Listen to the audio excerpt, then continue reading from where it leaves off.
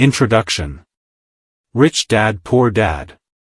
Having two dads offered me the choice of contrasting points of view, one of a rich man and one of a poor man. I had two fathers, a rich one and a poor one.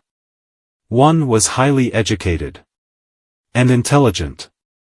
He had a PhD and completed 4 years of undergraduate work in less than 2 years. He then went on to Stanford University, the University of Chicago, and Northwestern University to do his advanced studies, all on full financial scholarships. The other father never finished the 8th grade. Both men were successful in their careers, working hard all their lives. Both earned substantial incomes. Yet one always struggled financially. The other would become one of the richest men in Hawaii. One died leaving tens of millions of dollars to his family, charities, and his church. The other left bills to be paid. Both men were strong, charismatic, and influential. Both men offered me advice, but they did not advise the same things. Both men believed strongly in education but did not recommend the same course of study. If I had only one dad, I would have had to accept or reject his advice. Having two dads offered me the choice of contrasting points of view, one of a rich man and one of a poor man.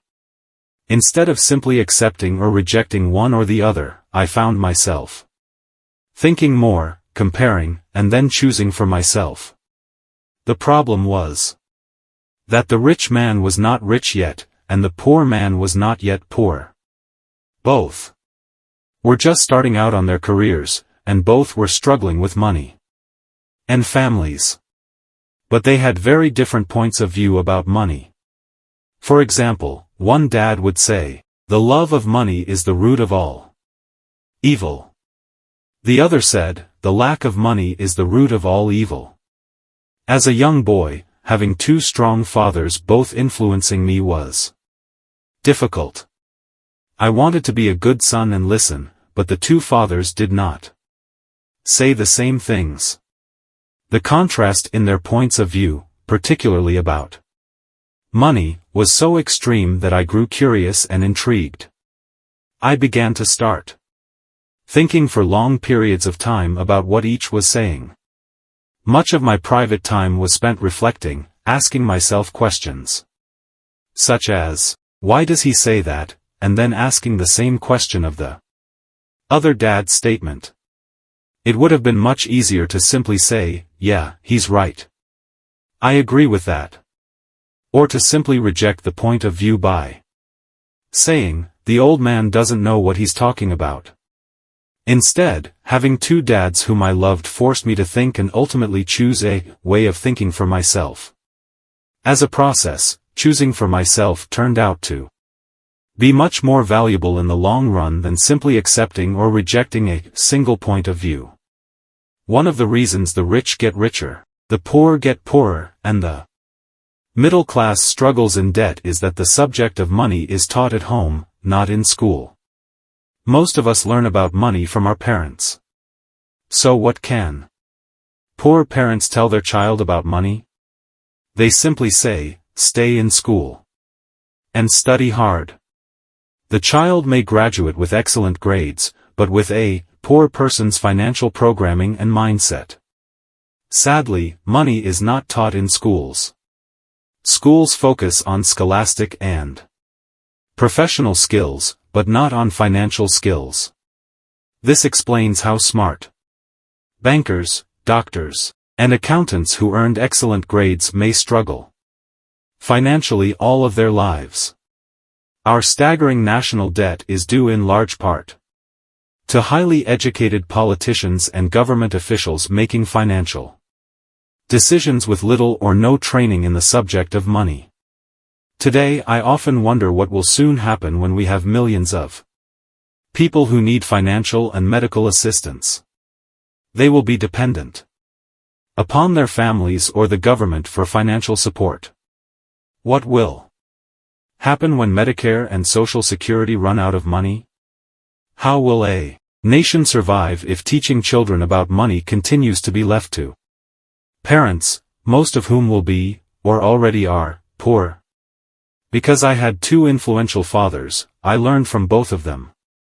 I had to think about each dad's advice, and in doing so, I gained valuable insight into the power and effect of one's thoughts on one's life. For example, 1. Dad had a habit of saying, "I can't afford it." The other dad forbade those words to be used. He insisted I ask, "How can I afford it?" One is a statement, and the other is a question. One lets you off the hook, and the other forces you to think. My soon-to-be-rich dad would explain that by automatically saying the words, "I can't afford it," your brain stops working. By asking the question, "How can I afford it?" your brain is put to work. He did not mean that you should buy everything you want.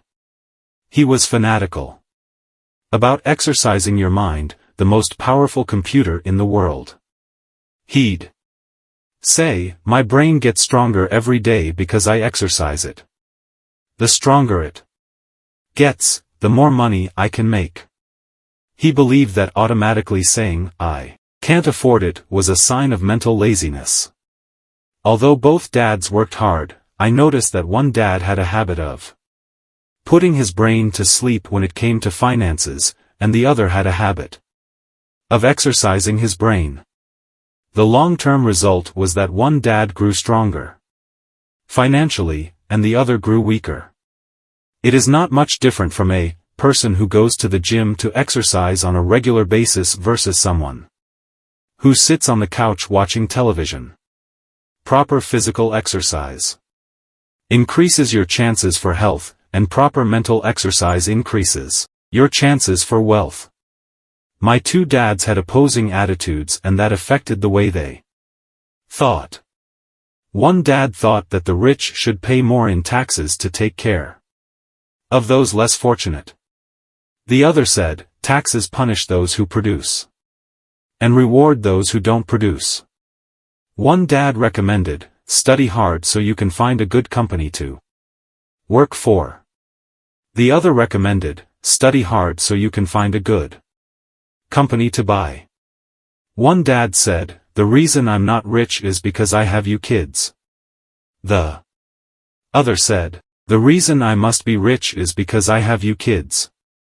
One encouraged talking about money and business at the dinner table, while the other forbade the subject of money to be discussed over a meal.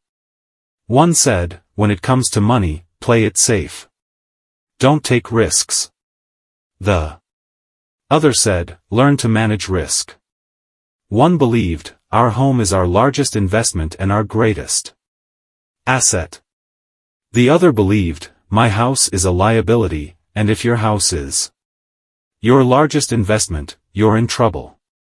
Both dads paid their bills on time, yet one paid his bills first while the other paid his bills last.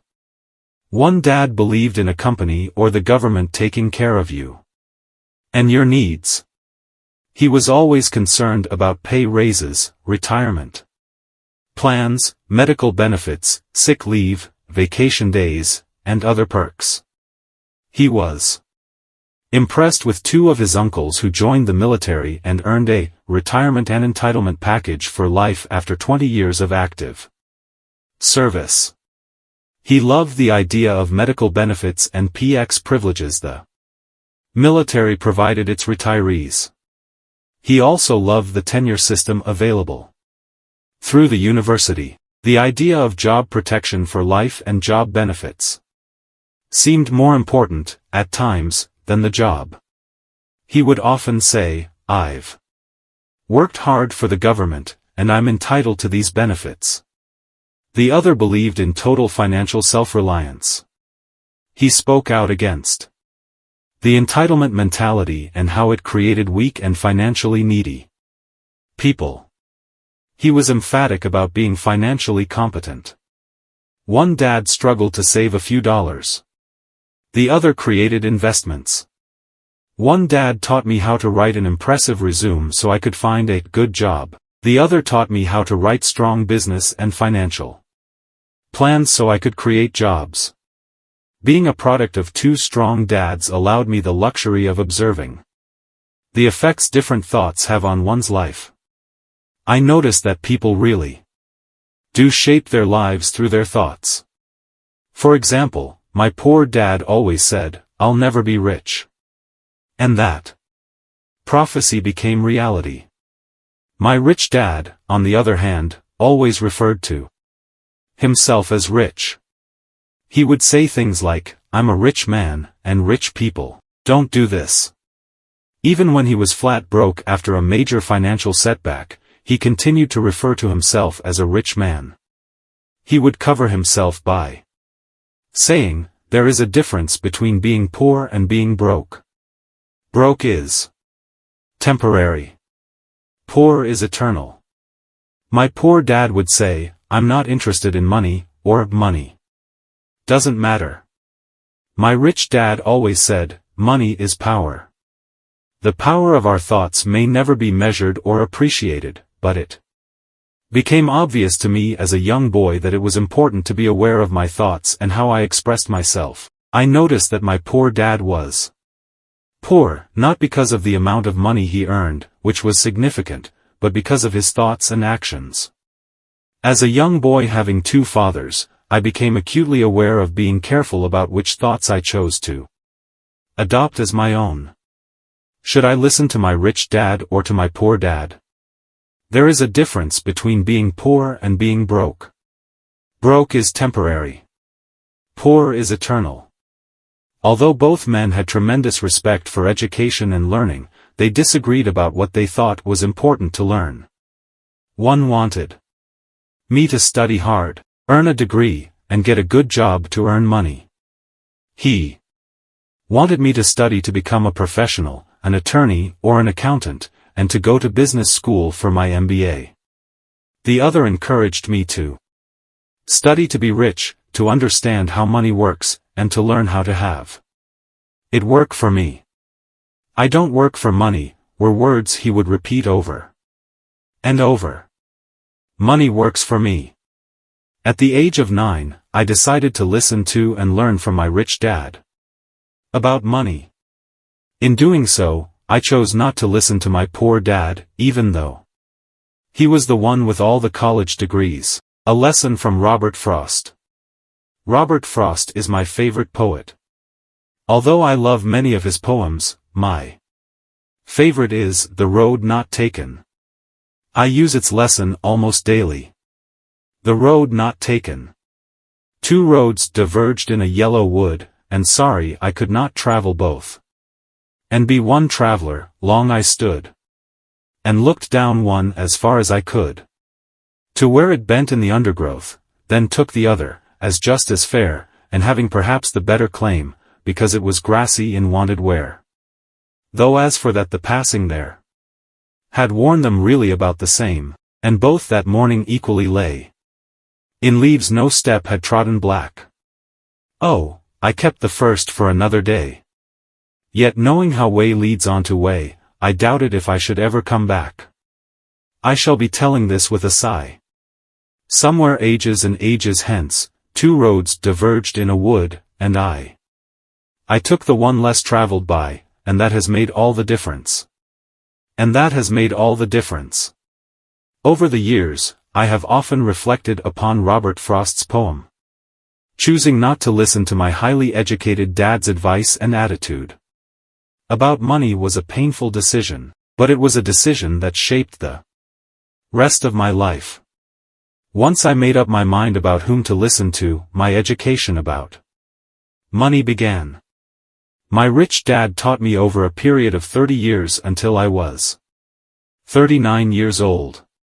He stopped once he realized that I knew and fully understood what he had been trying to drum into my often thick skull. Money is one form of power. But what is more powerful is financial education. Money comes and goes, but if you have the education about how money works, you gain power over it and can begin building wealth. The Reason positive thinking alone does not work is because most people went to school and never learned how money works, so they spend their lives working for money. Because I was only 9 years old when I started, the lessons my rich dad taught me were simple. And when it was all said and done, there were only 6 main lessons, repeated over 30 years. This book is about those 6 lessons, put as simply as possible, just as simply as my rich dad put forth those lessons to me. The lessons are meant not to be answers, but guideposts that will assist you and your children to grow wealthier no matter what happens in a world of increasing change and uncertainty. Chapter 1. Lesson 1, The rich don't work for money. The poor and the middle class work for money. The rich have money work for them. Dad, can you tell me how to get rich? My dad put down the evening paper. Why do you want to get rich, son? Because today Jimmy's mom drove up in their new Cadillac, and they were going to their beach house for the weekend. He took 3 of his friends, but Mike and I weren't invited. They told us we weren't invited because we were poor kids. They did? My dad asked incredulously. Yeah, they did, I replied in a hurt tone. My dad silently shook his head, pushed his glasses up the bridge of his nose, and went back to reading the paper. I stood waiting for an answer. The year was 1956. I was 9 years old. By some twist of fate, I attended the same public school where the rich people sent their kids. We were primarily a sugar plantation town. The managers of the plantation and the other affluent people, such as doctors, business owners, and bankers, sent their children to this elementary school. After grade 6, their children were generally sent off to private schools. Because my family lived on one side of the street, I went to this school. Had I lived on the other side of the street, I would have gone to a different school with kids from families more like mine. After grade 6, these kids and I would go on to the public intermediate and high school.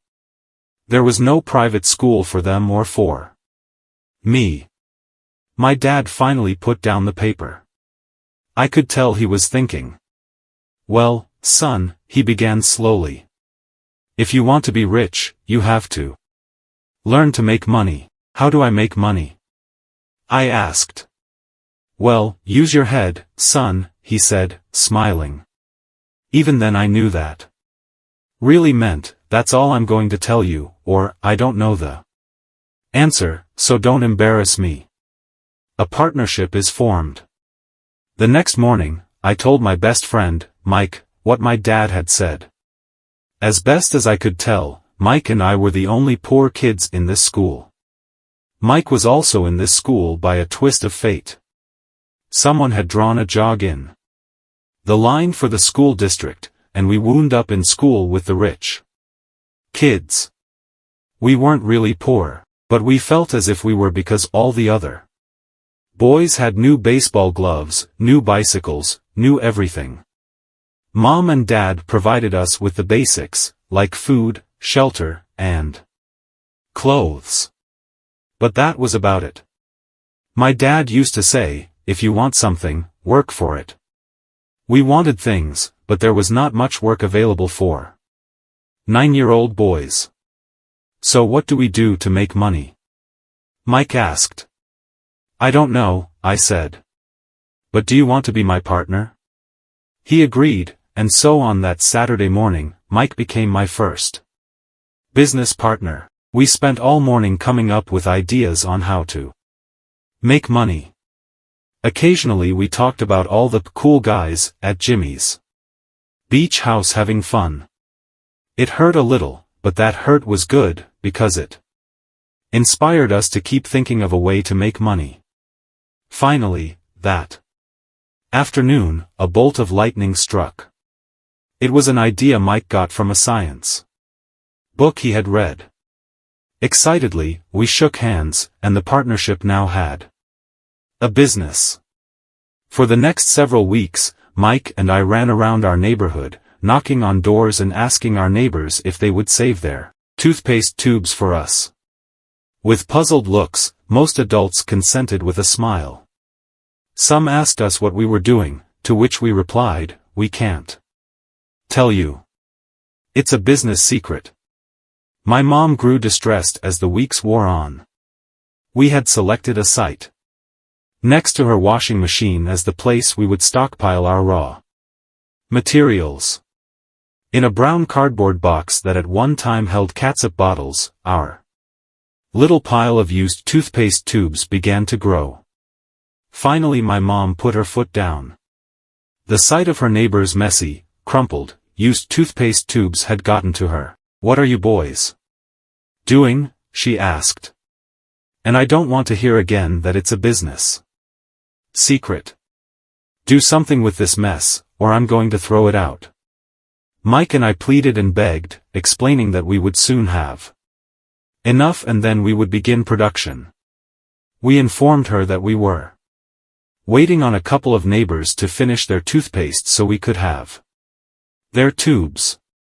Mom granted us a 1-week extension. The date to begin production was moved up, and the pressure was on. My first partnership was already being threatened with an eviction notice by my own mom. It became Mike's job to tell the neighbors to quickly use up their toothpaste, saying their dentist wanted them to brush more often. Anyway, I began to put together the production line. One day my dad drove up with a friend to see 2 9-year-old boys in the driveway with a production line operating at full speed. There was fine white powder everywhere. On a long table were small milk cartons from school, and our family's hibachi grill was glowing with red-hot coals at maximum heat. Dad walked up cautiously, having to park the car at the base of the driveway since the production line blocked the carport. As he and his friend got closer, they saw a steel pot sitting on top of the coals in which the toothpaste tubes were being melted down. In those days, toothpaste did not come in plastic tubes. The tubes were made of lead. So once the paint was burned off, the tubes were dropped in the small steel pot. They melted until they became liquid, and with my mom's pot holders, we poured the lead through a small hole in the top of the milk cartons. The milk cartons were filled with plaster of Paris. White powder was everywhere. In my haste, I had knocked the bag over, and the entire area looked like it had been hit by a snowstorm.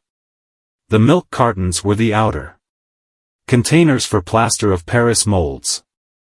My dad and his friend watched as we carefully poured the molten lead through a small hole in the top of the plaster of Paris cube. "Careful," my dad said. I nodded without looking up. Finally, once the pouring was through, I put the steel pot down and smiled at my dad. "What are you boys doing?" he asked with a cautious smile. "We're doing what you told me to do. We're going to be rich," I said. "Yup," said Mike, grinning and nodding his head. "We're partners." "And what is in those plaster molds?" my dad asked. "Watch," I said. "This should be a good batch." With a small hammer, I tapped at the seal that divided the cube in half. Cautiously, I pulled up the top half of the plaster mold and a lead nickel fell out. "Oh, no," my dad exclaimed. "You're casting nickels out of lead." "That's right," Mike said. "We're doing as you told us to do. We're making money." My dad's friend turned and burst into laughter. My dad smiled and shook his head. Along with a fire and a box of spent toothpaste tubes, in front of him were 2 little boys covered with white dust smiling from ear to ear. He asked us to put everything down and sit with him on the front step of our house. With a smile, he gently explained what the word counterfeiting meant. Our dreams were dashed. You mean this is illegal? Asked Mike in a quivering voice. Let them go, my dad's friend said. They might be developing a natural talent. My dad glared at him. Yes, it is illegal, my dad said gently. But you boys have shown great creativity and original thought. Keep going. I'm really proud of you. Disappointed, Mike and I sat in silence for about 20 minutes before we began cleaning up our mess. The business was over on opening day. Sweeping the powder up, I looked at Mike and said, I guess Jimmy and his friends are right. We are poor. My father was just leaving as I said that. Boys, he said. You're only poor if you give up. The most important thing is that you did something. Most people only talk and dream of getting rich. You've done something. I'm very proud of the two of you. I will say it again, keep going. Don't quit. Mike and I stood there in silence. They were nice words, but we still did not know what to do. So how come you're not rich, Dad? I asked. Because I chose to be a schoolteacher. Schoolteachers really don't think about being rich. We just like to teach. I wish I could help you, but I really don't know how to make money. Mike and I turned and continued our cleanup. I know, said my dad. If you boys want to learn how to be rich, don't ask me. Talk to your dad, Mike. My dad? Asked Mike with a scrunched up face. Yeah, your dad, repeated my dad with a smile. Your dad and I have the same banker, and he raves about your father. He's told me several times that your father is brilliant when it comes to making money. My dad? Mike asked again in disbelief.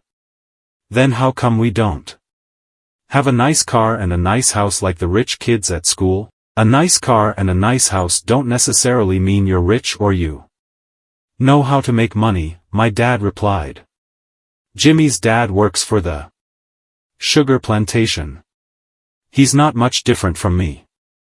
He works for a company, and I work for the government. The company buys the car for him. The sugar company is in financial trouble, and Jimmy's dad may soon have nothing. Your dad is different, Mike.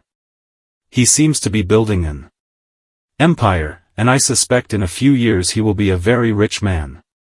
With that, Mike and I got excited again.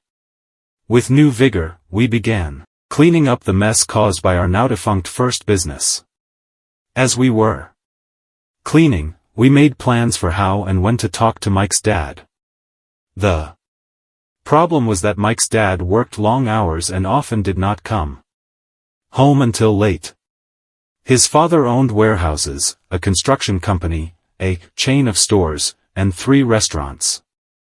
It was the restaurants that kept him out late. Mike caught the bus home after we had finished cleaning up. He was going to talk to his dad when he got home that night and ask him if he would teach us how to become rich. Mike promised to call as soon as he had talked to his dad, even if it was late. The phone rang at 8:30 p.m. Okay, I said. Next Saturday.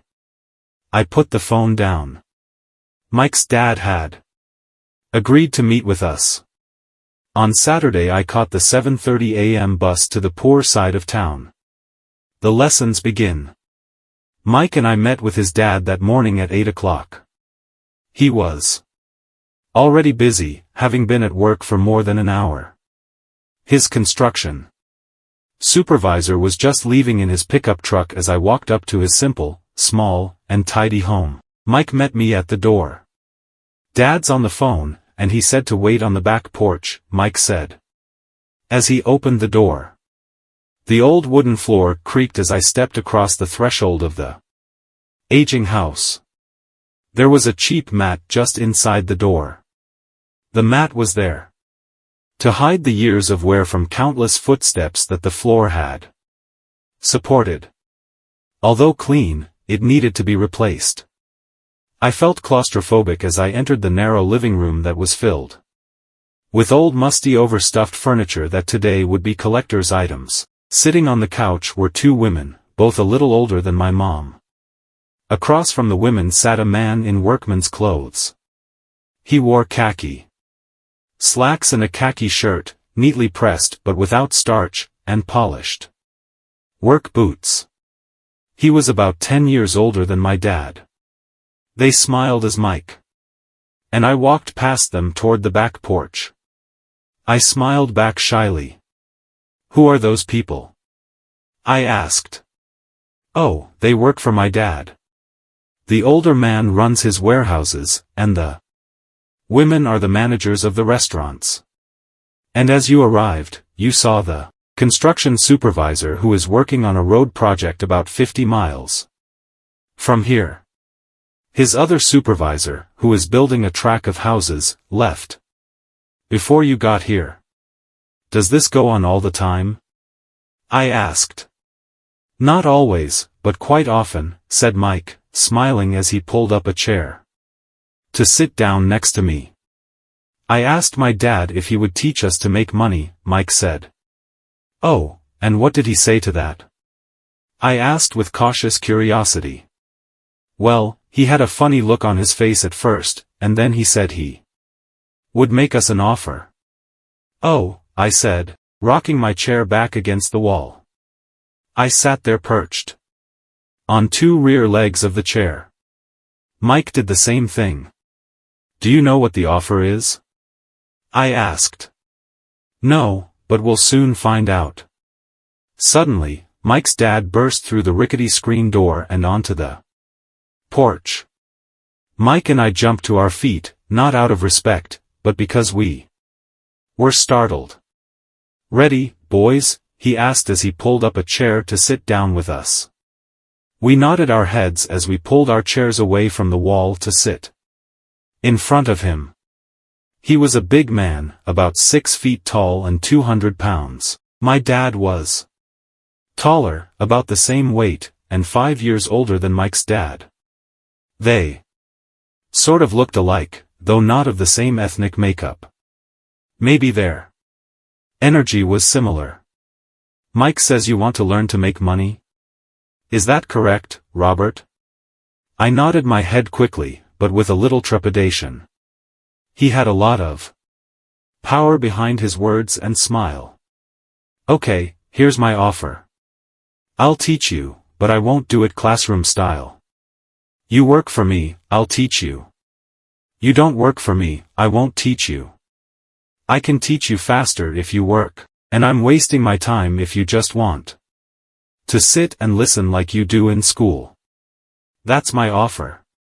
Take it or leave it." May I ask a question first?" I asked. "No.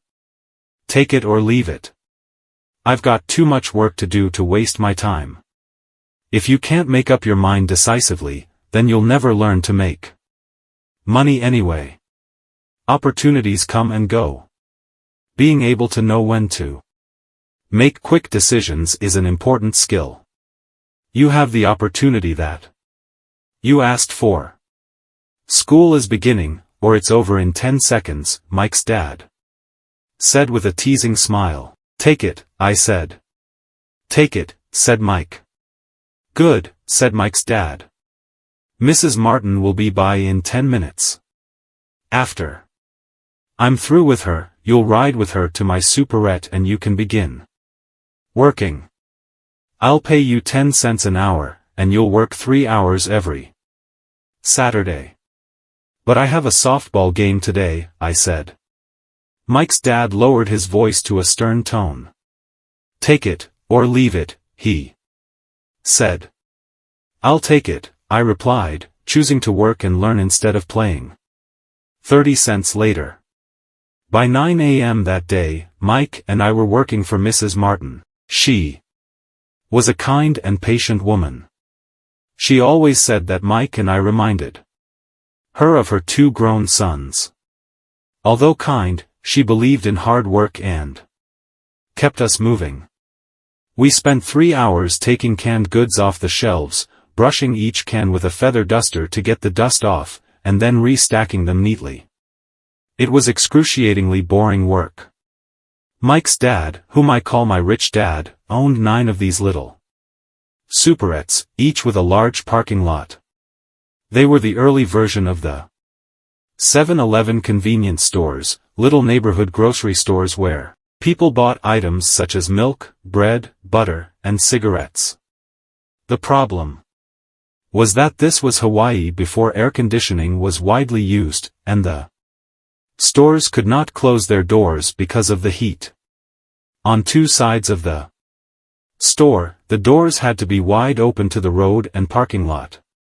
Every time a car drove by or pulled into the parking lot, dust would swirl and settle in the store. We knew we had a job as long as there was no air conditioning. For 3 weeks, Mike and I reported to Mrs. Martin and worked our 3 hours. By noon, our work was over, and she dropped 3 little dimes in each of our hands. Now, even at the age of 9 in the mid-1950s, 30 cents was not too exciting. Comic books cost 10 cents back then, so I usually spent my money on comic books and went home. By Wednesday of the 4th week, I was ready to quit. I had agreed to work only because I wanted to learn to make money from Mike's dad, and now I was a slave for 10 cents an hour. On top of that, I had not seen Mike's dad since that first Saturday. "I'm quitting," I told Mike at lunchtime. School was boring, and now I did not even have my Saturdays to look forward to. But it was the 30 cents that really got to me. This time Mike smiled. "What are you laughing at?" I asked with anger and frustration. "Dad said this would happen. He said to meet with him when you were ready to quit." "What?" I said indignantly. "He's been waiting for me to get fed up." "Sort of," Mike said. "Dad's kind of different. He doesn't teach like your dad. Your mom and dad lecture a lot. My dad is quiet and a man of few words. You just wait till this Saturday. I'll tell him you're ready." "You mean I've been set up?" "No, not really, but maybe. Dad will explain on Saturday." Waiting in line on Saturday. I was ready to face Mike's dad. Even my real dad was angry with him. My real dad, the one I call the poor one, thought that my rich dad was violating child labor laws and should be investigated. My educated, poor dad told me to demand what I deserve, at least 25 cents an hour. My poor dad told me that if I did not get a raise, I was to quit immediately. "You don't need that damn job anyway," said my poor dad with indignation. At 8 o'clock Saturday morning, I walked through the door of Mike's house when Mike's dad opened it. "Take a seat and wait in line," he said as I entered. He turned and disappeared into his little office next to a bedroom. I looked around the room and didn't see Mike anywhere. Feeling awkward, I cautiously sat down next to the same 2 women who were there 4 weeks earlier. They smiled and slid down the couch to make room for me. 45 minutes went by, and I was steaming. The 2 women had met with him and left 30 minutes earlier. An older gentleman was in there for 20 minutes and was also gone.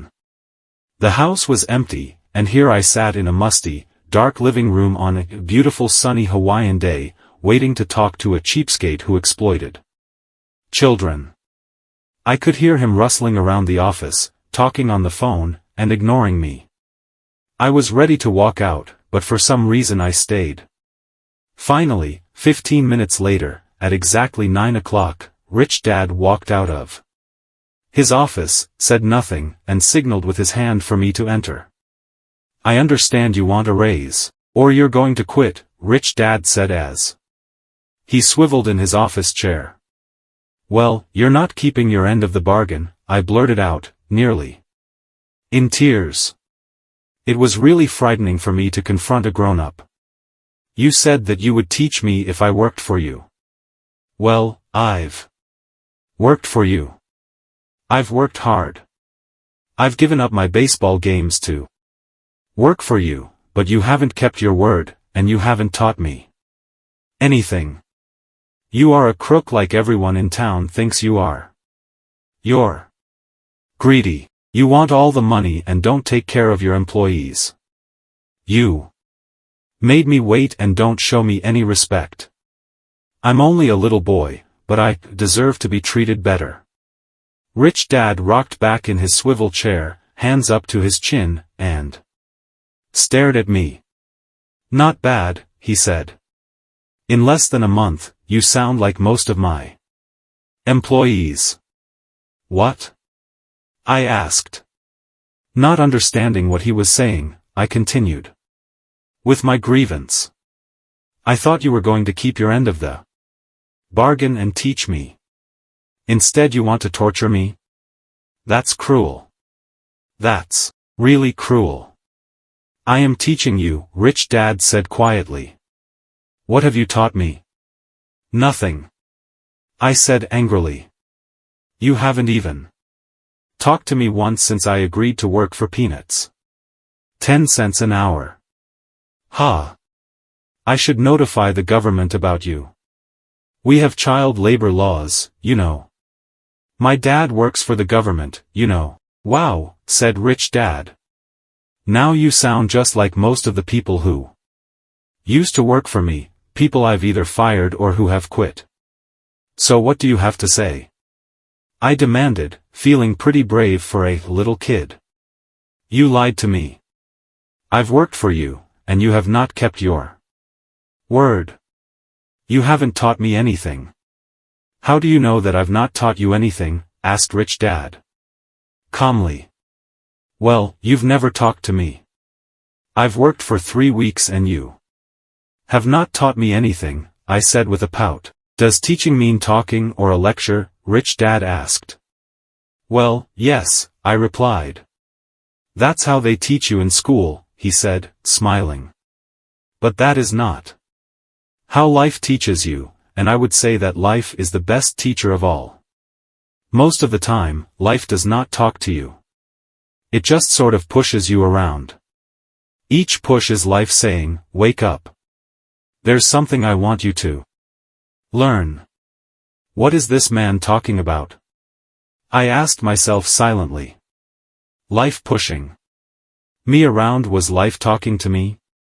Now I knew I had to quit my job. I was talking to someone who needed to be locked up. If you learn life's lessons, you will do well. If not, life will just continue to push you around. People do two things. Some just let life push them around. Others get angry and push back. But they push back against their boss, or their job, or their husband or wife. They do not know it's life. That's pushing. I had no idea what he was talking about. Life pushes all of us around. Some people give up and others fight. A few learn the lesson and move on. They welcome life pushing them around. To these few people, it means they need and want to learn something. They learn and move on. Most quit, and a few like you fight. Rich Dad stood and shut the creaky old wooden window that needed repair. If you learn this lesson, you will grow into a wise, wealthy, and happy young man. If you don't, you will spend your life blaming a job, low pay, or your boss for your problems. You'll live life always hoping for that big break that will solve all your money problems. Rich Dad looked over at me to see if I was still listening. His eyes met mine. We stared at each other, communicating through our eyes. Finally, I looked away once I had absorbed his message. I knew he was right. I was blaming him, and I did ask to learn. I was fighting. Rich Dad continued, or if you're the kind of person who has no guts, you just give up every time life pushes you. If you're that kind of person, you'll live all your life playing it safe, doing the right things, saving yourself for some event that never happens. Then you die a boring old man. You'll have lots of friends who really like you because you were such a nice, hardworking guy. But the truth is that you let life push you into submission. Deep down you were terrified of taking risks. You really wanted to win, but the fear of losing was greater than the excitement of winning. Deep inside, you and only you will know you didn't go for it. You chose to play it safe. Our eyes met again. You've been pushing me around? I asked. Some people might say that, smiled Rich Dad. I would say that I just gave you a taste of life. What taste of life? I asked, still angry, but now curious and ready to learn. You boys are the first people who have ever asked me to teach them how to make money.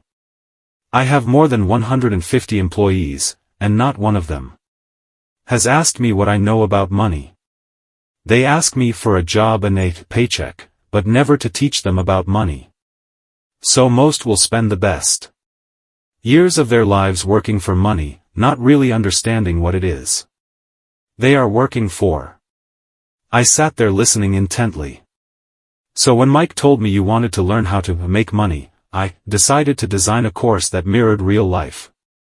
I could talk until I was blue in the face, but you wouldn't hear a thing. So I decided to let life push you around a bit so you could hear me. That's why I only paid you 10 cents. So what is the lesson I learned from working for only 10 cents an hour? I asked. That you're cheap and exploit your workers? Rich Dad rocked back and laughed heartily. Finally he said, you'd best change your point of view. Stop blaming me and thinking I'm the problem.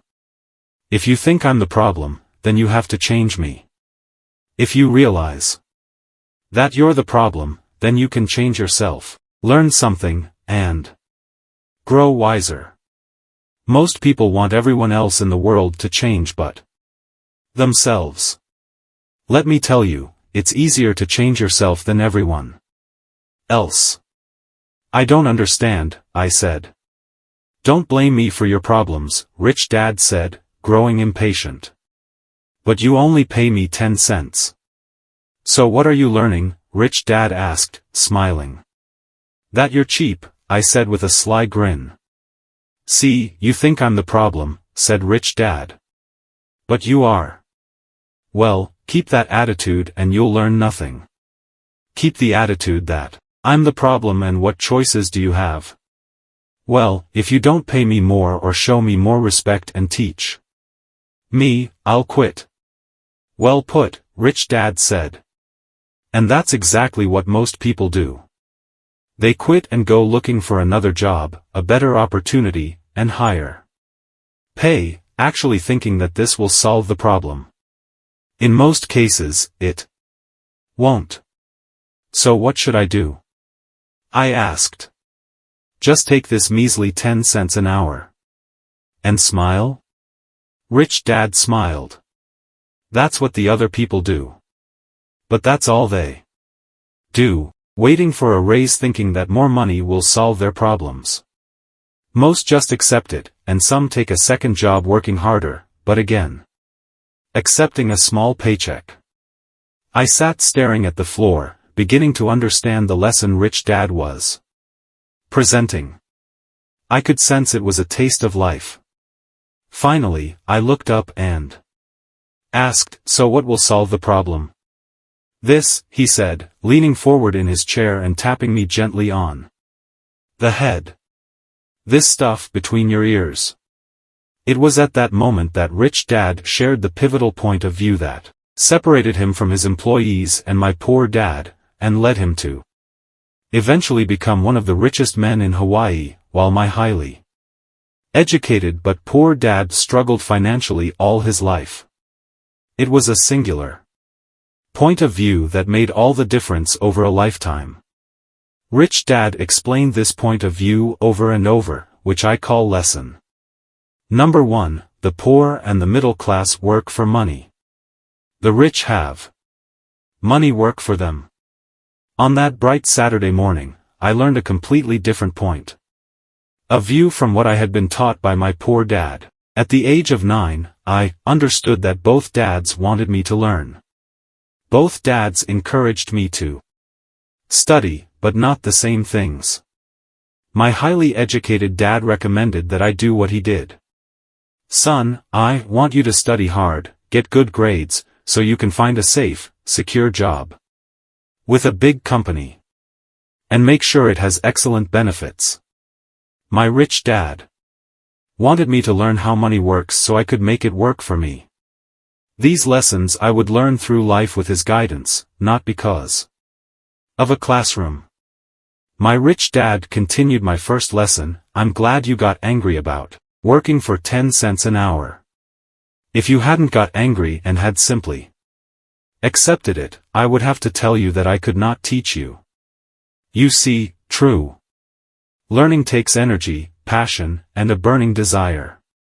Anger is a big part of that formula, for passion is anger and love combined.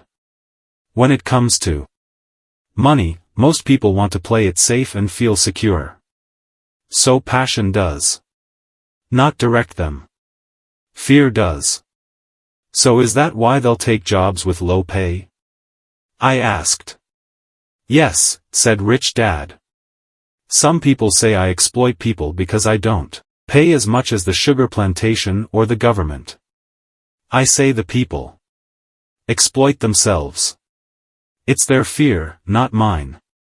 But don't you feel you should pay them more? I asked. I don't have to.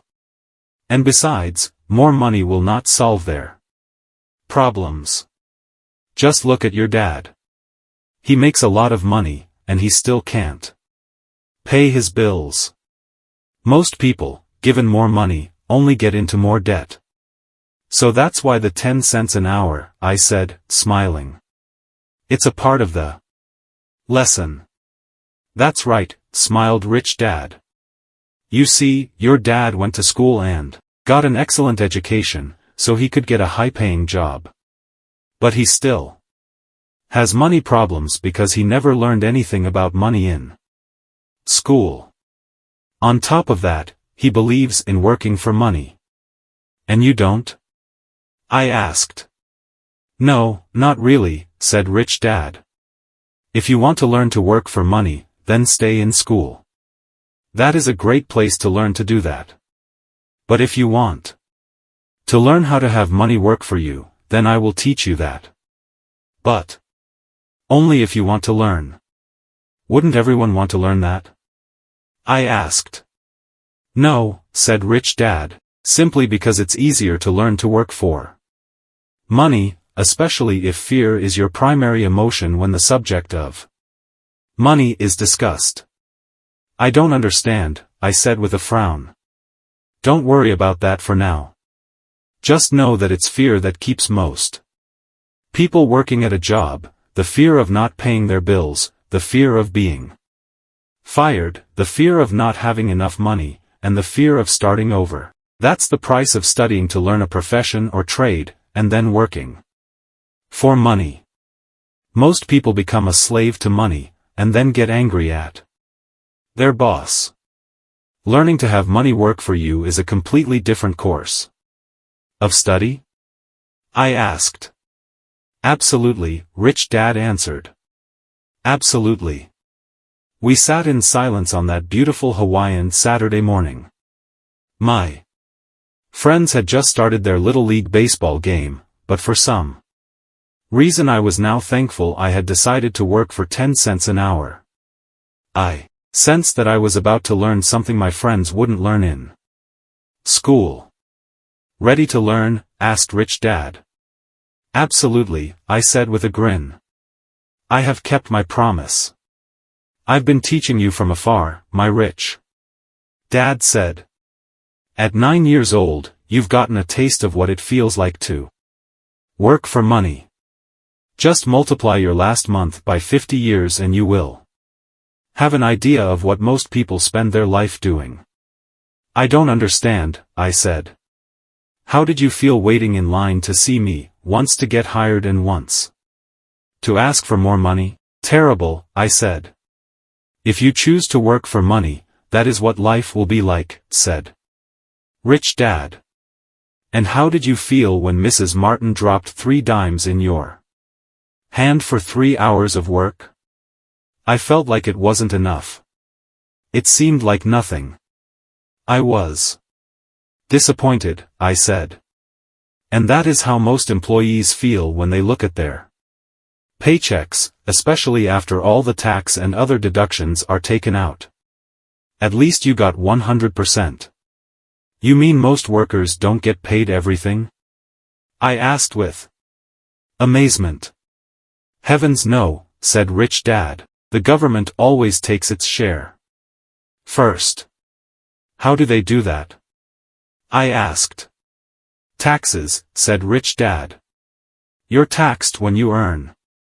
You're taxed when you spend. You're taxed when you save. You're taxed when you die. Why do people let the government do that to them? The rich don't, said Rich Dad with a smile. The poor and the middle class do. I'll bet you that I earn more than your dad, yet he pays more in taxes. How can that be? I asked. At my age, that made no sense to me. Why would someone let the government do that to them? Rich Dad rocked slowly and silently in his chair, just looking at me. Ready to learn? He asked. I nodded my head slowly. As I said, there is a lot to learn. Learning how to have money work for you is a lifetime study. Most people go to college for 4 years, and their education ends.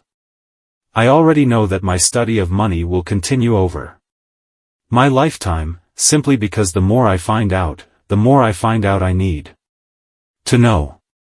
Most people never study the subject. They go to work, get their paycheck, balance their checkbooks, and that's it. Then they wonder why they have money problems. They think that more money will solve the problem and don't realize that it's their lack of financial education that is the problem. So my dad has tax problems because he doesn't understand money? I asked, confused. Look, said Rich Dad, taxes are just one small section on learning how to have money work for you. Today, I just wanted to find out if you still have the passion to learn about money. Most people don't. They want to go to school, learn a profession, have fun at their work, and earn lots of money. One day they wake up with big money problems, and then they can't stop working. That's the price of only knowing how to work for money instead of studying how to have money work for you. So do you still have the passion to learn? Asked Rich Dad. I nodded my head. Good, said Rich Dad. Now get back to work. This time, I will pay you nothing. What? I asked in amazement. You heard me. Nothing. You will work the same 3 hours every Saturday, but this time you will not be paid 10 cents per hour. You said you wanted to learn to not work for money, so I'm not going to pay you anything. I couldn't believe what I was hearing. I've already had this conversation with Mike and he's already working, dusting and stacking canned goods for free. You'd better hurry and get back there. That's not fair, I shouted. You've got to pay something. You said you wanted to learn. If you don't learn this now, you'll grow up to be like the 2 women and the older man sitting in my living room, working for money and hoping I don't fire them. Or like your dad, earning lots of money only to be in debt up to his eyeballs, hoping more money will solve the problem. If that's what you want, I'll go back to our original deal of 10 cents an hour. Or you can do what most adults do, complain that There is not enough pay, quit, and go looking for another job. But what do I do? I asked. Rich Dad tapped me on the head. Use this, he said. If you use it well, you will soon thank me for giving you an opportunity and you will grow into a rich man. I stood there, still not believing what a raw deal I was handed. I came to ask for a raise, and somehow I was instead working for nothing. Rich Dad tapped me on the head again and said, use this. Now get out of here and get back to work. Lesson number 1, the rich don't work for money. I didn't tell my poor dad I wasn't being paid. He wouldn't have understood, and I didn't want to try to explain something I didn't understand myself. For 3 more weeks, Mike and I worked 3 hours every Saturday. For nothing.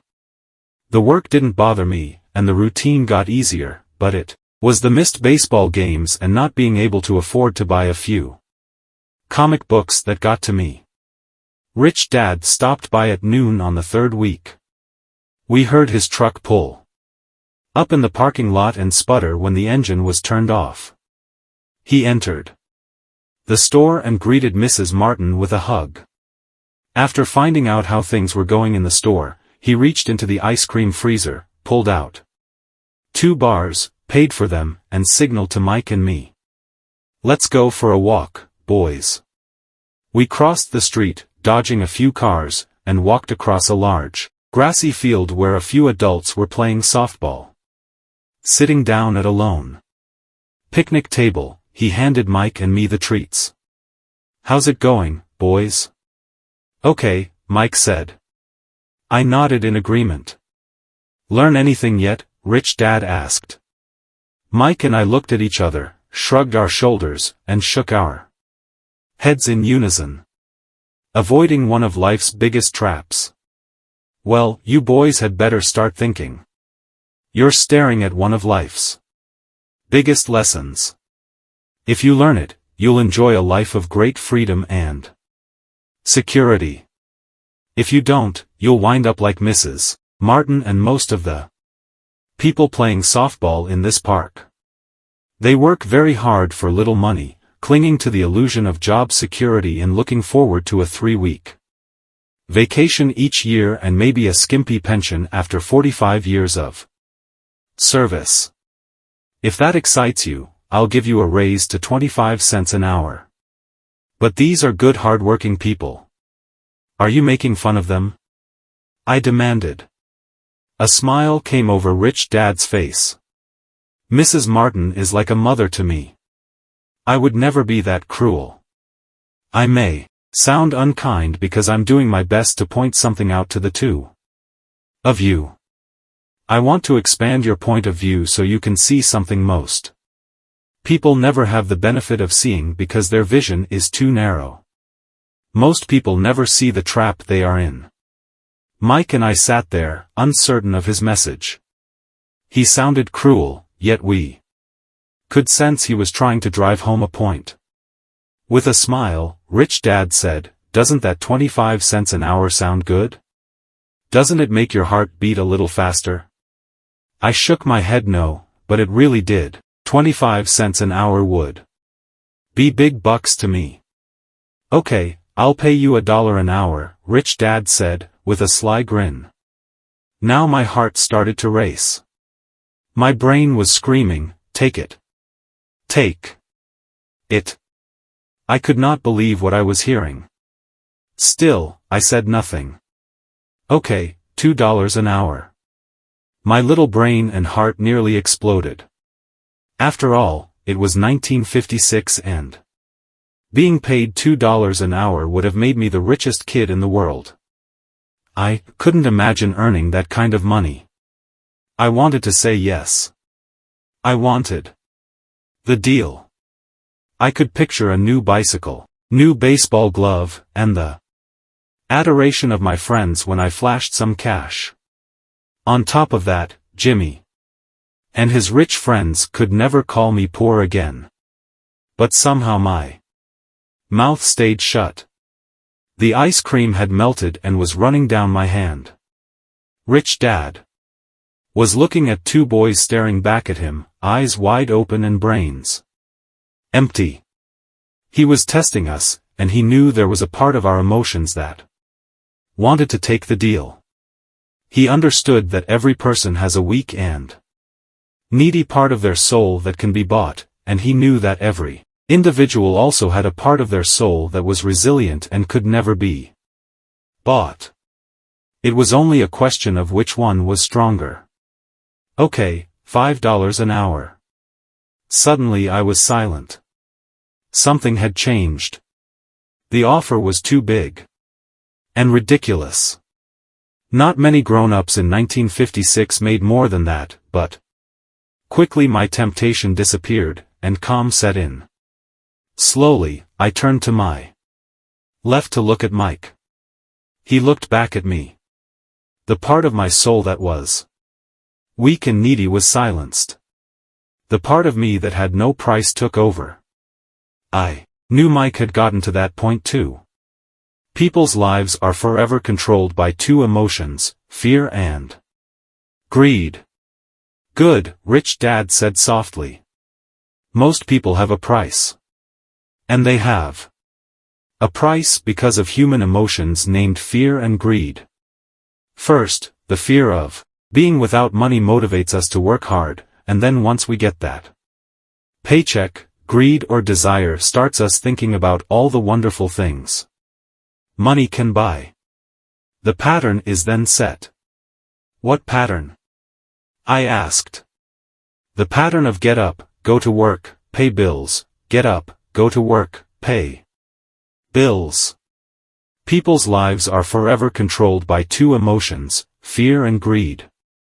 Offer them more money and they continue the cycle by increasing their spending. This is what I call the rat race. There is another way? Mike asked.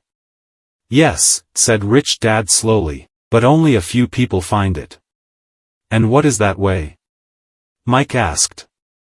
That's what I hope you boys will learn as you work and study with me. That is why I took away all forms of pay. Any hints? Mike asked. We're kind of tired of working hard, especially for nothing. Well, the first step is telling the truth, said Rich Dad. We haven't been lying, I said. I did not say you were lying. I said to tell the truth, Rich Dad retorted. The truth about what? I asked. How you're feeling, Rich Dad said. You don't have to say it to anyone else, just admit it to yourself. You mean the people in this park, the people who work for you, Mrs. Martin, they don't do that?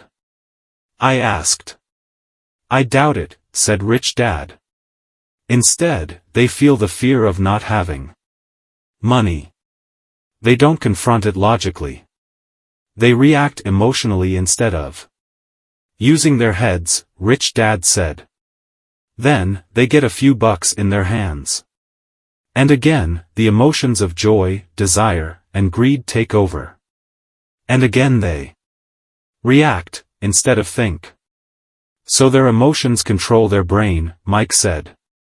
That's correct, said Rich Dad. Instead of admitting the truth about how they feel, they react to their feelings and fail to think. They feel the fear so they go to work, hoping that money will soothe the fear, but it doesn't. It continues to haunt them and they return to work, hoping again that money will calm their fears, and again it doesn't. Fear keeps them in this trap of working, earning money, working, earning money, hoping the fear will go away. But every day they get up, and that old fear wakes up with them. For millions of people that old fear keeps them awake all night, causing a night of turmoil and worry. So they get up and go to work, hoping that a paycheck will kill that fear gnawing at their soul. Money is running their lives, and they refuse to tell the truth about that. Money is in control of their emotions and their souls. Rich Dad sat quietly, letting his words sink in. Mike and I heard what he said but didn't understand fully what he was talking about. I just knew that I often wondered why grown-ups hurried off to work. It did not seem like much fun, and they never looked that happy, but something kept them going. Realizing we had absorbed as much as possible of what he was talking about, Rich Dad said, "I want you boys to avoid that trap. That is really what I want to teach you. Not just to be rich, because being rich does not solve the problem." "It doesn't?" I asked, surprised. "No, it doesn't. Let me explain the other emotion, desire. Some call it greed, but I prefer desire.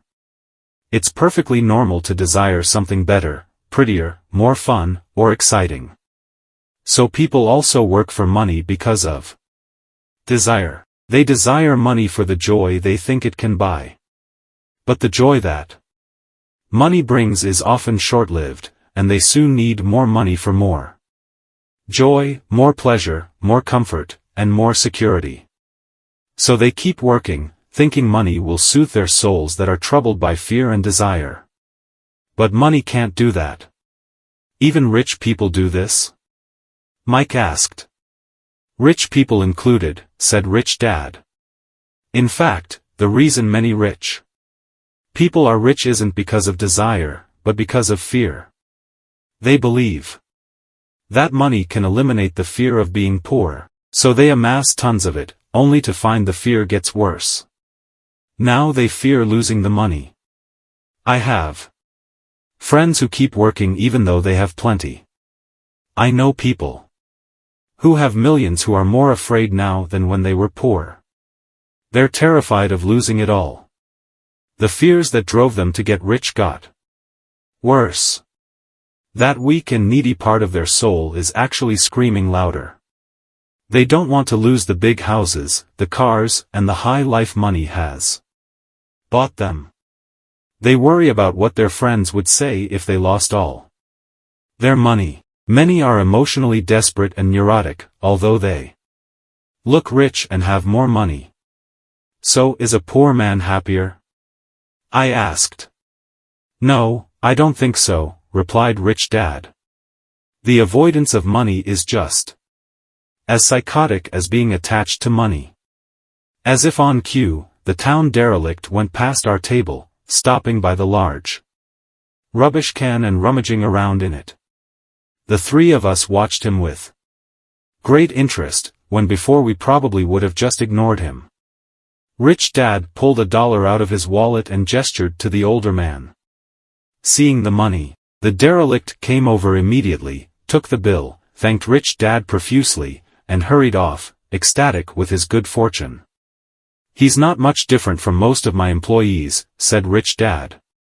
"I've met so many people who say, 'Oh, I'm not interested in money.'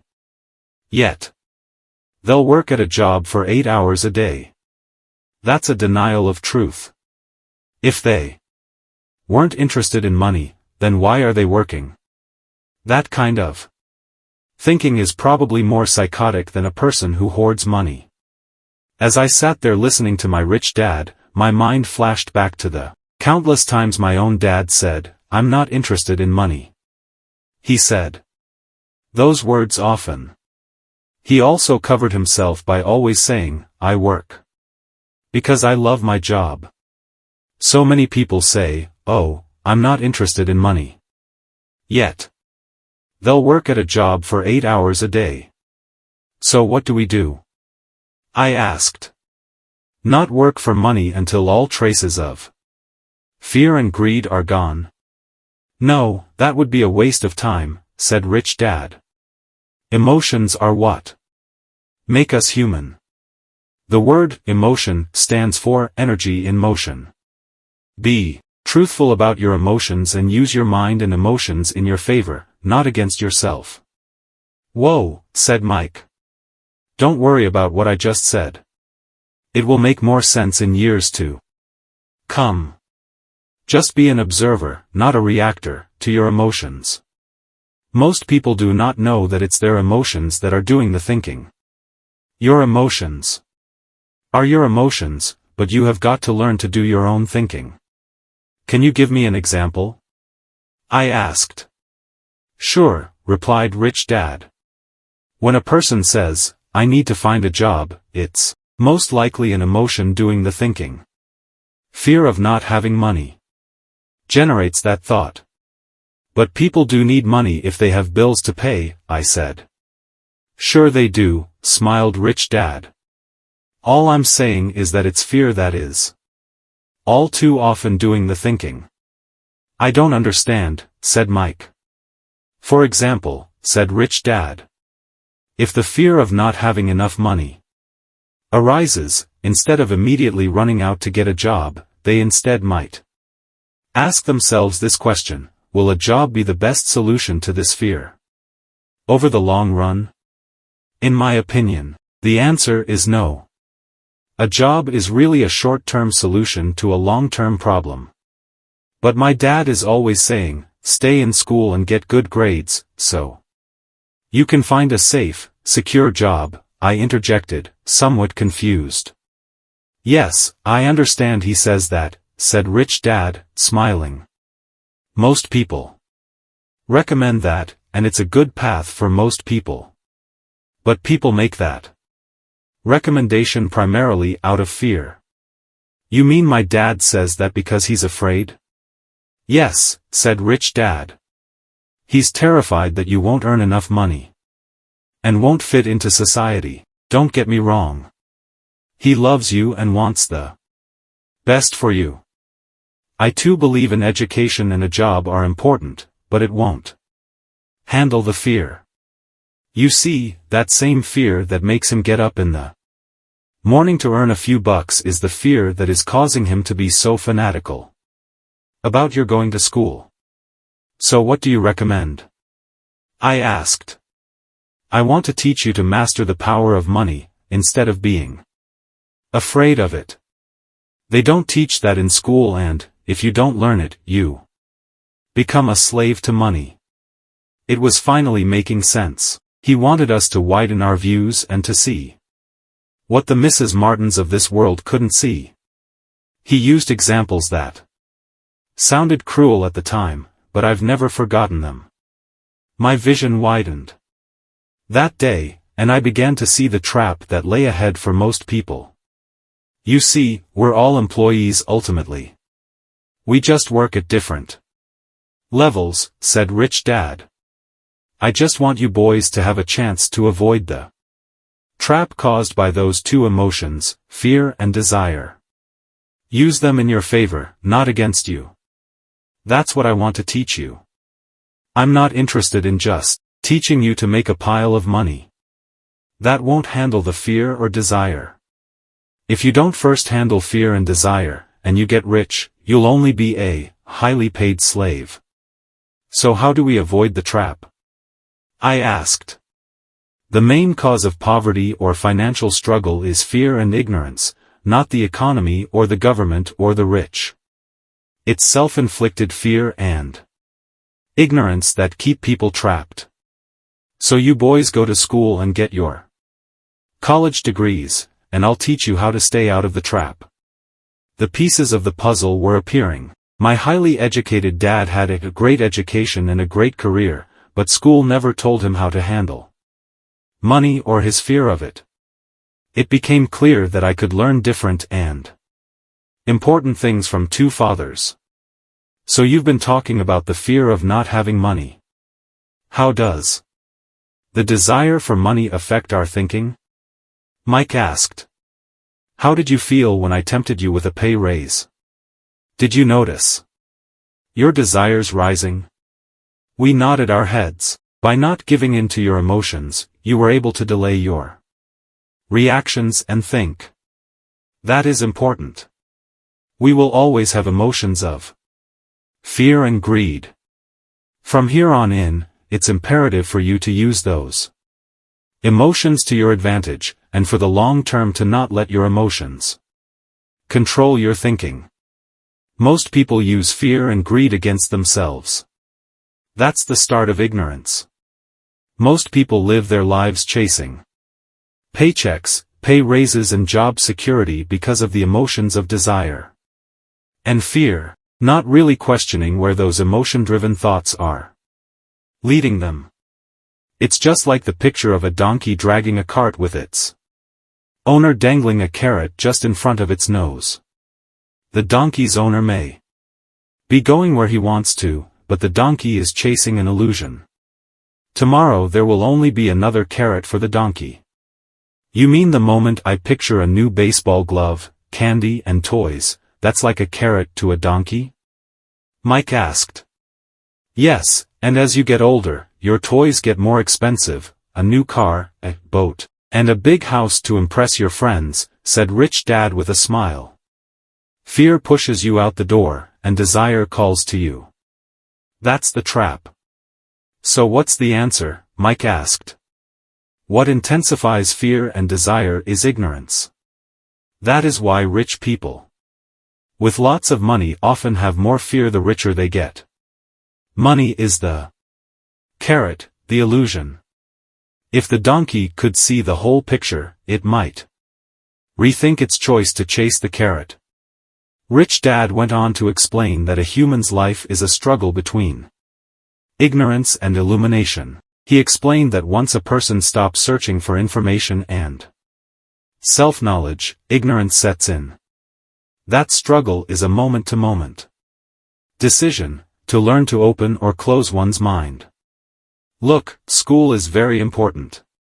You go to school to learn a skill or profession to become a contributing member of society.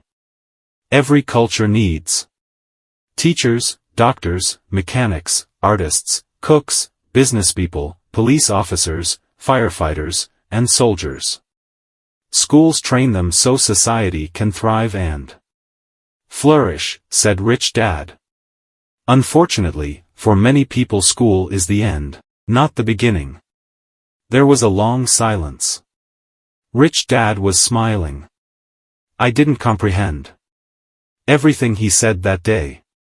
But as with most great teachers, his words continued to teach for years. I've been a little cruel today, said Rich Dad. But I want you to always remember this talk. I want you to always think of Mrs. Martin. And I want you always to remember that donkey. Never forget that fear and desire can lead you into life's biggest trap if you're not aware of them controlling your thinking. To spend your life living in fear, never exploring your dreams, is cruel. To work hard for money, thinking that it will buy you things that will make you happy, is also cruel. To wake up in the middle of the night terrified about paying bills is a horrible way to live. To live a life dictated by the size of a paycheck is not really living a life. Thinking that a job makes you secure is lying to yourself. That's cruel, and that's the trap I want you to avoid. I've seen how money runs people's lives. Don't let that happen to you. Please don't let money run your life. A softball rolled under our table. Rich Dad picked it up and threw it back. So what does ignorance have to do with greed and fear? I asked. Because it is ignorance about money that causes so much greed and fear, said Rich Dad. Let me give you some examples. A doctor, wanting more money to better provide for his family, raises his fees. By raising his fees, it makes healthcare more expensive for everyone. It hurts the poor people the most, so they have worse health than those with money. Because the doctors raise their fees, the attorneys raise their fees. Because the attorneys' fees have gone up, school teachers want a raise, which raises our taxes, and on and on and on. Soon there will be such a horrifying gap between the rich and the poor that chaos will break out and another great civilization will collapse.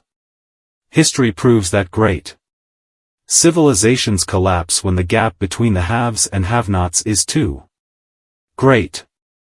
Sadly, America is on that same course because we haven't learned from history. We only memorize historical dates and names, not the lesson. Aren't prices supposed to go up? I ask. In an educated society with a well-run government, prices should actually come down. Of course, that is often only true in theory. Prices go up because of greed and fear caused by ignorance. If schools taught people about money, there would be more money and lower prices. But schools focus only on teaching people to work for money, not how to harness money's power.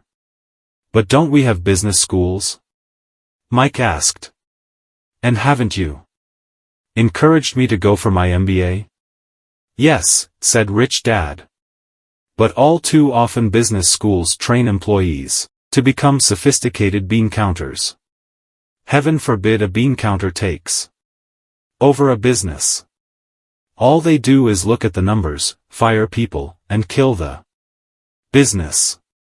I know this because I hire bean counters. All they think about is cutting costs and raising prices, which cause more problems. Bean counting is important. I wish more people knew it, but it, too, is not the whole picture, added Rich Dad angrily. So is there an answer? Asked Mike. Yes, said Rich Dad. Learn to use your emotions to think, not think with your emotions. When you boys mastered your emotions by agreeing to work for free, I knew there was hope. When you again resisted your emotions when I tempted you with more money, you were again learning to think in spite of being emotionally charged. That's the first step. Why is that step so important? I asked. Well, that's up to you to find out. If you want to learn, I'll take you boys into the briar patch, a place almost everyone else avoids. If you go with me, you'll let go of the idea of working for money and instead learn to have money work for you. And what will we get if we go with you? What if we agree to learn from you? What will we get? I asked. The same thing Burr Rabbit got, said Rich Dad, referring to the classic children's story. Is there a briar patch? I asked. Yes, said Rich Dad. The briar patch is our fear and greed. Confronting fear, weaknesses, and neediness by choosing our own thoughts is the way out. Choosing our thoughts? Mike asked, puzzled. Yes. Choosing what we think rather than reacting to our emotions, instead of just getting up and going to work because not having the money to pay your bills is scaring you. Ask yourself, is working harder at this the best solution to this problem? Most people are too afraid to rationally think things through and instead run out the door to a job they hate. The tar baby is in control. That's what I mean by choosing your thoughts. And how do we do that? Mike asked. That's what I will teach you. I'll teach you to have a choice of thoughts. Rather than a knee-jerk reaction, like gulping down your morning coffee and running out the door. Remember what I said before, a job is only a short-term solution to a long-term problem. Most people have only one problem in mind, and it's short-term. It's the bills at the end of the month, the tar baby. Money controls their lives, or should I say the fear and ignorance about money controls it. So they do as their parents did. They get up every day and go work for money, not taking the time to ask the question, is there another way? Their emotions now control their thinking, not their heads. Can you tell the difference between emotions thinking and the head thinking? Mike asked. Oh, yes. I hear it all the time, said Rich Dad. I hear things like, well, everyone has to work. Or, the rich are crooks. Or, I'll get another job. I deserve this raise. You can't push me around. Or, I like this job because it's secure. No one asks, is there something I'm missing here, which would break through the emotional thought and give you time to think clearly. As we headed back to the store, Rich Dad explained that the rich really did make money. They did not work for it. He went on to explain that when Mike and I were casting 5-cent pieces out of lead, thinking we were making money, we were very close to thinking the way the rich think. The problem was that creating money is legal for the government and banks to do, but illegal for us to do. There are legal ways to create money from nothing, he told us. Rich Dad went on to explain that the rich know that money is an illusion, truly like the carrot for the donkey. It's only out of fear and greed that the illusion of money is held together by billions of people who believe that money is real. It's not. Money is really made up. It is only because of the illusion of confidence and the ignorance of the masses that this house of cards stands. He talked about the gold standard that America was on, and that each dollar bill was actually a silver certificate. What concerned him was the rumor that we would someday go off the gold standard and our dollars would no longer be backed by something tangible. If that happens, boys, all hell will break loose. The poor, the middle class, and the ignorant will have their lives ruined simply because they will continue to believe that money is real and that the company they work for, or the government, will look after them. We really did not understand what he was saying that day, but over the years, it made more and more sense, seeing what others Mississippi. As he climbed into his pickup truck outside his convenience store, Rich Dad said, "Keep working, boys, but the sooner you forget about needing a paycheck, the easier your adult life will be. Keep using your brain, work for free, and soon your mind will show you ways of making money far beyond what I could ever pay you. You will see things that other people never see. Most people never see these opportunities because they're looking for money and security, so that's all they get. The moment you see one opportunity, you'll see them for the rest of your life. The moment you do that, I'll teach you something else. Learn this, and you'll avoid one of life's biggest traps." Mike and I picked up our things from the store and waved goodbye to Mrs. Martin. We went back to the park, to the same picnic bench, and spent several more hours thinking and talking. We spent the next week at school thinking and talking, too. For 2 more weeks, we kept thinking, talking, and working for free. At the end of the second Saturday, I was again saying goodbye to Mrs. Martin and looking at the comic book stand with a longing gaze. The hard thing about not even getting 30 cents every Saturday was that I didn't have any money to buy comic books. Suddenly, as Mrs. Martin said goodbye to Mike and me, I saw her do something I'd never seen her do before. Mrs. Martin was cutting the front page of the comic book in half. She kept the top half of the comic book cover and threw the rest of the book into a large cardboard box. When I asked her what she did with the comic books, she said, "I throw them away. I give the top half of the cover back to the comic book distributor for credit when he brings in the new comics. He's coming in an hour." Mike and I waited for an hour. Soon the distributor arrived, and I asked him if we could have the comic books. To my delight, he said, "You can have them if you work for this store and do not resell them. Remember our old business partnership?" Well, Mike and I revived it. Using a spare room in Mike's basement, we began piling hundreds of comic books in that room. Soon our comic book library was open to the public. We hired Mike's younger sister, who loved to study, to be head librarian. She charged each child 10 cents admission to the library, which was open from 2:30 p.m. to 4:30 p.m. every day after school. The customers, the Children of the neighborhood could read as many comics as they wanted in 2 hours. It was a bargain for them since a comic cost 10 cents each, and they could read 5 or 6 in 2 hours.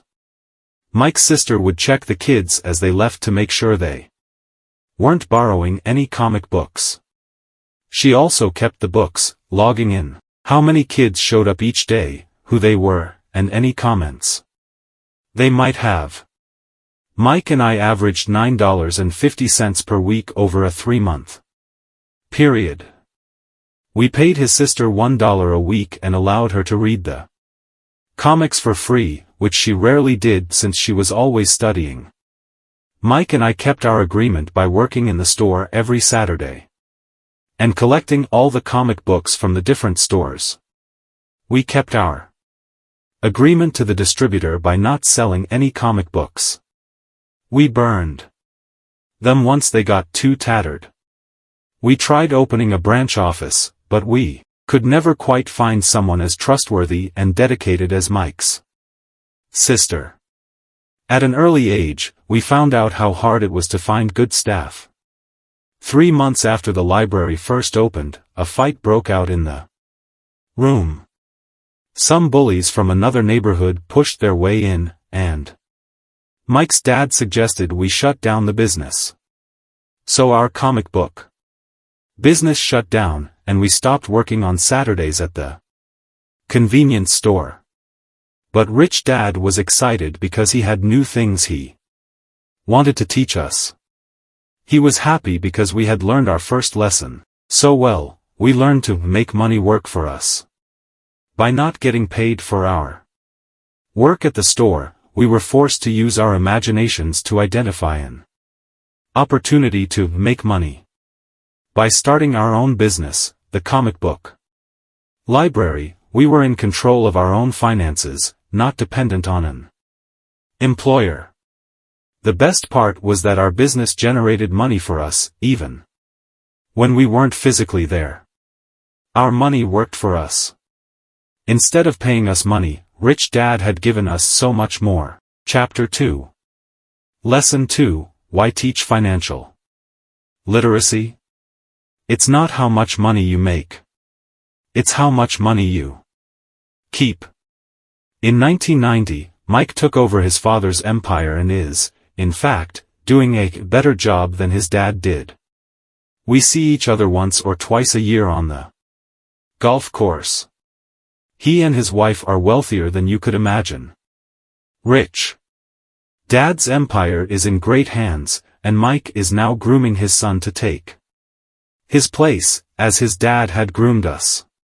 In 1994, I retired at the age of 47, and my wife Kim was 37.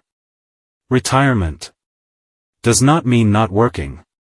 For us, it means that, barring unforeseen cataclysmic changes, we can work or not work, and our wealth grows automatically, staying ahead of inflation. Our assets are large enough to grow by themselves. It's like planting a tree. You water it for years, and then one day it doesn't need you anymore. Its roots are implanted deep enough.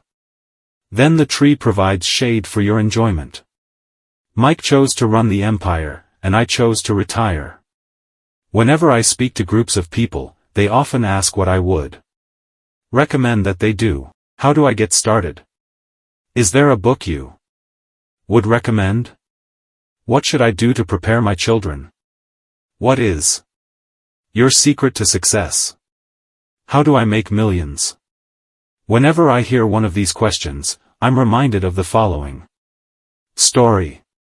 The richest businessmen.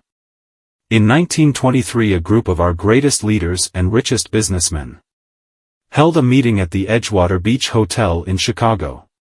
Among them were Charles Schwab, head of the largest independent steel company, Samuel Insull, president of the world's largest utility, Howard Hobson, head of the largest gas company, Ivar Kreuger, president of International Match Company, one of the world's largest companies at that time, Leon Fraser, president of the Bank of International Settlements, Richard Whitney, President of the New York Stock Exchange, Arthur Cotton and Jesse Livermore, two of the biggest stock speculators, and Albert Fall, a member of President Harding's cabinet. 25 years later, 9 of these titans ended their lives as follows. Schwab died penniless after living for 5 years on borrowed money. Insull died broke in a foreign land, and Kreuger and Cotton also died broke. Hobson went insane. Whitney and Albert Fall were released from prison, and Fraser and Livermore committed suicide. I doubt if anyone can say what really happened to these men. If you look at the date, 1923, it was just before the 1929 market crash and the Great Depression, which I suspect had a great impact on these men and their lives. The point is this: today we live in times of greater and faster change than these men did. I suspect there will be many booms and busts in the coming years that will parallel the ups and downs these men faced. I am concerned that too many people are too focused on money and not on their greatest wealth, their education. If people are prepared to be flexible, keep an open mind and learn, they will grow richer and richer despite tough changes. If they think money will solve problems, they will have a rough ride. Intelligence solves problems and produces money. Money without financial intelligence is money soon gone. Most people fail to realize that in life, it's not how much money you make, it's how much money you keep. We've all heard stories of lottery winners who are poor, then suddenly rich, and then poor again. They win millions, yet are soon back where they started. Or stories of professional athletes, who at the age of 24 are earning millions, but are sleeping under a bridge 10 years later. I remember a story of a young basketball player who a year ago had millions. Today, at just 29, he claims his friends, attorney, and accountant, took his money, and he was forced to work at a car wash for minimum wage. He was fired from the car wash because he refused to take off his championship ring as he was wiping off the cars. His story made national news and he is appealing his termination, claiming hardship and discrimination. He claims that the ring is all he has left and if it was stripped away, he'll crumble. I know so many people who became instant millionaires. And while I am glad some people have become richer and richer, I caution them that in the long run, it's not how much money you make. It's how much you keep, and how many generations you keep it. So when people ask, where do I get started, or tell me how to get rich quick, they often are greatly disappointed with my answer. I simply say to them what my rich dad said to me when I was a little kid. If you want to be rich, you need to be financially literate. That idea was drummed into my head every time we were together. As I said, my educated dad stressed the importance of reading books, while my rich dad stressed the need to master financial literacy.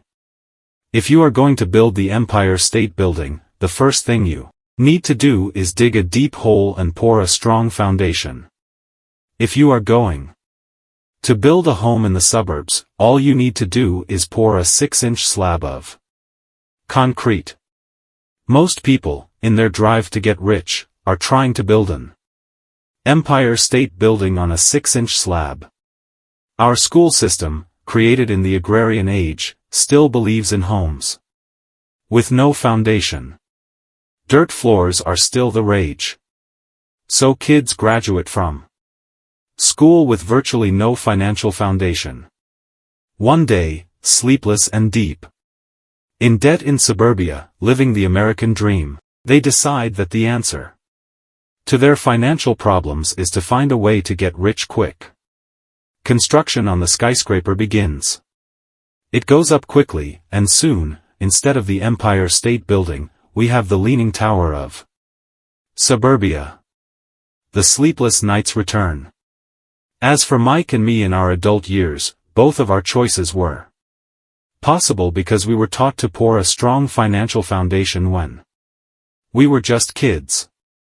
Accounting is possibly the most confusing, boring subject in the world, but if you want to be rich long-term, it could be the most important subject. For Rich Dad, the question was how to take a boring and confusing subject and teach it to kids. The answer he found was to make it simple by teaching it in pictures. My rich dad poured a strong financial foundation for Mike and me. Since we were just kids, he created a simple way to teach us. For years he only drew pictures and used few words. Mike and I understood the simple drawings, the jargon, the movement of money, and then in later years, Rich Dad began adding numbers. Today, Mike has gone on to master much more complex and sophisticated accounting analysis, because he had to in order to run his empire. I am not as sophisticated, because my empire is smaller, yet we come from the same simple foundation. Over the following pages, I offer to you the same simple line drawings Mike's dad created for us. Though basic, those drawings helped guide two little boys in building great sums of wealth on a solid and deep foundation. Rich people acquire assets. The poor and middle class acquire liabilities that they think are assets. Rule number 1, you must know the difference between an asset and a liability, and by assets. If you want to be rich, this is all you need to know. It is rule number 1. It is the only rule. This may sound absurdly simple, but most people have no idea how profound this rule is. Most people struggle financially because they do not know the difference between an asset and a liability. Rich people acquire assets. The poor and middle class acquire liabilities that they think are assets, said Rich Dad. When Rich Dad explained this to Mike and me, we thought he was kidding. Here we were, nearly teenagers and waiting for the secret to getting rich, and this was his answer. It was so simple that we stopped for a long time to think about it. What is an asset? Asked Mike. Don't worry right now, said Rich Dad. Just let the idea sink in. If you can comprehend the simplicity, your life will have a plan and be financially easy. It is simple. That is why the idea is missed. You mean all we need to know is what an asset is, acquire them, and we'll be rich? I asked. Rich Dad nodded his head. It's that simple. If it's that simple, how come everyone is not rich? I asked. Rich Dad smiled, because people do not know the difference between an asset and a liability. I remember asking, how could adults be so misguided? If it is that simple, if it is that important, why would everyone not want to find out? It took Rich Dad only a few minutes to explain what assets and liabilities were. As an adult, I have difficulty explaining it to other adults. The simplicity of the idea escapes them because they have been educated differently. They were taught by other educated professionals, such as bankers, accountants, real estate agents, financial planners, and so forth. The difficulty comes in asking adults to unlearn, or become children again. An intelligent adult often feels it is demeaning to pay attention to simplistic definitions. Rich Dad believed in the KISS principle, keep it simple, stupid, or keep it super simple, so he kept it simple for us, and that made our financial foundation strong. So what causes the confusion? How could something so simple be so screwed up? Why would someone buy an asset that was really a liability? The answer is found in basic education. We focus on the word literacy and not financial literacy. What defines something to be an asset or a liability are not words. In fact, if you really want to be confused, look up the words asset and liability in the dictionary. I know the definition may sound good to a trained accountant, but for the average person, it makes no sense. But we adults are often too proud to admit that something does not make sense. An asset puts money in my pocket. A liability takes money out of my pocket. To us young boys, Rich Dad said, what defines an asset are not words, but numbers. And if you can't read the numbers, you can't tell an asset from a hole in the ground.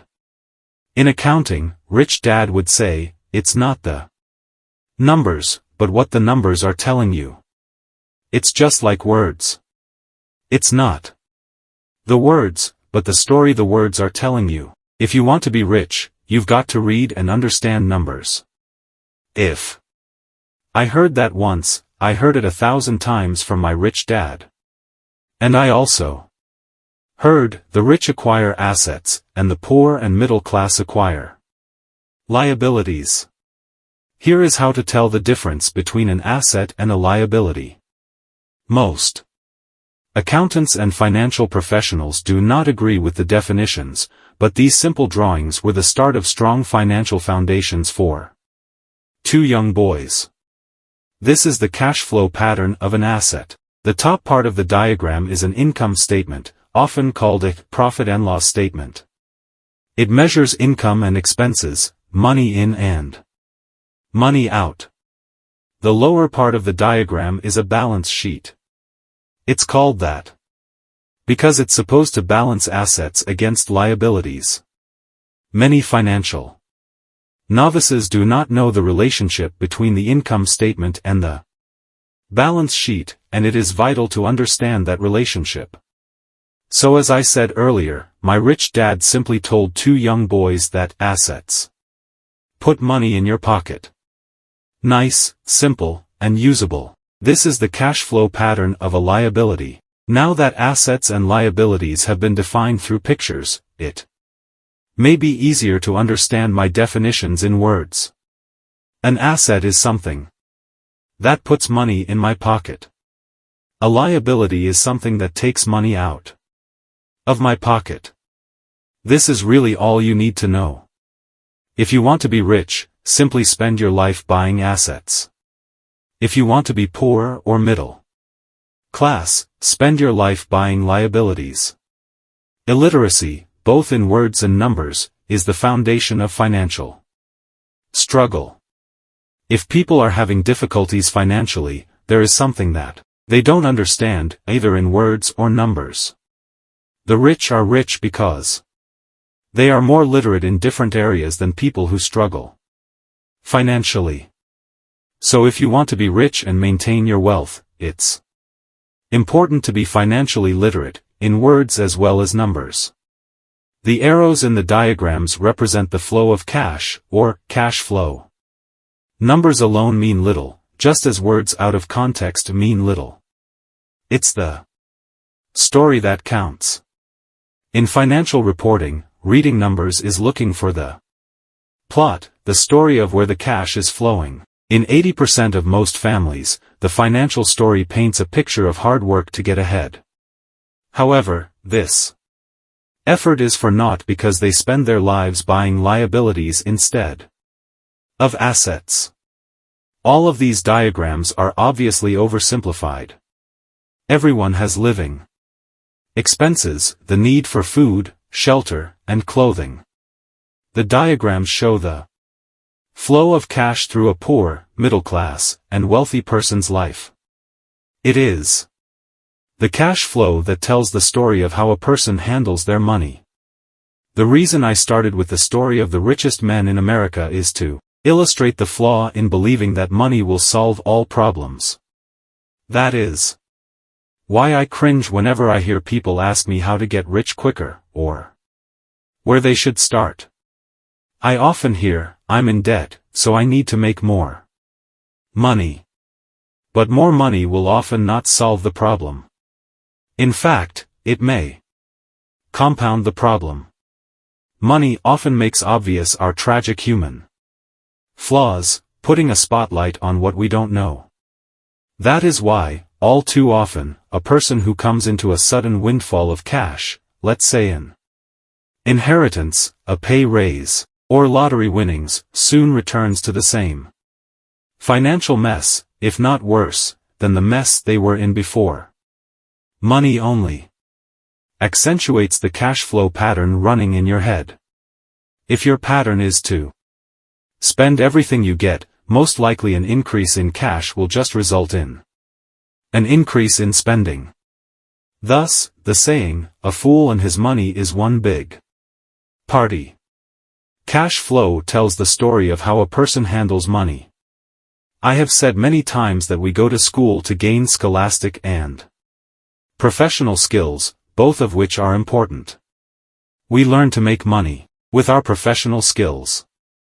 In the 1960s, when I was in high school, if someone did well academically, people assumed this bright student would go on to be a medical doctor because it was the profession with the promise of the greatest financial reward. Today, doctors face financial challenges I wouldn't wish on my worst enemy: insurance companies taking control of the business, managed health care, government intervention, and malpractice suits. Today, kids want to be famous athletes, movie stars, rock stars, beauty queens, or CEOs because that is where the fame, money, and prestige are. That is the reason it is so hard to motivate kids in school today. They know that professional success is no longer solely linked to academic success, as it once was. Because students leave school without financial skills, millions of educated people pursue their profession successfully, but later find themselves struggling financially. They work harder but don't get ahead. What is missing from their education is not how to make money, but how to manage money. It's called financial aptitude, what you do with the money once you make it, how to keep people from taking it from you, how to keep it longer, and how to make that money work hard for you. Most people don't understand why they struggle financially because they don't understand cash flow. A person can be highly educated, professionally successful, and financially illiterate. These people often work harder than they need to because they learned how to work hard, but not how to have their money work hard for them. How the quest for a financial dream turns into a financial nightmare. The classic story of hard-working people has a set pattern. Recently married, the happy, highly educated young couple moves into one of their cramped rented apartments. Immediately, they realize that they are saving money because two can live as cheaply as one. The problem is the apartment is cramped. They decide to save money to buy their dream home so they can have kids. They now have two incomes, and they begin to focus on their careers. Their incomes begin to increase. As their incomes go up, their expenses go up as well. The number one expense for most people is taxes. Many people think it's income tax, but for most Americans, their highest tax is Social Security. As an employee, it appears as if the Social Security tax combined with the Medicare tax rate is roughly 7.5%, but it's really 15% since the employer must match the Social Security amount. In essence, it is money the employer can't pay you. On top of that, you still have to pay income tax on the amount deducted from your wages for Social Security tax, income you never received because it went directly to Social Security through withholding. Going back to the young couple, as a result of their incomes increasing, they decide to buy the house of their dreams. Once in their house, they have a new tax, called property tax. Then they buy a new car, new furniture, and new appliances to match their new house. All of a sudden, they wake up And their liabilities column is full of mortgage and credit card debt. Their liabilities go up. They're now trapped in the rat race. Pretty soon a baby comes along, and they work harder. The process repeats itself. Higher incomes cause higher taxes, also called bracket creep. A credit card comes in the mail. They use it and max it out. A loan company calls and says their greatest asset, their home, has appreciated in value. Because their credit is so good, the company offers a bill consolidation loan and tells them the intelligent thing to do is clear off the high-interest consumer debt by paying off their credit card. And besides, interest on their home is a tax deduction. They go for it, and pay off those high-interest credit cards. They breathe a sigh of relief. Their credit cards are paid off. They've now folded their consumer debt into their home mortgage. Their payments go down because they extend their debt over 30 years. It is the smart thing to do. Their neighbor calls to invite them to go shopping. The Memorial Day sale is on. They promise themselves they'll just window shop, but they take a credit card, just in case. I run into this young couple all the time. Their names change, but their financial dilemma is the same. They come to one of my talks to hear what I have to say. They ask me, "Can you tell us how to make more money?" They don't understand that their trouble is really how they choose to spend the money they do have.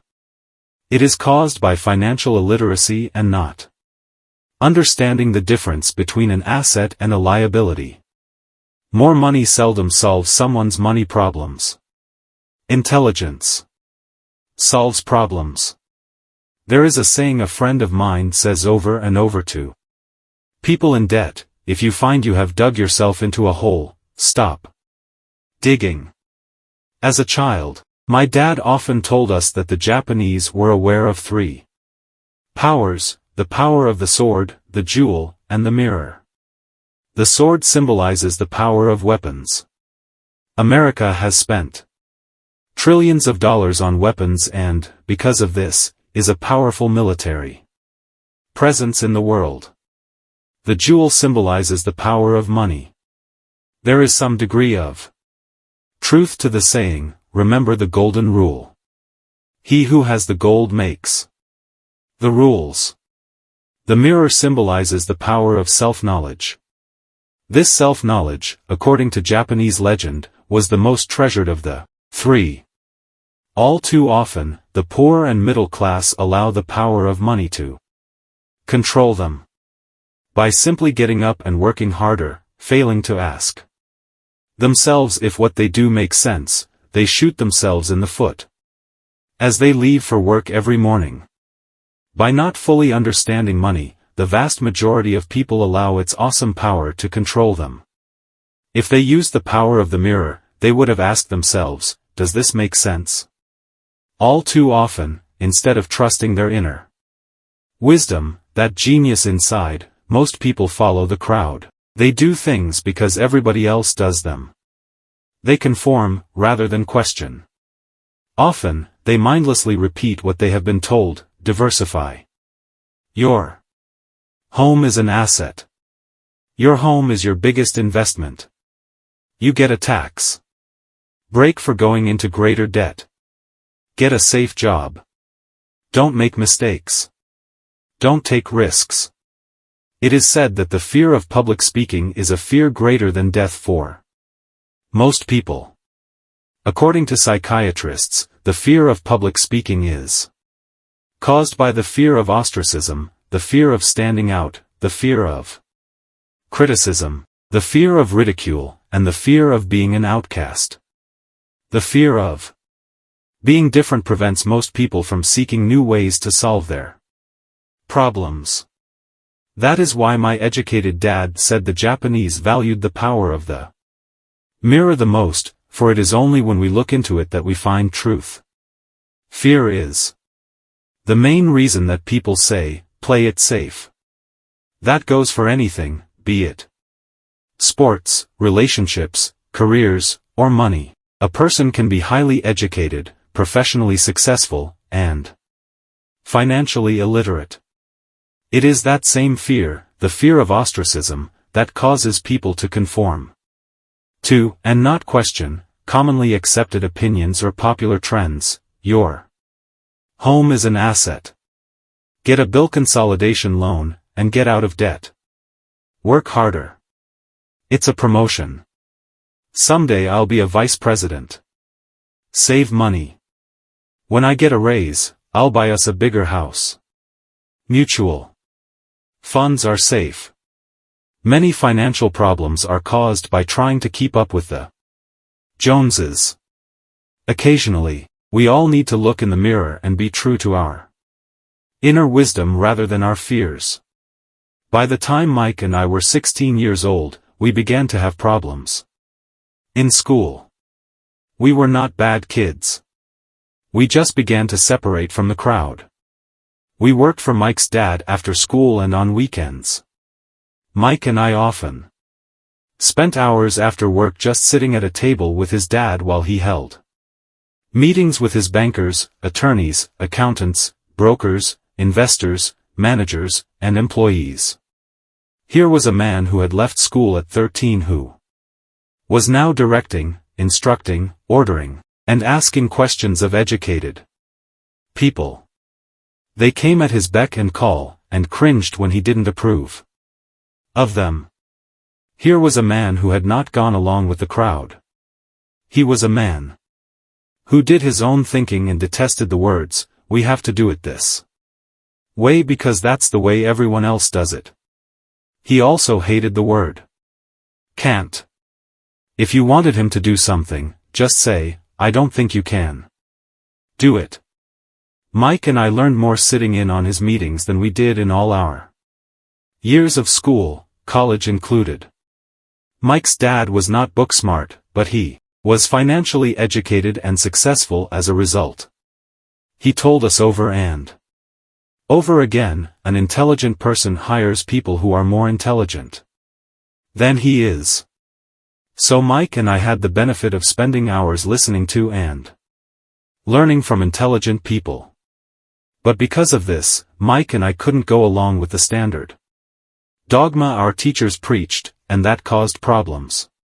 Whenever the teacher said, "If you don't get good grades, you won't do well in the real world," Mike and I just raised our eyebrows. When we were told to follow set procedures and not deviate from the rules, we could see how school discouraged creativity. We started to understand why our rich dad told us that schools were designed to produce good employees, instead of employers. Occasionally, Mike or I would ask our teachers how what we studied was applicable in the real world, or why we never studied money, and how it worked. To the latter question, we often got the answer that money was not important, that if we excelled in our education, the money would follow. The more we knew about the power of money, the more distant we grew from the teachers and our classmates. My highly educated dad never pressured me about my grades, but we did begin to argue about money. By the time I was 16, I probably had a far better foundation with money than both my parents. I could keep books, I listened to tax accountants, corporate attorneys, bankers, real estate brokers, investors, and so forth. By contrast, my dad talked to other teachers. One day my dad told me that our home was his greatest investment. A not too pleasant argument took place when I showed him why I thought a house was not a good investment. The above diagram illustrates the difference in perception between my rich dad and my poor dad when it came to their homes. One dad thought his house was an asset, and the other dad thought it was a liability. I remember when I drew the following diagram for my dad showing him the direction of cash flow. I also showed him the ancillary expenses that went along with owning the home. A bigger home meant bigger expenses, and the cash flow Kept going out through the expense column. Today, people still challenge me on the idea of a house not being an asset. I know that for many people, it is their dream as well as their largest investment. And owning your own home is better than nothing. I simply offer an alternate way of looking at this popular dogma. If my wife and I were to buy a bigger, flashier house, we realize it wouldn't be an asset. It would be a liability since it would take money out of our pocket. So here is the argument I put forth. I really don't expect most people to agree with it because your home is an emotional thing, and when it comes to money, high emotions tend to lower financial intelligence. I know from personal experience that money has a way of making every decision emotional. When it comes to houses, most people work all their lives paying for a home they never own.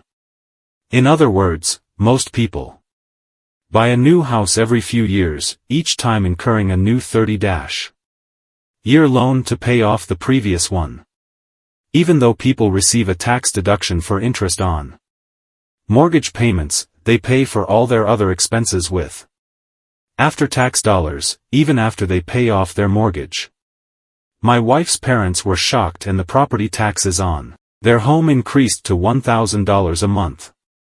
This was after they had retired, so the increase put a strain on their retirement budget, and they felt forced to move. Houses do not always go up in value. I have friends who owe $1 million for a home that today would sell for far less. The greatest losses of all are those from missed opportunities. If all your money is tied up in your house, you may be forced to work harder because your money continues blowing out of the expense column, instead of adding to the asset column, the classic middle-class cash flow pattern. If a young couple would put more money into their asset column early on, their later years would be easier. Their assets would have grown and would be available to help cover expenses. All too often, a house only serves as a vehicle for incurring a home equity loan to pay for mounting expenses. In summary, the end result in making a decision to own a house that is too expensive in lieu of starting an investment portfolio impacts an individual in at least the following 3 ways. 1. Loss of time, during which other assets could have grown in value. 2. Loss of additional capital, which could have been invested instead of paying for high-maintenance expenses related directly to the home. 3. Loss of education. Too often, people count their house and savings and retirement plans as all they have in their asset column. Because they have no money to invest, they simply don't invest. This costs them investment experience. Most never become what the investment world calls a sophisticated investor. And the best investments are usually first sold to sophisticated investors, who then turn around and sell them to the people playing it safe. I am not saying don't buy a house. What I am saying is that you should understand the difference between an asset and a liability. When I want a bigger house, I first buy assets that will generate the cash flow to pay for the house. My educated dad's personal financial statement best demonstrates the life of someone caught in the rat race. His expenses match his income, never allowing him enough left over to invest in assets. As a result, his liabilities are larger than his assets. The following diagram on the left shows my poor dad's income statement. It is worth 1,000 words. It shows that his income and expenses are equal while his liabilities are larger than his assets. My rich dad's personal financial statement on the right reflects the results of a life dedicated to investing and minimizing liabilities. Why the rich get richer. A review of my rich dad's financial statement shows why the rich get richer. The asset column generates more than enough income to cover expenses, with the balance reinvested into the asset column. The asset column continues to grow and, therefore, the income it produces grows with it. The result is that the rich get richer. Why the middle class struggle? The middle class finds itself in a constant state of financial struggle. Their primary income is through their salary. As their wages increase, so do their taxes. Their expenses tend to increase in proportion to their salary increase, hence, the phrase, the rat race. They treat their home as their primary asset, instead of investing in income-producing assets. This pattern of treating your home as an investment, and the philosophy that a pay raise means you can buy a larger home or spend more, is the foundation of today's debt-ridden society. Increased spending throws families into greater debt and into more financial uncertainty, even though they may be advancing in their jobs and receiving raises on a regular basis. This is high-risk living caused by weak financial education. The massive loss of jobs in recent times proves how shaky the middle class really is financially. Company pension plans are being replaced by 401k plans. Social Security is obviously in trouble and can't be relied upon as a source for retirement. Panic has set in for the middle class. Today, mutual funds are popular because they supposedly represent safety. Average mutual fund buyers are too busy working to pay taxes and mortgages, save for their children's college, and pay off credit cards. They do not have time to study investing, so they rely on the expertise of the manager of a mutual fund. Also, because the mutual fund includes many different types of investments, they feel their money is safer because it is diversified. This educated middle class subscribes to the dogma put out by mutual fund brokers and financial planners: play it safe. Avoid risk. The real tragedy is that the lack of early financial education is what creates the risk faced by average middle-class people. The reason they have to play it safe is because their financial positions are tenuous at best. Their balance sheets are not balanced.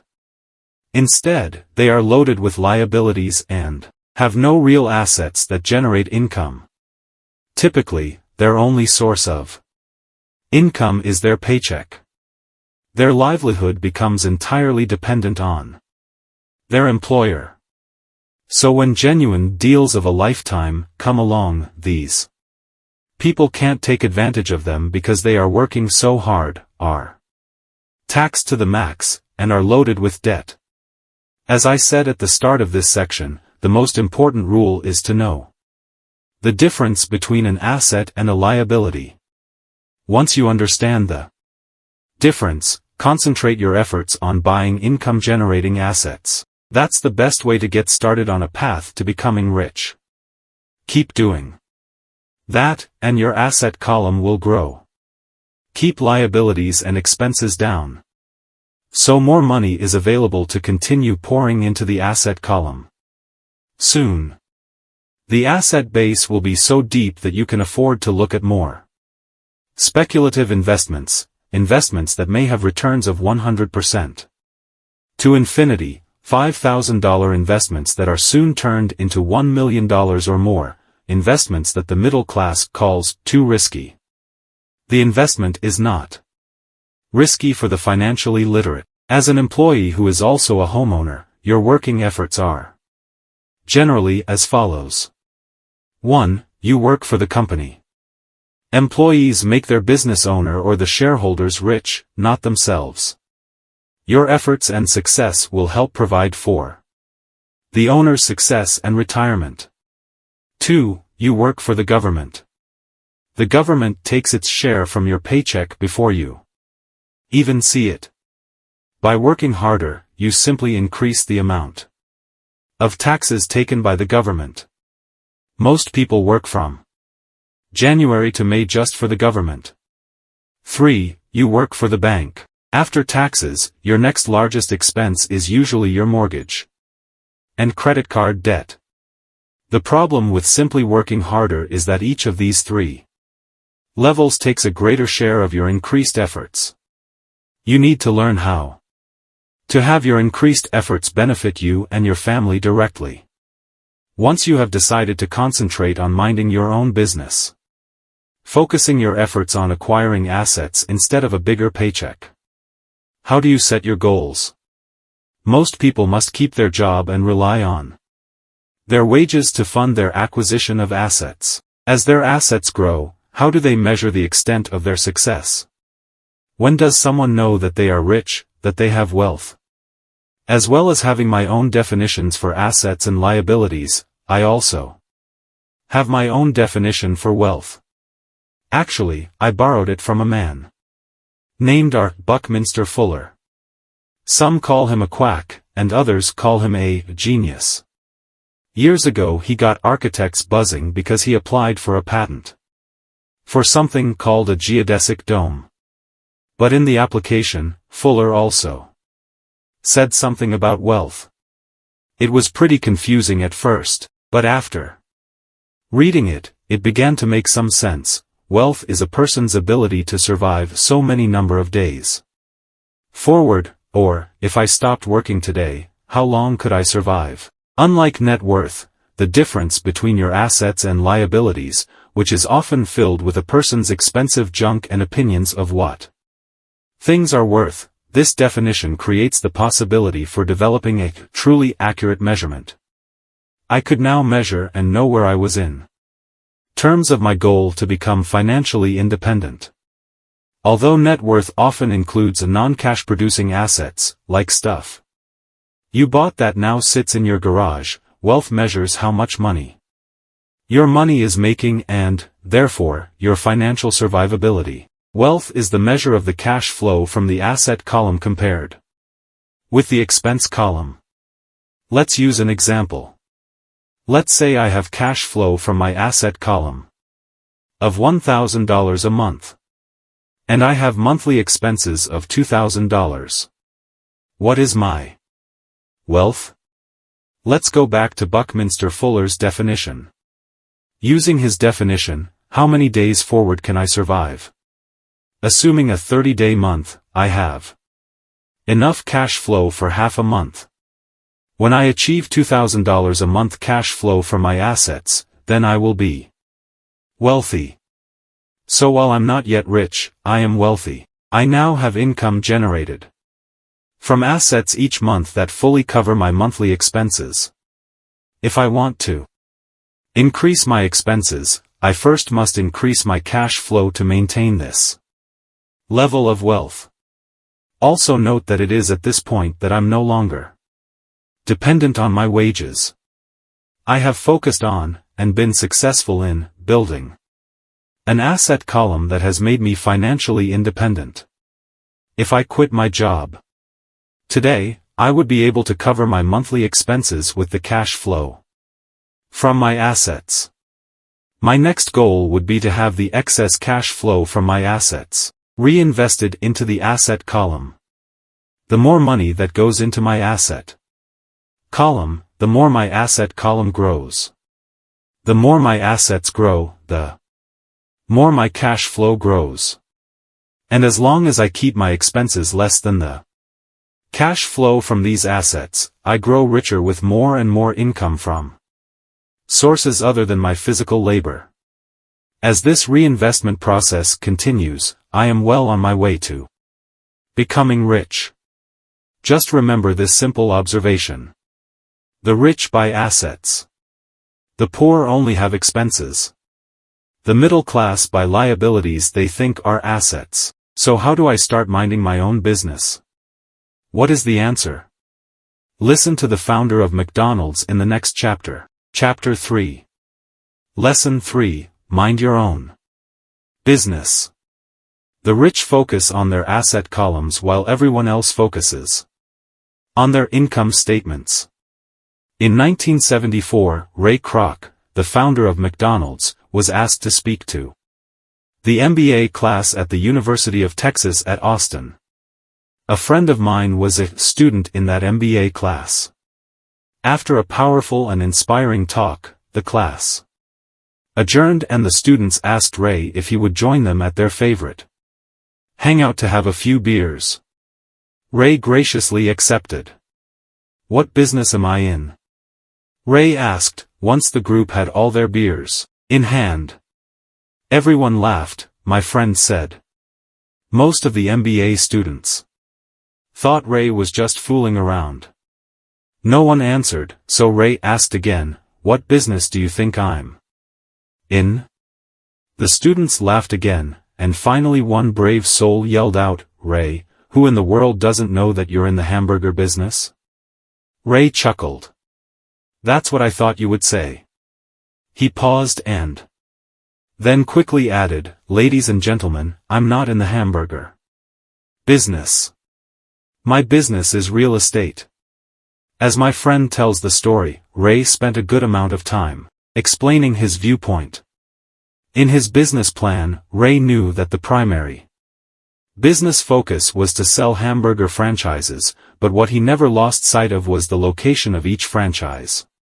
He knew that the land and its location were the most significant factors in the success of each franchise. Basically, the person who bought the franchise was also buying the real estate under the franchise for Ray Kroc's organization. Today, McDonald's is the largest single owner of real estate in the world, owning even more than the Catholic Church. McDonald's owns some of the most valuable intersections and street corners in America and around the globe. My friend considers this as one of the most important lessons in his life. Today he owns car washes, but his business is the real estate under those car washes. The previous chapter presented diagrams illustrating that most people work for everyone but themselves. They work first for the owners of the company, then for the government through taxes, and finally for the bank that owns their mortgage. When I was a young boy, we did not have a McDonald's nearby. Yet my rich dad was responsible for teaching Mike and me the same lesson that Ray Kroc talked about at the University of Texas. It is secret number 3 of the rich. That secret is, mind your own business. Financial struggle is often directly the result of people working all their lives for someone else. Many people will simply have nothing at the end of their working days to show for their efforts. Our current educational system focuses on preparing today's youth to get good jobs by developing scholastic skills. Their lives will revolve around their wages or, as described earlier, their income column. Many will study further to become engineers, scientists, cooks, police officers, artists, writers, and so on. These professional skills allow them to enter the workforce and work for money. But there is a big difference between your profession and your business. Often I ask people, "What is your business?" And they will say, "Oh, I'm a banker." Then I ask them if they own the bank. And they usually respond, "No, I work there." In that instance, they have confused their profession with their business. Their profession may be a banker, but they still need their own business.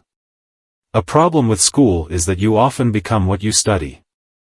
So if you study cooking, you become a chef. If you study the law, you become an attorney, and a study of auto mechanics makes you a mechanic. The mistake in becoming what you study is that too many people forget to mind their own business. They spend their lives minding someone else's business and making that person rich.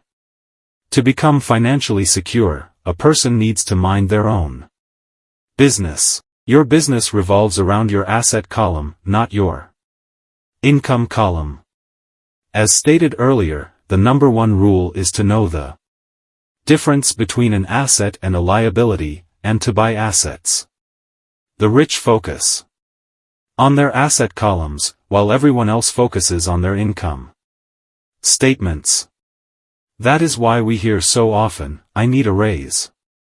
If only I had a promotion.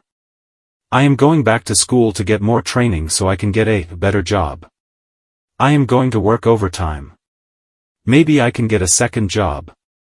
In some circles, these are sensible ideas, but you are still not minding your own business. These ideas all still focus on the income column and will only help a person become more financially secure if the additional money is used to purchase income-generating assets. Financial struggle is often the result of people working all their lives for someone else. The primary reason the majority of the poor and middle class are fiscally conservative, which means, "I can't afford to take risks," is that they have no financial foundation. They have to cling to their jobs and play it safe. When downsizing became the in thing to do, millions of workers found out their largest so-called asset, their home, was eating them alive. Their asset was costing them money every month. Their car, another asset, was eating them alive.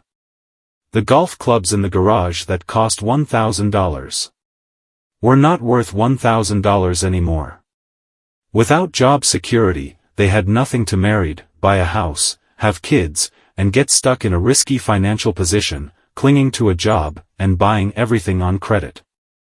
I see so many young couples who get married and trap themselves into a lifestyle that will not let them get out of debt for most of their working years.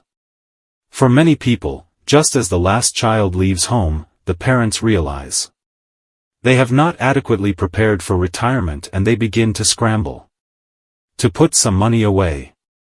Then their own parents become ill and they find themselves with new responsibilities. So what kind of assets am I suggesting that you or your children acquire?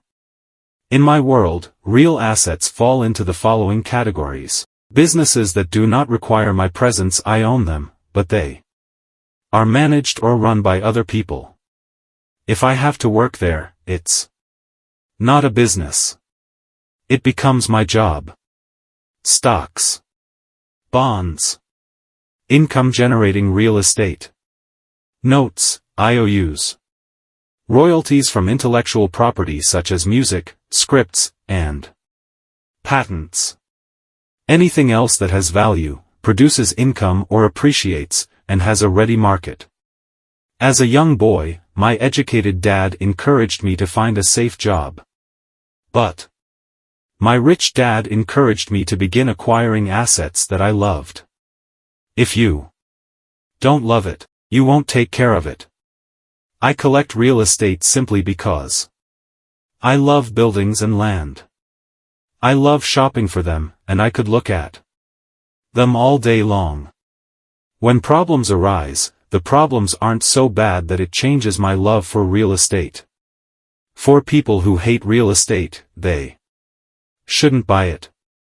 I also love stocks of small companies, especially startups, because I am an entrepreneur, not a corporate person.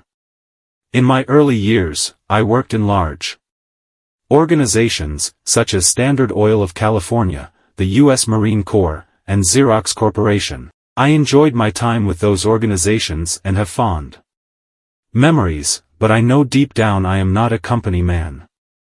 I like starting companies, not running them. So my stock buys are usually of small companies.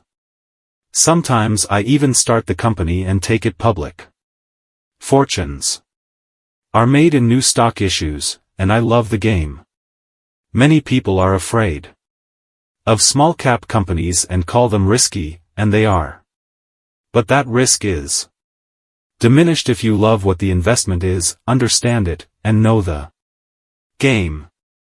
With small companies, my investment strategy is to be out of the stock in a year. On the other hand, my real estate strategy is to start small and keep trading up for bigger properties and, therefore, delay paying taxes. on the gain. This allows the value to increase dramatically. I generally hold real estate less than 7 years. Start minding your own business. Keep your daytime job, but start buying real assets, not liabilities. For years, even while I was with the Marine Corps and Xerox, I did what my rich dad recommended. I kept my day job, but I still minded my own business. I was active in my asset column trading real estate and small stocks. Rich Dad always stressed the importance of financial literacy. The better I was at understanding the accounting and cash management, the better I would be at analyzing investments and eventually starting and building my own company. I don't encourage anyone to start a company unless they really want to. Knowing what I know about running a company, I wouldn't wish that task on anyone. There are times when people can't find employment and starting a company seems like the best solution. But the odds are against success. 9 out of 10 companies fail in 5 years. Of those that survive the first 5 years, 9 out of every 10 of those eventually fail as well.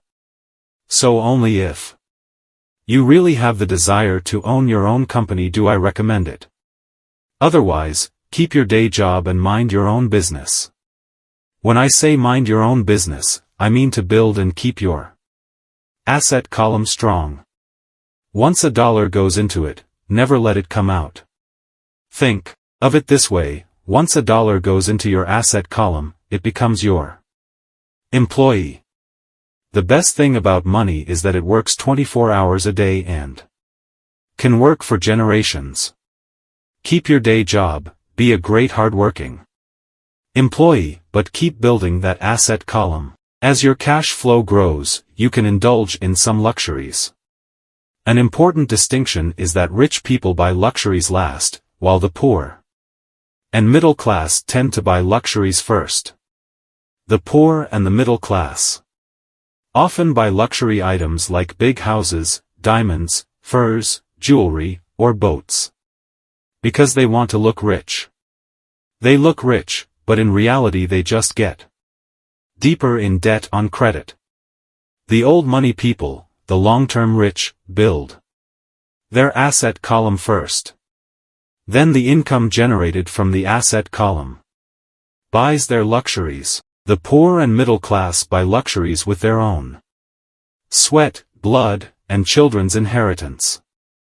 A true luxury is a reward for investing in and developing a real asset. For example, when my wife Kim and I had extra money coming from our apartment houses, she went out and bought her Mercedes. It didn't take any extra work or risk on her part because the apartment house bought the car. She did, however, have to wait for years while the real estate investment portfolio grew and began generating enough extra cash flow to pay for the car. But the luxury, the Mercedes, was a true reward because she proved she knew how to grow her asset column. That car now means a lot more to her than simply another pretty car. It means she used her financial intelligence to afford it. Instead, most people impulsively go out and buy a new car, or some other luxury, on credit. They may feel bored and just want a new toy. Buying a luxury on credit often causes a person to eventually resent that luxury because the debt becomes a financial burden. After you've taken the time and invested in and built your own business, you are now ready to learn the biggest secret of the rich, the secret that puts the rich way ahead of the pack. Chapter 4. Lesson 4, The History of Taxes and the Power of Corporations. My rich dad just played the game smart, and he did it through corporations, the biggest secret of the rich. I remember in school being told the story of Robin Hood and his merry men. My teacher thought it was a wonderful story of a romantic hero who robbed from the rich and gave to the poor. My rich dad did not see Robin Hood as a hero. He called Robin Hood a crook. Robin Hood may be long gone, but his followers live on.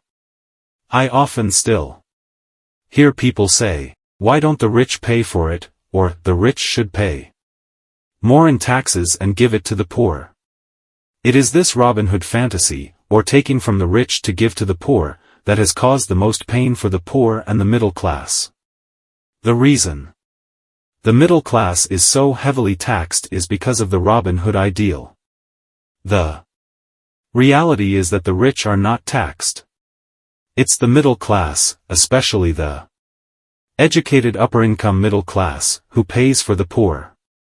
Again, to understand fully how things happen, we need to look at the history of taxes. Although my highly educated dad was an expert on the history of education, my rich dad fashioned himself as an expert on the history of taxes. Rich Dad explained to Mike and me that originally, in England and America, there were no taxes. Occasionally, there were temporary taxes levied in order to pay for wars. The king or the president would put the word out and ask everyone to chip in. Taxes were levied in Britain for the fight against Napoleon from 1799 to 1816, and in America to pay for the Civil War from 1861 to 1865. In 1874, England made income tax a permanent levy on its citizens. In 1913, an income tax became permanent in the United States with the adoption of the 16th Amendment to the U.S. Constitution. At one time, Americans were anti-tax. It had been the tax on tea that led to the famous Tea Party in Boston Harbor, an incident that helped ignite the Revolutionary War. It took approximately 50 years in both England and the United States to sell the idea of a regular income tax. What these historical dates fail to reveal is that both of these taxes were initially levied against only the rich. It was this point that Rich Dad wanted Mike and me to understand. He explained that the idea of taxes was made popular and accepted by the majority by telling the poor and the middle class that taxes were created only to punish the rich. This is how the masses voted for the law, and it became constitutionally legal. Although it was intended to punish the rich, in reality it wound up punishing the very people who voted for it, the poor and middle class. Once government got a taste of money, its appetite grew, said Rich Dad. Your dad and I are exactly opposite. He's a government bureaucrat, and I am a capitalist. We get paid, and our success is measured on opposite behaviors. He gets paid to spend money and hire people. The more he spends and the more people he hires, the larger his organization becomes. In the government, a large organization is a respected organization. On the other hand, within my organization, the fewer people I hire and the less money I spend, the more I am respected by my investors. That's why I don't like government people. They have different objectives than most business people. As the government grows, more and more tax dollars are needed to support it. My educated dad sincerely believed that government should help people. He loved John F. Kennedy and especially the idea of the Peace Corps. He loved the idea so much that both he and my mom worked for the Peace Corps, training volunteers to go to Malaysia, Thailand, and the Philippines. He always strived for additional grants and budget increases so he could hire more people, both in his job with the Education Department and in the Peace Corps. From the time I was about 10 years old, would hear from my rich dad that government workers were a pack of lazy thieves, and from my poor dad I would hear how the rich were greedy crooks who should be made to pay more taxes. Both sides had valid points. It was difficult to go to work. for one of the biggest capitalists in town and come home to a father who was a prominent government leader. It was not easy to know which dad to believe. My rich dad did not see Robin Hood as a hero. He called Robin Hood a crook. Yet when you study the history of taxes, an interesting perspective emerges. As I said, the passage of taxes was only possible because the masses believed in the Robin Hood theory of economics: take from the rich, and give to everyone else. The problem was that the government's appetite for money was so great that taxes soon needed to be levied on the middle class, and from there it kept trickling down. However, the rich saw an opportunity because they don't play by the same set of rules. The rich knew about corporations, which became popular in the days of sailing ships. The rich created the corporation as a vehicle to limit their risk to the assets of each voyage. The rich put their money into a corporation to finance the voyage.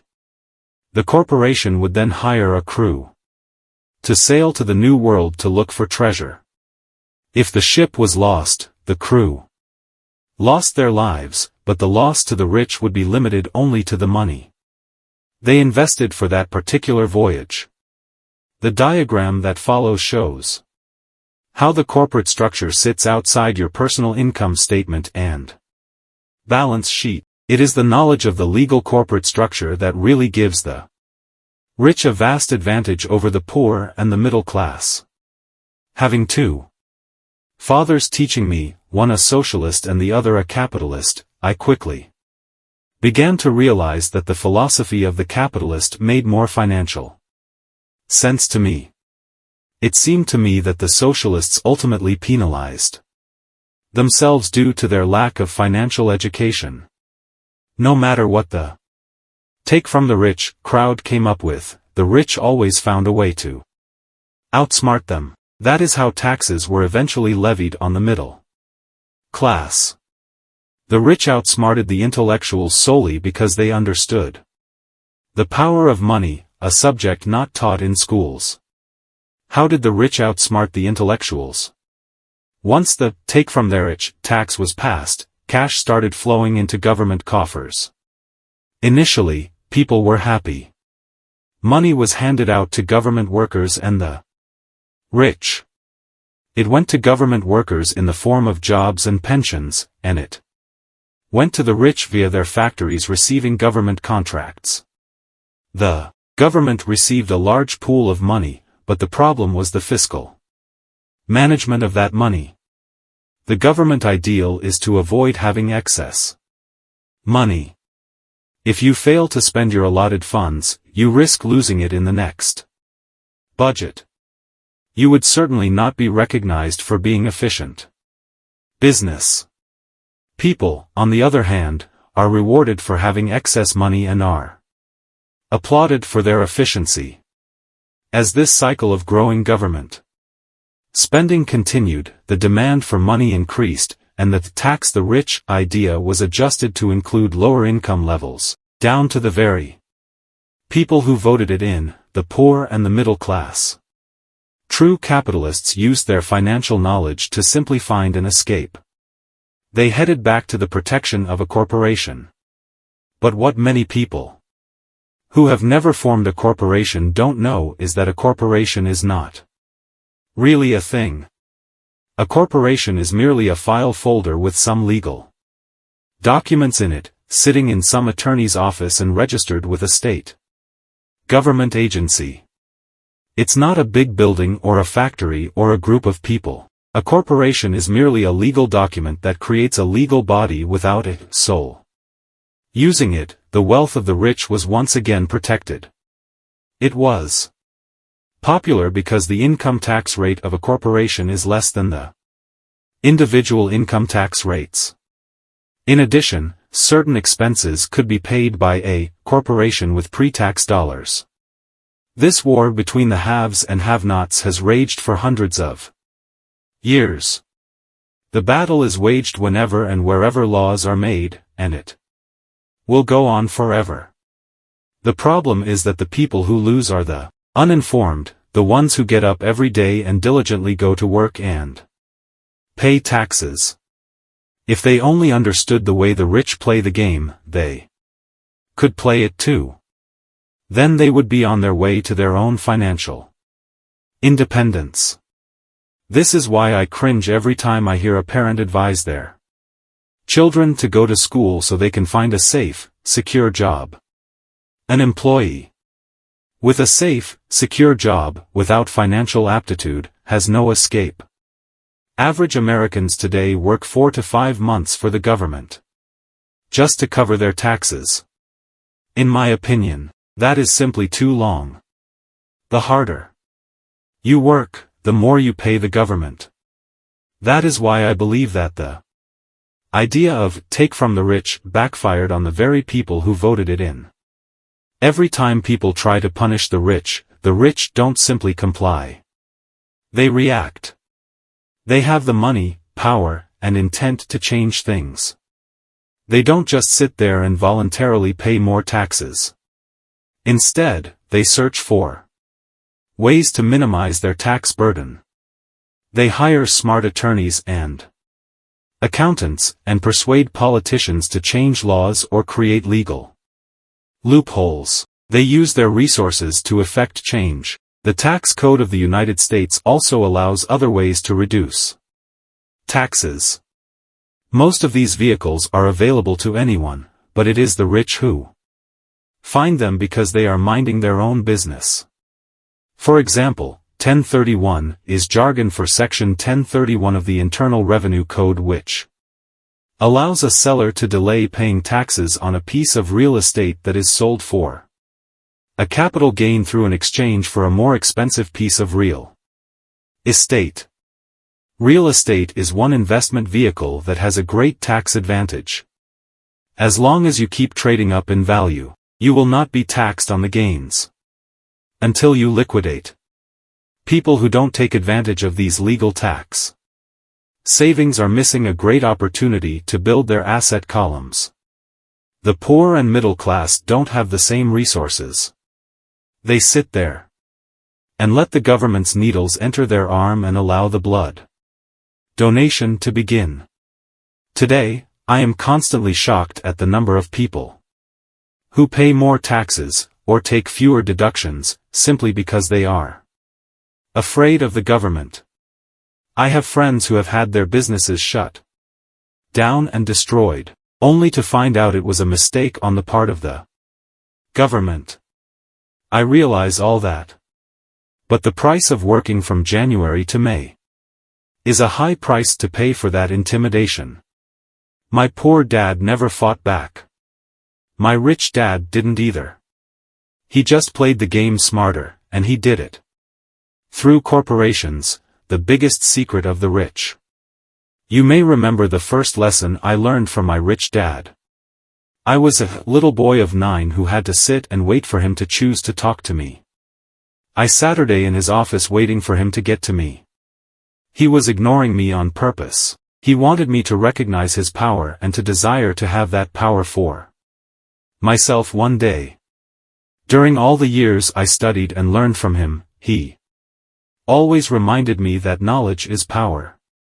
And with money comes great power that requires the right knowledge to keep it and make it multiply. Without that knowledge, the world pushes you around. Rich Dad constantly reminded Mike and me that the biggest bully was not the boss or the supervisor, but the tax man. The tax man will always take more if you let him. The first lesson of having money work for you, as opposed to you working for money, is all about power. If you work for money, you give the power to your employer. If money works for you, you keep the power and control it. If you work for money, you give the power to your employer. If money works for you, you keep the power and control it. Once we had this knowledge of the power of money working for us, he wanted us to be financially smart and not let anyone or anything push us around. If you're ignorant, it's easy to be bullied. If you know what you're talking about, you have a fighting chance. That is why he paid so much for smart tax accountants and attorneys. It was less expensive to pay them than to pay the government. His best lesson to me was, be smart and you won't be pushed around as much. He knew the law because he was a law-abiding citizen and because it was expensive to not know the law. If you know you're right, you're not afraid of fighting back. Even if you are taking on Robin Hood and his band of merry men. My highly educated dad always encouraged me to land a good job with a strong corporation. He spoke of the virtues of working your way up the corporate ladder. He didn't understand that, by relying solely on a paycheck from a corporate employer, I would be a docile cow ready for milking. When I told my rich dad of my father's advice, he only chuckled. Why not own the ladder, was all he said. As a young boy, I did not understand what rich dad meant by owning my own corporation. It was an idea that seemed impossible and intimidating.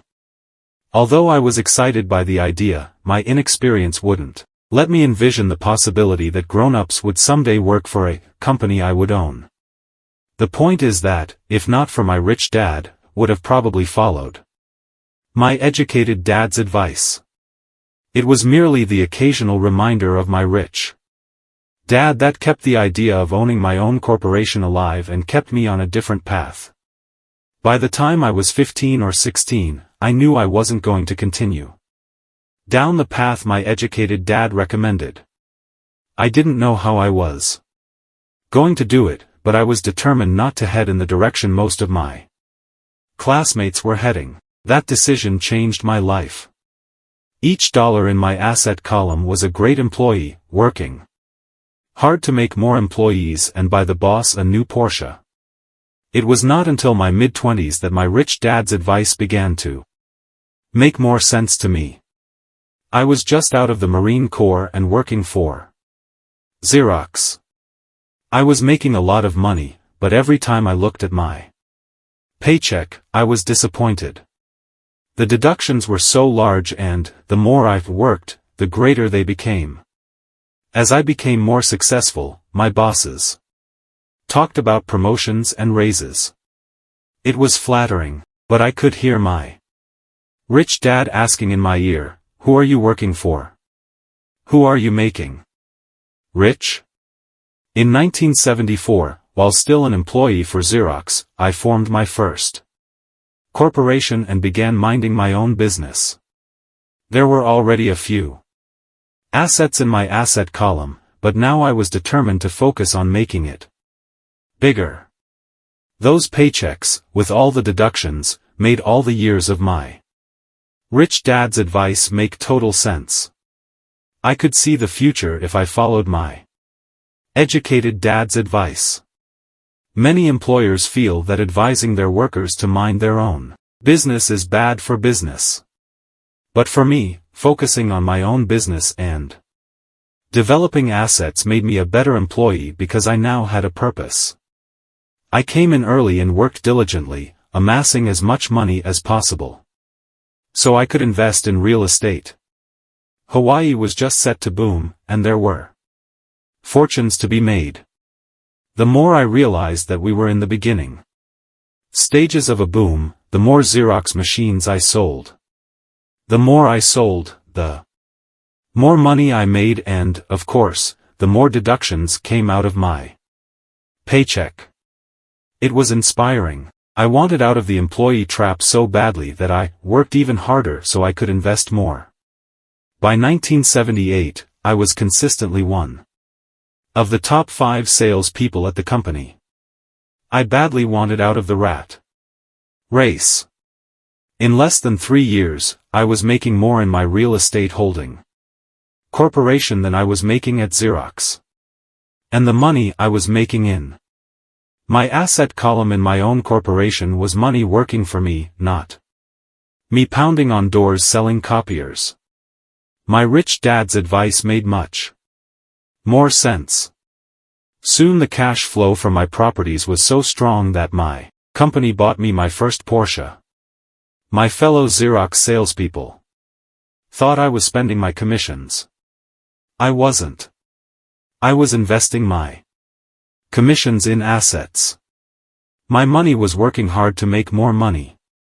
Each dollar in my asset column was a great employee, working hard to make more employees. And buy the boss a new Porsche with before-tax dollars. I began to work harder for Xerox. The plan was working, and my Porsche was the proof. By using the lessons I learned from my rich dad, I was able to get out of the proverbial rat race at an early age. It was made possible because of the strong financial knowledge I had acquired through rich dad's lessons. Without this financial knowledge, which I call financial intelligence or financial IQ, my road to financial independence would have been much more difficult. I now teach others in the hope that I may share my knowledge with them. I remind people that financial IQ is made up of knowledge from 4 broad areas of expertise. 1. Accounting. Accounting is financial literacy or the ability to read numbers. This is a vital skill if you want to build an empire. The more money you are responsible for, the more accuracy is required, or the house comes tumbling down. This is the left brain side, or the details. Financial literacy is the ability to read and understand financial statements, which allows you to identify the strengths and weaknesses of any business. 2. Investing. Investing is the science of making money. This involves strategies and formulas which use the creative right brain side. 3. Understanding markets. Understanding markets is the science of supply and demand. You need to know the technical aspects of the market, which are emotion-driven, in addition to the fundamental or economic aspects of an investment. Does an investment make sense or does it not make sense based on current market conditions? 4. The law. A corporation wrapped around the technical skills of accounting, investing, and markets can contribute to explosive growth. A person who understands the tax advantages and protections provided by a corporation can get rich so much faster than someone who is an employee or a small business sole proprietor. It's like the difference between someone walking and someone flying. The difference is profound when it comes to long-term wealth. Tax advantages. A corporation can do many things that an employee cannot, like pay expenses before paying taxes.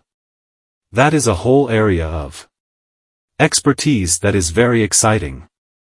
Employees earn and get taxed, and they try to live on what is left. A corporation earns, spends everything it can, and is taxed on anything that is left. It's one of the biggest legal tax loopholes that the rich use. They're easy to set up and are not expensive if you own investments that are producing good cash flow. For example, by owning your own corporation, your vacations can be board meetings in Hawaii, car payments, insurance, repairs, and health club memberships are company expenses. Most restaurant meals are partial expenses, and on. But it's done legally with pre-tax dollars. Protection from lawsuits. We live in a litigious society. Everybody wants a piece of your action. The rich hide much of their wealth using vehicles such as corporations and trusts to protect their assets from creditors. When someone sues a wealthy individual, they are often met with layers of legal protection and often find that the wealthy person actually owns nothing. They control everything, but own nothing. The poor and middle class try to own everything and lose it to the government or to fellow citizens who like to sue. The rich. They learned it from the Robin Hood story, take from the rich, and give it to the poor. It is not the purpose of this book to go into the specifics of owning a corporation. But I will say that if you own any kind of legitimate assets, I would consider finding out more about the benefits and protection offered by a corporation as soon as possible. There are many books written on the subject that will detail the benefits and even walk you through the steps necessary to set up a corporation. Garrett Sutton's books on corporations provide wonderful insight into the power of personal corporations. Financial IQ is actually the synergy of many skills and talents. I would say it is the combination of the 4 technical skills listed above that make up basic financial intelligence. If you aspire to great wealth, it is the combination of these skills that will greatly amplify your financial intelligence. As part of your overall financial strategy, I recommend that you learn about the protection that legal entities can provide for businesses and assets. Chapter 5. Lesson 5. The rich invent money. Often in the real world, it's not the smart who get ahead, but the bold. Last night, I took a break from writing and watched a TV program on the history of a young man named Alexander Graham Bell. Bell had just patented his telephone and was having growing pains because the demand for his new invention was so strong. Needing a bigger company, he then went to the giant at that time, Western Union, and asked them if they would buy his patent and his tiny company. He wanted $100,000 for the whole package. The president of Western Union scoffed at him and turned him down, saying the price was ridiculous. The rest is history. A multi-billion-dollar industry emerged, and AT&T was born. The evening news came on right after the story of Alexander Graham Bell. On the news was a story of another downsizing at a local company. The workers were angry and complained that the company ownership was unfair. A terminated manager of about 45 years of age had his wife and 2 babies at the plant and was begging the guards to let him talk to the owners, to ask if they would reconsider his termination. He had just bought a house and was afraid of losing it. The camera focused in on his pleading for all the world to see. Needless to say, it held my attention. I have been teaching professionally since 1984. It has been a great experience and a rewarding one. It is also a disturbing profession, for I have taught thousands of individuals and I see one thing in common in all of us, myself included.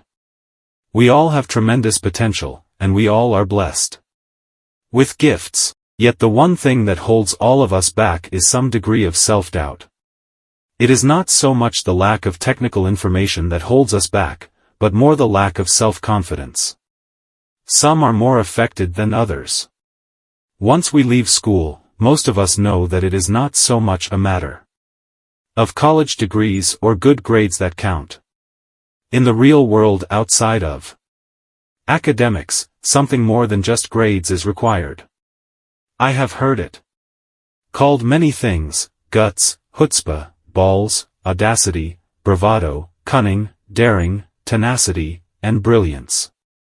This factor, whatever it is labeled, ultimately decides one's future much more than school grades do. Inside each of us is one of these brave, brilliant, and daring characters. There is also the flip side of that character, people who could get down on their knees and beg if necessary. After a year in Vietnam as a Marine Corps pilot, I got to know both of those characters inside of me intimately. One is not better than the other. Yet as a teacher, I recognized that it was excessive fear and self-doubt that were the greatest detractors of personal genius. It broke my heart to see students know the answers, yet lack the courage to act on the answer. Often, in the real world, it's not the smart who get ahead, but the bold. In my personal experience, your financial genius requires both technical knowledge as well as courage. If fear is too strong, the genius is suppressed. In my classes, I strongly urge students to learn to take risks, to be bold, and to let their genius convert that fear into power and brilliance. It works for some and just terrifies others. I have come to realize that for most people, when it comes to the subject of money, they would rather play it safe. I have had to field questions such as, why take risks? Why should I bother developing my financial IQ? Why should I become financially literate? And I answer, just to have more options. There are huge changes up ahead. In the coming years, there will be more people just like the young inventor Alexander Graham Bell. There will be 100 people like Bill Gates and hugely successful companies like Microsoft created every year, all over the world.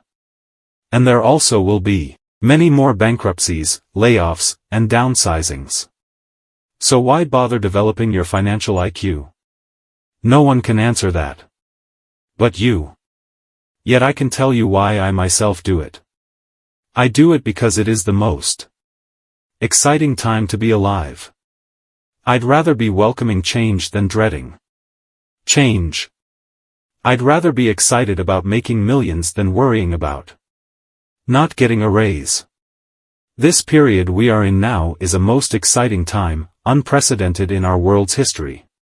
Generations from now, people will look back at this period of time and remark at what an exciting era it must have been. It was the death of the old and birth of the new. It was full of turmoil, and it was exciting. So why bother developing your financial IQ? Because if you do, you will prosper greatly. And if you don't, this period of time will be a frightening one. It will be a time of watching some people move boldly forward while others cling to worn-out life preservers. Land was wealth 300 years ago. So the person who owned the land owned the wealth. Later, wealth was in factories and production, and America rose to dominance. The industrialist owned the wealth. Today, wealth is in information. And the person who has the most timely information owns the wealth.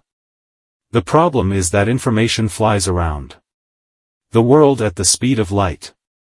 The new wealth cannot be contained by boundaries and borders as land and factories were.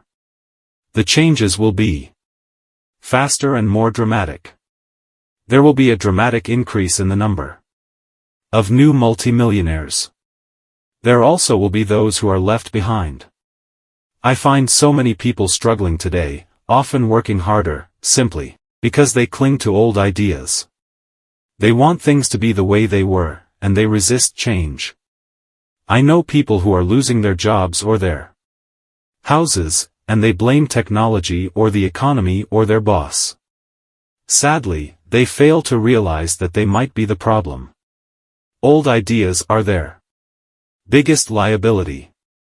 It is a liability simply because they fail to realize that while that idea or way of doing something was an asset yesterday, yesterday is gone. One afternoon I was teaching how to invest using a board game I had invented, cash flow, as a teaching tool. A friend had brought someone along to attend the class. This friend of a friend was recently divorced, had been badly burned in the divorce settlement, and was now searching for some answers. Her friend thought the class might help. The game was designed to help people learn how money works. In playing the game, they learn about the interaction of the income statement with the balance sheet. They learn how cash flows between the two and how the road to wealth is through striving to increase your monthly cash flow from the asset column to the point that it exceeds your monthly expenses. Once you accomplish this, you are able to get out of the rat race and out onto the fast track. You can play Cashflow Classic on the web at www.rickadad.com and learn how money works. As I have said, some people hate the game, some love it, and others miss the point. This woman missed a valuable opportunity to learn something. In the opening round, she drew a doodad card with the boat on it. At first she was happy. "Oh, I've got a boat." Then, as her friend tried to explain how the numbers worked on her income statement and balance sheet, she got frustrated because she had never liked math. The rest of her table waited while her friend continued explaining the relationship between the income statement, balance sheet, and monthly cash flow. Suddenly, when she realized how the numbers worked, it dawned on her that her boat was eating her alive. Later on in the game, she was also downsized and had a child. It was a horrible game for her. After the class, her friend came by and told me that she was upset. She had come to the class to learn about investing and did not like the idea that it took so long to play a silly game. Her friend attempted to tell her to look within herself to see if the game reflected her in any way. With that suggestion, the woman demanded her money back. She said that the very idea that a game could be a reflection of her was ridiculous. Her money was promptly refunded, and she left. Since 1984, I have made millions simply by doing what the school system does not do. In school, most teachers lecture. I hated lectures as a student. I was soon bored, and my mind would drift. In 1984, I began teaching via games and simulations, and I still rely on these tools today. I always encourage adult students to look at games as reflecting back to them what they know and what they need to learn. Most importantly, games reflect behavior. They are instant feedback systems. Instead of the teacher lecturing you, the game is giving you a personalized lecture, one that is custom-made just for you. The friend of the woman who left later called to give me an update. She said her friend was fine and had calmed down. In her cooling-off period, she could see some slight relationship between the game and her life. Although she and her husband did not own a boat, they did own everything else imaginable. She was angry after their divorce, both because he had run off with a younger woman and because, after 20 years of marriage, they had accumulated little in the way of assets. There was virtually nothing for them to split. Their 20 years of married life had been incredible fun, but all they had accumulated was a ton of doodads. Games reflect behavior. They are instant feedback systems. She realized that her anger at doing the numbers, the income statement, and balance sheet, came from her embarrassment about not understanding them. She had believed that finances were the man's job. She maintained the house and did the entertaining, and he handled the finances. She was now quite certain that in the last 5 years of their marriage, he had hidden money from her. She was angry at herself for not being more aware of where the money was going, as well as for not knowing about the other woman. Just like a board game, the world is always providing us with instant feedback. We could learn a lot if we tuned in more. One day not long ago, I complained to my wife that the cleaners must have shrunk my pants. My wife gently smiled and poked me in the stomach to inform me that the pants had not shrunk. Something else had expanded, me. The cash flow game was designed to give every player personal feedback. Its purpose is to give you options. If you draw the boat card and it puts you into debt, the question is, now what can you do? How many different financial options can you come up with? That is the purpose of the game, to teach players to think and create new and various financial options. Thousands of people throughout the world have played this game. The players who get out of the rat race the quickest are the people who understand numbers and have creative financial minds. They recognize different financial options.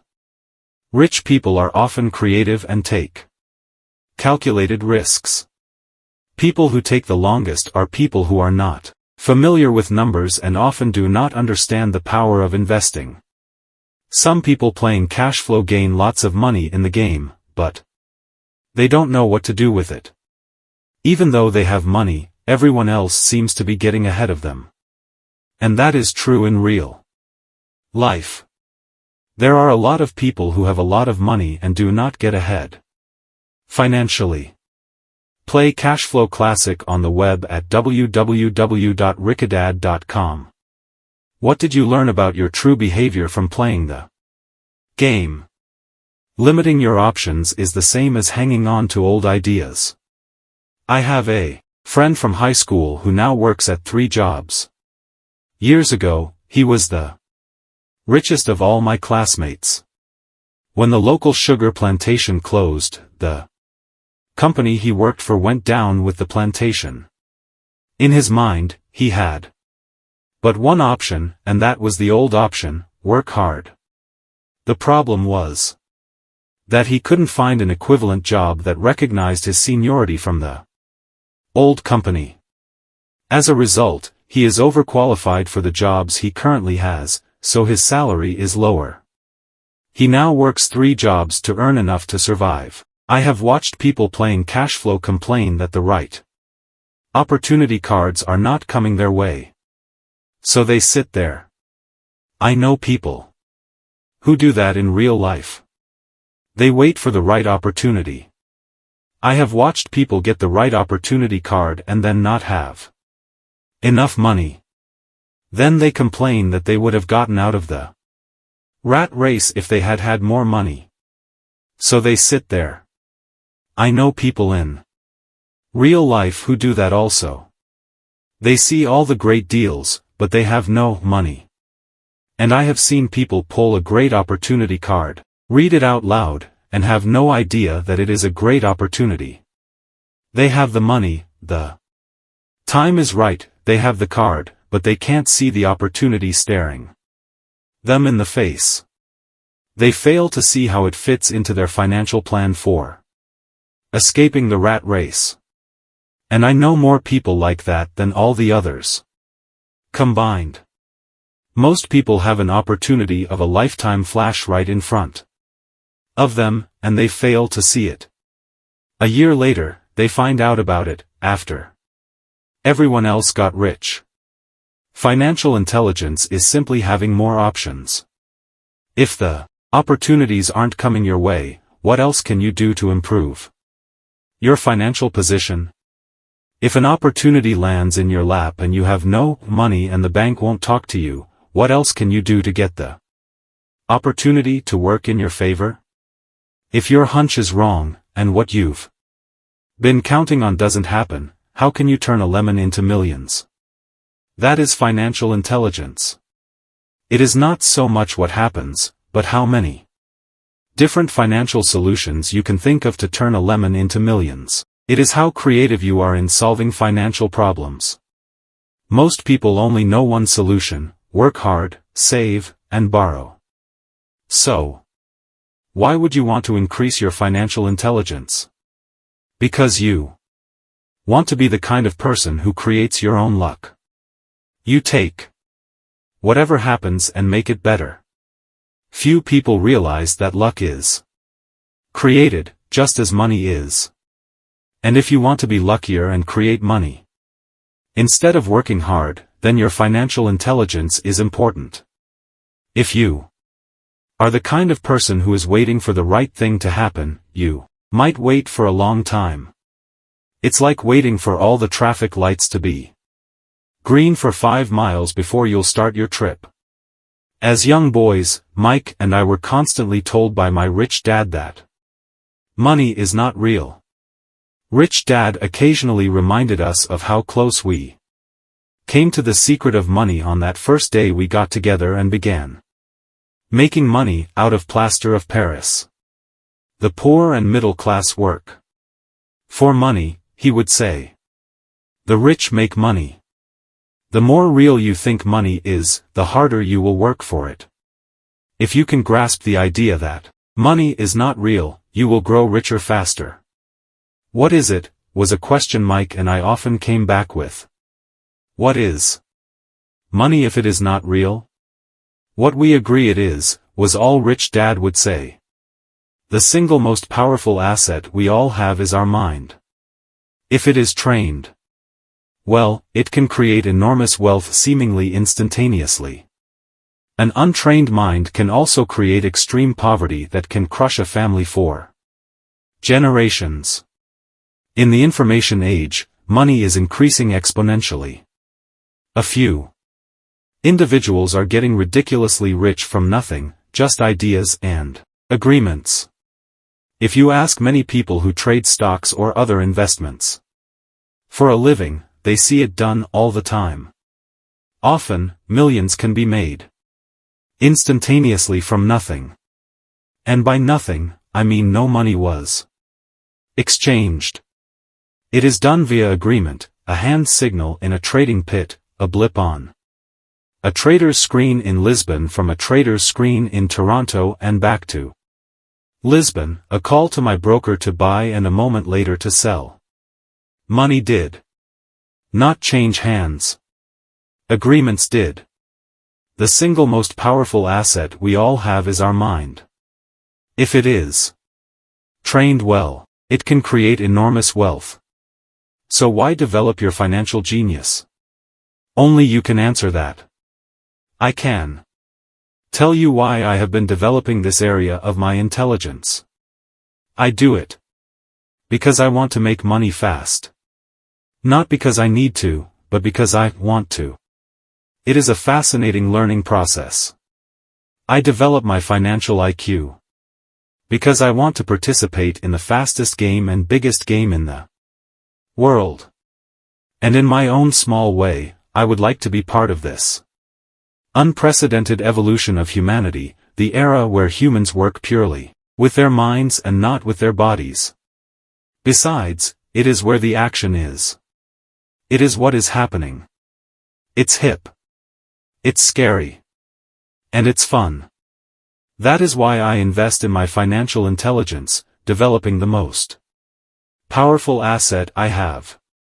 I want to be with people moving boldly forward. I do not want to be with those left behind. I will give you a simple example of creating money. In the early 1990s, the economy of Phoenix, Arizona, was horrible. I was watching a TV show when a financial planner came on and began forecasting doom and gloom. His advice was to save money. Put $100 away every month, he said. In 40 years you will be a multimillionaire. Well, putting money away every month is a sound idea. It is one option. The option most people subscribe to. The problem is this, it blinds the person to what is really going on. It causes them to miss major opportunities for much more significant growth of their money. The world is passing them by. As I said, the economy was terrible at that time. For investors, this is the perfect market condition. A chunk of my money was in the stock market and in apartment houses. I was short of cash because people were giving properties away. I was buying. I was not saving money. I was investing. Kim and I had more than $1 million in cash working in a market that was rising fast. It was the best opportunity to invest. The economy was terrible. I just could not pass up these small deals.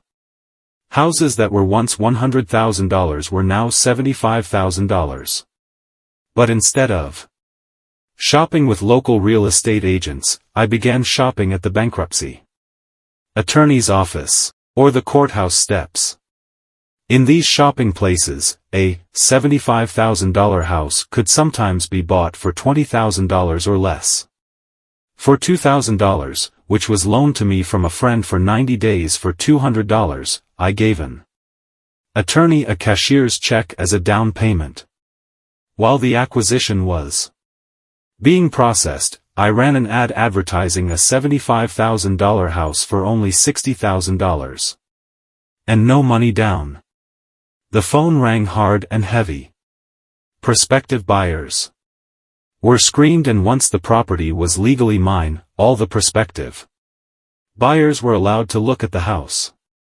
It was a feeding frenzy. The house sold in a few minutes. I asked for a $2,500 processing fee, which they gladly handed over, and the escrow and title company took over from there. I returned the $2,000 to my friend with an additional $200. He was happy, the home buyer was happy, the attorney was happy, and I was happy. I had sold a house for $60,000 that cost me $20,000. The $40,000 was created from money in my asset column in the form of a promissory note from the buyer. Total working time, 5 hours. So now that you are on your way to becoming more financially literate and skilled at reading numbers, I will show you why this is an example of money being invented. During this depressed market, Kim and I were able to do 6 of these simple transactions in our spare time. While the bulk of our money was in larger properties and the stock market, we were able to create more than $190,000 in assets, notes at 10% interest, in those 6 buy, create, and sell transactions. That comes to approximately $19,000 a year income, much of it sheltered through our private corporation. Much of that $19,000 a year goes to pay for our company cars, gas, trips, insurance, dinners with clients, and other things. By the time the government gets a chance to tax that income, it's been spent on legally allowed pre-tax expenses. This was a simple example of how money is invented, created, and protected using financial intelligence. Ask yourself, how long would it take to save $190,000? Would the bank pay you 10% interest on your money? And the promissory note is good for 30 years. I hope they never pay me the $190,000. I have to pay a tax if they pay me the principal, and besides, $19,000 paid over 30 years is a little over $500,000 in income. I have people ask what happens if the person doesn't pay. That does happen, and it's good news. That $60,000 home could be taken back and resold for $70,000, and another $2,500 collected as a loan processing fee. It would still be a zero-down transaction in the mind of the new buyer. And the process would go on. The first time I sold the house, I paid back the $2,000, so technically, I have no money in the transaction. My return on investment, ROI, is infinity. It's an example of no money making a lot of money. In the second transaction, when resold, I would have put $2,000 in my pocket and re-extended the loan to 30 years. What would my ROI be if I got paid money to make money? I do not know, but it sure beats saving $100 a month, which actually starts out as $150 because it's after-tax income for 40 years earning low interest. And again, you're taxed on the interest. That is not too intelligent. It may be safe, but it's not smart. A few years later, as the Phoenix real estate market strengthened, those houses we sold for $60,000 became worth $110,000. Foreclosure opportunities were still available, but became rare. It cost a valuable asset, my time, to go out looking for them. Thousands of buyers were looking for the few available deals. The market had changed. It was time to move on and look for other opportunities to put in the asset column. You can't do that here. That is against the law. You're lying. I hear those comments much more often than, can you show me how to do that? The math is simple. You do not need algebra or calculus. And the escrow company handles the legal transaction and the servicing of the payments. I have no roofs to fix or toilets to unplug because the owners do that. It's their house. Occasionally someone does not pay. And that is wonderful because there are late fees, or they move out and the property is sold again. The court system handles that. And it may not work in your area. The market conditions may be different. But the example illustrates how a simple financial process can create hundreds of thousands of dollars, with little money and low risk. It is an example of money being only an agreement. Anyone with a high school education can do it. Yet most people won't. Most people listen to the standard advice of work hard and save money.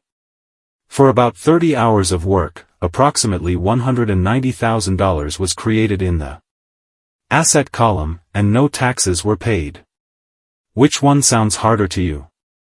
1. Work hard. Pay 50% in taxes. Save what is left. Your savings then earn 5%, which is also taxed. Or 2. Take the time to develop your financial intelligence. Harness the power of your brain and the asset column. If you use option number 1, be sure to factor in how much time it takes you to save $190,000. Time is one of your greatest assets.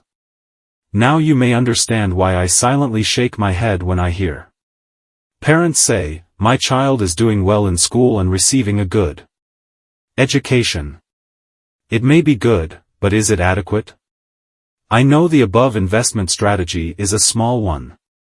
It is used to illustrate how small can grow into big. Again, my success reflects the importance of a strong financial foundation, which starts with a strong financial education. I have said it before, but it's worth repeating.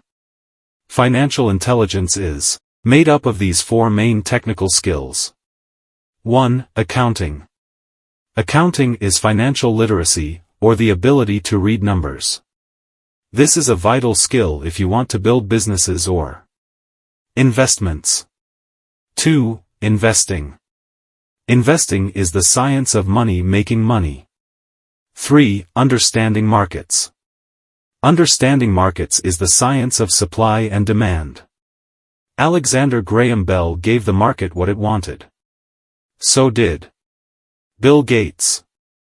A $75,000 house offered for $60,000 that cost $20,000 was also the result of seizing an opportunity created by the market. Somebody was buying, and someone was selling. 4. The law.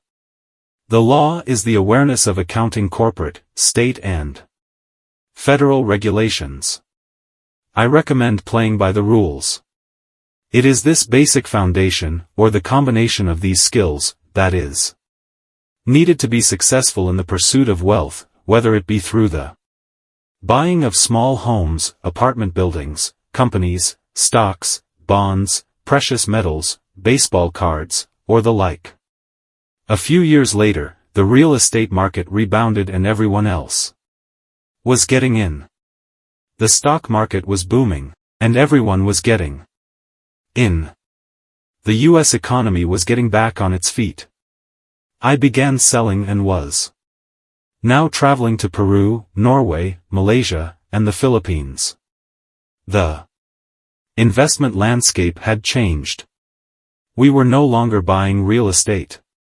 Now I just watch the values climb inside the asset column and will probably begin selling. I suspect that some of those 6 little house deals will sell and the $40,000 note will be converted to cash. I need to call my accountant to be prepared for cash and seek ways to shelter it. The point I would like to make is that investments come and go. The Market goes up and comes down. Economies improve and crash. The world is always handing you opportunities of a lifetime, every day of your life, but all too often we fail to see them. But they are there. And the more the world changes and the more technology changes, the more opportunities there will be to allow you and your family to be financially secure for generations to come. So why bother developing your financial intelligence? Again, only you can answer that. I know why I continue to learn and develop. I do it because I know there are changes coming. I'd rather welcome change than cling to the past. I know there will be market booms and market crashes. I want to continually develop my financial intelligence because, at each market change, some people will be on their knees begging for their jobs. Others, meanwhile, will take the lemons that life hands them, and we are all handed lemons occasionally, and turn them into millions. That's financial intelligence. I am often asked about the lemons I have turned into millions. I hesitate using many more examples of personal investments because I am afraid it comes across as bragging or tooting my own horn. That is not my intention. I use the examples only as numerical and chronological illustrations of actual and simple cases. I use the examples because I want you to know that it is easy. And the more familiar you become with the 4 pillars of financial intelligence, the easier it becomes. Personally, I use 2 main vehicles to achieve financial growth: real estate and small cap stocks. I use real estate as my foundation. Day in and day out, my properties provide cash flow and occasional spurts of growth in value. The small cap stocks are used for fast growth. I do not recommend anything that I do. The examples are just that. Examples. If the opportunity is too complex and I do not understand the investment, I don't do it. Simple math and common sense are all you need to do well financially. There are 5 reasons for using examples. 1. To inspire people to learn more. 2. To let people know it is easy if the foundation is strong. 3. To show that anyone can achieve great wealth. 4. To show that there are millions of ways to achieve your goals. 5. To show that it's not rocket science. In 1989, I used to jog through a lovely neighborhood in Portland, Oregon. It was a suburb that had little gingerbread houses. They were small and cute. I almost expected to see Little Red Riding Hood skipping down the sidewalk on her way to Granny's. There were "for sale" signs everywhere. The timber market was terrible. The stock market had just crashed, and the economy was depressed. On one street, I noticed a "for sale" sign that was up longer than most. It looked old. Jogging past it one day, I ran into the owner, who looked troubled. "What are you asking for your house?" I asked. The owner turned and smiled weakly. "Make me an offer," he said. "It's been for sale for over a year. Nobody even comes by anymore to look at it." "I'll look," I said, and I bought the house a half hour later for $20,000. Less than his asking price. It was a cute little 2-bedroom home, with gingerbread trim on all the windows. It was light blue with gray accents and had been built in 1930. Inside there was a beautiful rock fireplace, as well as 2 tiny bedrooms. It was a perfect rental house. I gave the owner $5,000 down for a $45,000 house that was really worth $65,000, except that no one wanted to buy it. The owner moved out in a week, happy to be free, and my first tenant moved in, a local college professor. After the mortgage, expenses, and management fees were paid, I put a little less than $40 in my pocket at the end of each month. Hardly exciting. A year later, the depressed Oregon real estate market had begun to pick up. California investors, flush with money from their still booming real estate market, were moving north and buying up Oregon and Washington. I sold that little house for $95,000 to a young couple from California who thought it was a bargain. My capital gains of approximately $40,000 were placed into a 1031 tax-deferred exchange, and I went shopping for a place to put my money. In about a month, I found a 12-unit apartment house right next to the Intel plant in Beaverton, Oregon. The owners lived in Germany, had no idea what the place was worth, and again, just wanted to get out of it. I offered $275,000 for a $450,000 building. They agreed to $300,000. I bought it and held it for 2 years, utilizing the same 1031 exchange process. We sold the building for $495,000 and bought a 30-unit apartment building in Phoenix, Arizona. We had moved to Phoenix by then to get out of the rain, and needed to sell anyway. Like the former Oregon market, the real estate market in Phoenix was depressed. The price of the 30-unit apartment building in Phoenix was $875,000, with $225,000 down. The cash flow from the 30 units was a little over $5,000 a month. The problem with secure investments is that they are often sanitized, that is, made so safe that the gains are less. The Arizona market began moving up and, a few years later, a Colorado investor offered us $1.2 million for the property. The point of this example is how a small amount can grow into a large amount. Again, it is a matter of understanding financial statements, investment strategies, a sense of the market, and the laws. If people are not versed in these subjects, then obviously they must follow standard dogma, which is to play it safe, diversify, and only invest in secure investments. The problem with secure investments is that they are often sanitized, that is, made so safe that the gains are less. Most large brokerage houses will not touch speculative transactions in order to protect themselves and their clients. And that is a wise policy. The really hot deals are not offered to people who are novices.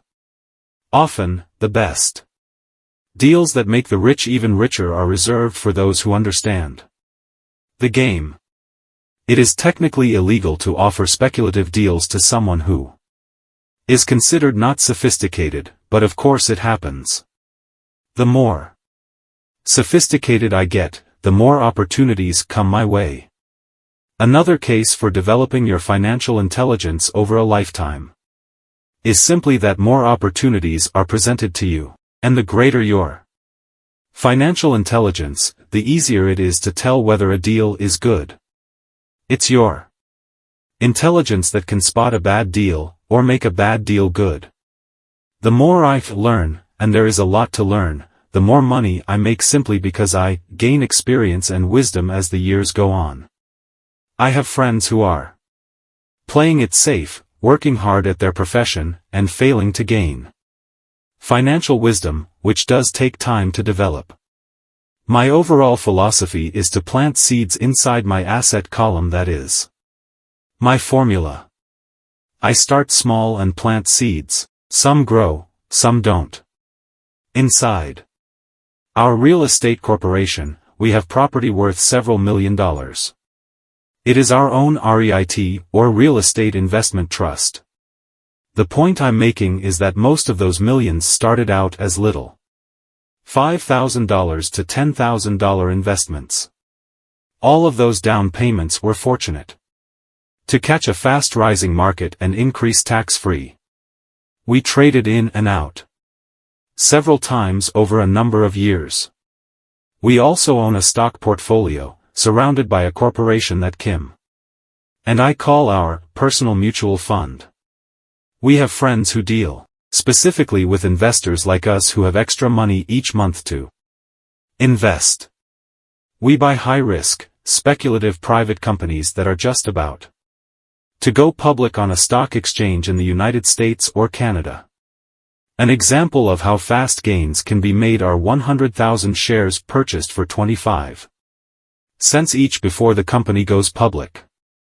6 months later, the company is listed, and the 100,000 shares now are worth $2 each. If the company is well managed, the price keeps going up, and the stock may go to $20 or more per share. There are years when our $25,000 has gone to $1 million in less than a year. It is not gambling if you know what you're doing. It is gambling if you're just throwing money into a deal and praying. The idea in anything is to use your technical knowledge, wisdom, and love of the game to cut the odds down, to lower the risk. Of course, there is always risk. It is financial intelligence that improves the odds. Thus, what is risky for one person is less risky to someone else. That is the primary reason I constantly encourage people to invest more in their financial education than in stocks, real estate, or other markets. The smarter you are, the better chance you have of beating the odds. The stock plays I personally invested in were extremely high risk for most people and absolutely not recommended. I have been playing that game since 1979 and have paid more than my share in dues. But if you will reread why investments such as these are high risk for most people, you may be able to set your life up differently, so that the ability to take $25,000 and turn it into $1 million in a year is low risk for you. As stated earlier, nothing I have written is a recommendation. It is only used as an example of what is simple and possible. What I do is small potatoes in the grand scheme of things. Yet for the average individual, passive income of more than $100,000 a year is nice and not hard to achieve. Depending on the market and how smart you are, it could be done in 5 to 10 years. If you keep your living expenses modest, $100,000 coming in as additional income is pleasant, regardless of whether you work. You can work if you like or take time off if you choose and use the government tax system in your favor, rather than against you. It is not gambling if you know what you're doing. It is gambling if you're just throwing money into a deal and praying. My personal basis is real estate. I love real estate because it's stable and slow-moving. I keep the base solid. The cash flow is fairly steady and, if properly managed, has a good chance of increasing in value. The beauty of a solid base of real estate is that it allows me to take greater risks, as I do with speculative stocks. If I make great profits in the stock market, I pay my capital gains tax on the gain and then reinvest what's left in real estate, again further securing my asset foundation. A last word on real estate: I have traveled all over the world and taught investing. In every city, I hear people say you cannot buy real estate cheap. That is not my experience. Even in New York or Tokyo, or just on the outskirts of the city, prime bargains are overlooked by most people. In Singapore, with their high real estate prices, there are still bargains to be found within a short driving distance. So whenever I hear someone say, "You can't do that here," pointing at me, I remind them that maybe the real statement is, "I don't know how to do that here, yet." Great opportunities are not seen with your eyes. They are seen with your mind. Most people never get wealthy simply because they are not trained financially to recognize opportunities right in front of them. I am often asked, how do I start? In the final chapter of this book, I offer 10 steps that I followed on the road to my financial freedom, but always remember to have fun. When you learn the rules and the vocabulary of investing and begin to build your asset column, I think you'll find that it's as fun a game as you've ever played. Sometimes you win and sometimes you learn. But have fun. Most people never win because they're more afraid of losing. That is why I found school so silly. In school we learn that mistakes are bad, and we are punished for making them. Yet if you look at the way humans are designed to learn, we learn by making mistakes. We learn to walk by falling down. If we never fell down, we would never walk. The same is true for learning to ride a bike. I still have scars on my knees, but today I can ride a bike without thinking. The same is true for getting rich. Unfortunately, the main reason most people are not rich is because they are terrified of losing. Winners are not afraid of losing. But losers are. Failure is part of the process of success. People who avoid failure also avoid success. Great opportunities are not seen with your eyes. They are seen with your mind.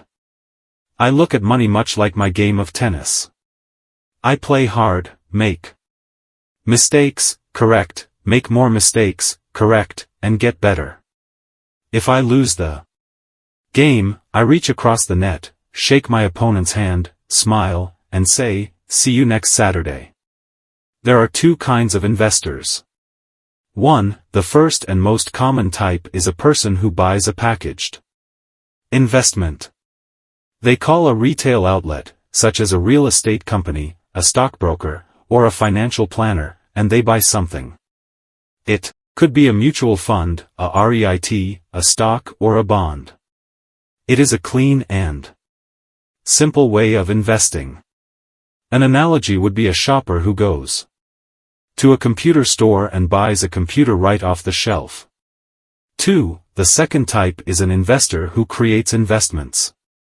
This investor usually assembles a deal in the same way a person who buys components builds a computer.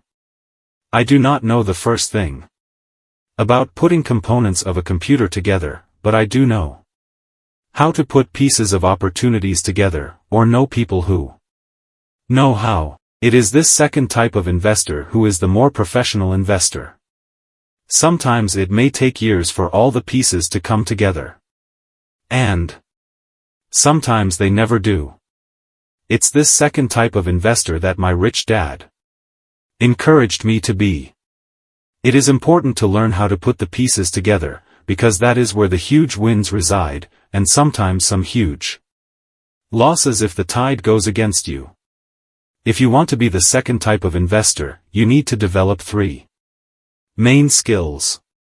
1. Find an opportunity that everyone else missed. You see with your mind what others miss with their eyes. 4. Example, a friend bought this rundown old house. It was spooky to look at. Everyone wondered why he bought it. What he saw that we did not was that the house came with 4 extra empty lots. He discovered that after going to the title company. After buying the house, he tore the house down and sold the 5 lots to a builder for 3 times what he paid for the entire package. He made $75,000 for 2 months of work. It's not a lot of money, but it sure beats minimum wage. And it's not technically difficult. 2. Raise money. The average person only goes to the bank. This second type of investor needs to know how to raise capital, and there are many ways that don't require a bank. To get started, I learned how to buy houses without a bank.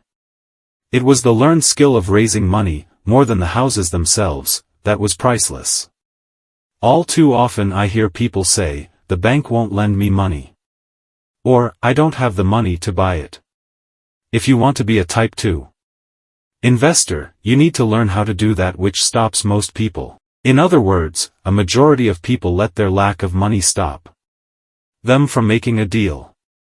If you can avoid that obstacle, you will be millions ahead of those who don't learn those skills. There have been many times I have bought a house, a stock, or an apartment building without a penny in the bank. I once bought an apartment house for $1.2 million. I did what is called tying it up, with a written contract between seller and buyer. I then raised the $100,000 deposit, which bought me 90 days to raise the rest of the money. Why did I do it? Simply because I knew it was worth $2 million. I never raised the money. Instead, the person who put up the $100,000 gave me $50,000 for finding the deal, took over my position, and I walked away. Total working time, 3 days. Again, it's what you know more than what you buy. Investing is not buying. It's more a case of knowing. 3. Organize smart people. Intelligent people are those who work with or hire a person who is more intelligent than they are. When you need advice, make sure you choose your advisor wisely. There is a lot to learn, but the rewards can be astronomical. If you do not want to learn those skills, then being a Type 1 investor is highly recommended. It is what you know that is your greatest wealth. It is what you do not know that is your greatest risk. There is always risk, so learn to manage risk instead of avoiding it. Chapter 6. Lesson 6, Work to learn, don't work for money. Job security meant everything to my educated dad. Learning meant everything to my rich dad. A few years ago, I granted an interview with a newspaper in Singapore. The young female reporter was on time, and the interview got underway immediately. We sat in the lobby of a luxurious hotel, sipping coffee and discussing the purpose of my visit to Singapore. I was to share the platform with Zig Ziglar. He was speaking on motivation, and I was speaking on the secrets of the rich. Someday, I would like to be a best-selling author like you, she said. I had seen some of the articles she had written for the paper, and I was impressed. She had a tough, clear style of writing. Her articles held a reader's interest. You have a great style, I said in reply. What holds you back from achieving your dream? My work does not seem to go anywhere, she said quietly. Everyone says that my novels are excellent, but nothing happens. So I keep my job with the paper. At least it pays the bills. Do you have any suggestions? Yes, I do, I said brightly. A friend of mine here in Singapore runs a school that trains people to sell. He runs sales training courses for many of the top corporations here in Singapore, and I think attending one of his courses would greatly enhance your career. She stiffened. Are you saying I should go to school to learn to sell? I nodded. You aren't serious, are you? Again, I nodded. What is wrong with that? I was now backpedaling. She was offended by something, and now I was wishing I had not said anything. In my attempt to be helpful, I found myself defending my suggestion. I have a master's degree in English literature. Why would I go to school to learn to be a salesperson? I am a professional. I went to school to be trained in a profession so I would not have to be a salesperson. I hate salespeople. All they want is money. So tell me why I should study sales. She was packing her briefcase. The interview was over. On the coffee table sat a copy of an earlier best-selling book I wrote. I picked it up as well as the notes she had jotted down on her legal pad. Do you see this? I said, pointing to her notes. She looked down at her notes. What? She said, confused. Again, I pointed deliberately to her notes. On her pad she had written, Robert Kiyosaki, best-selling author. It says best-selling author, not best-writing author, I said quietly. Her eyes widened. I am a terrible writer, I said. You are a great writer. I went to sales school. You have a master's degree. Put them together and you get a best-selling author and a best-writing author. Anger flared from her eyes. I'll never stoop so low as to learn how to sell. People like you have no business writing. I am a professionally trained writer and you are a salesman. It is not fair, she fumed. She put the rest of her notes away and hurried out through the large glass doors into the humid Singapore morning. At least she gave me a fair and favorable write-up the next morning. The world is filled with smart, talented, educated, and gifted people. We meet them every day. They are all around us. A few days ago, my car was not running well. I pulled into a garage, and the young mechanic had it fixed in just a few minutes. He knew what was wrong by simply listening to the engine. I was amazed. I am constantly shocked at how little talented people earn. I have met brilliant, highly educated people who earn less than $20,000 a year. A business consultant who specializes in the medical trade was telling me how many doctors, dentists, and chiropractors struggle financially. All this time, I thought that when they graduated, the dollars would pour in. It was this business consultant who gave me the phrase, they are one skill away from great wealth. What this phrase means is that most people need only to learn and master one more skill and their income would jump exponentially. I have mentioned before that financial intelligence is a synergy of accounting, investing, marketing, and law. Combine those 4 technical skills and making money with money is easier than most people would believe. When it comes to money, the only skill most people know is to work hard. The classic example of a synergy of skills was that young writer for the newspaper. If she diligently learned the skills of sales and marketing, her income would jump dramatically. If I were her, I would take some courses in advertising, copywriting as well as sales. Then, instead of working at the newspaper, I would seek a job at an advertising agency. Even if it were a cut in pay, she would learn how to communicate in shortcuts that are used in successful advertising. She also would spend time learning public relations, an important skill. She would learn how to get millions in free publicity. Then, at night and on weekends, she could be writing her great novel. When it was finished, she would be better able to sell her book. Then, in a short while, she could be a best-selling author. When I came out with my first book, If You Want to Be Rich and Happy, Don't Go to School, a publisher suggested I change the title to The Economics of Education. I told the publisher that, with a title like that, I would sell 2 books, one to my family, and one to my best friend. The problem is that they would expect it for free. The obnoxious title, If You Want to Be Rich and Happy, Don't Go to School, was chosen because we knew it would get tons of publicity. I am pro-education and believe in education reform. If I were not pro-education, why would I continue to press for changing our antiquated educational system? So I chose a title that would get me on more TV and radio shows, simply because I was willing to be controversial. Many people thought I was a fruitcake, but the book sold. And sold.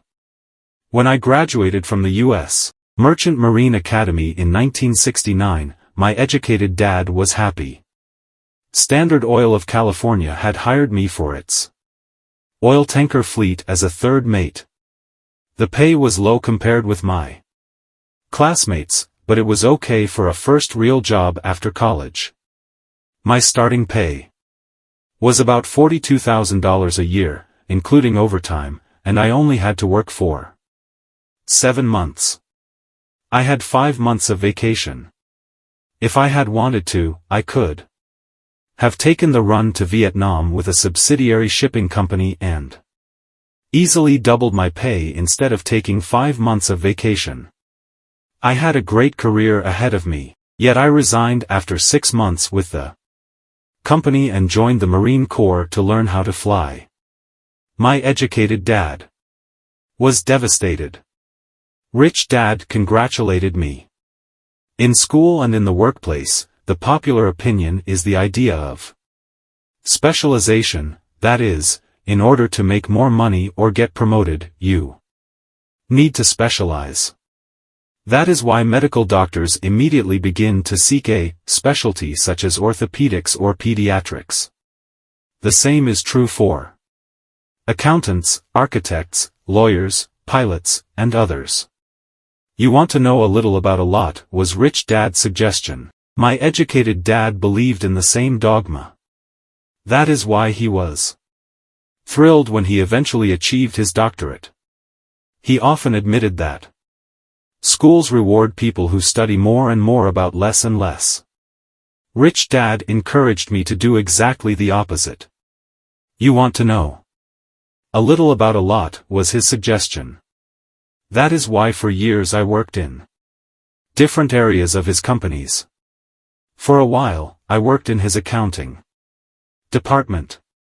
Although I would probably never have been an accountant, he wanted me to learn via osmosis. Rich Dad knew I would pick up jargon and a sense of what is important and what is not. I also worked as a bus boy and construction worker as well as in sales, reservations, and marketing. He was grooming Mike and me. That is why he insisted we sit in on the meetings with his bankers, lawyers, accountants, and brokers. He wanted us to know a little about every aspect of his empire. When I quit my high-paying job with Standard Oil, my educated dad had a heart-to-heart talk with me. He was bewildered. He could not understand my decision to resign from a career that offered high pay, great benefits, lots of time off, and opportunity for promotion. When he asked me one evening, "Why did you quit?" I could not explain it to him, though I tried hard to. My logic did not fit his logic.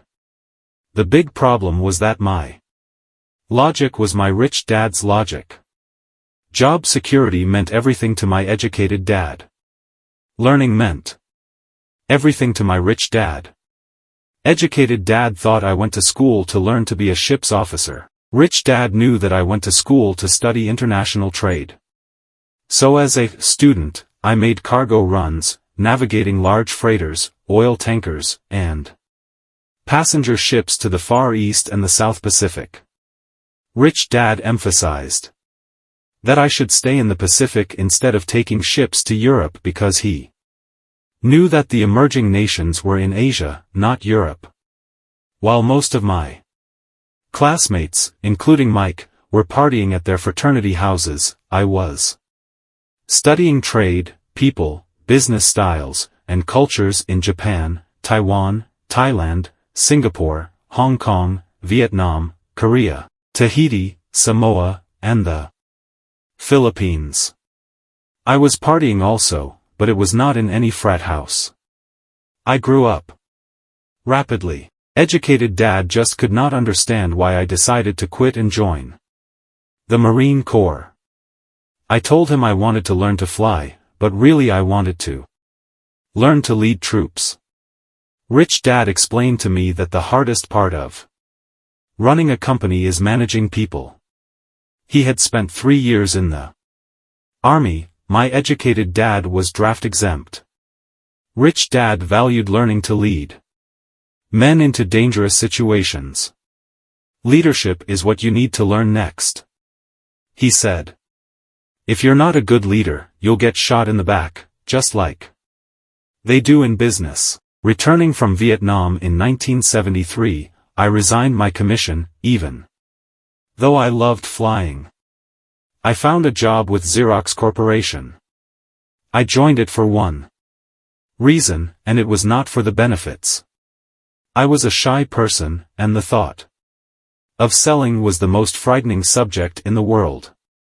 Xerox has one of the best sales training programs in America. Rich Dad was proud of me.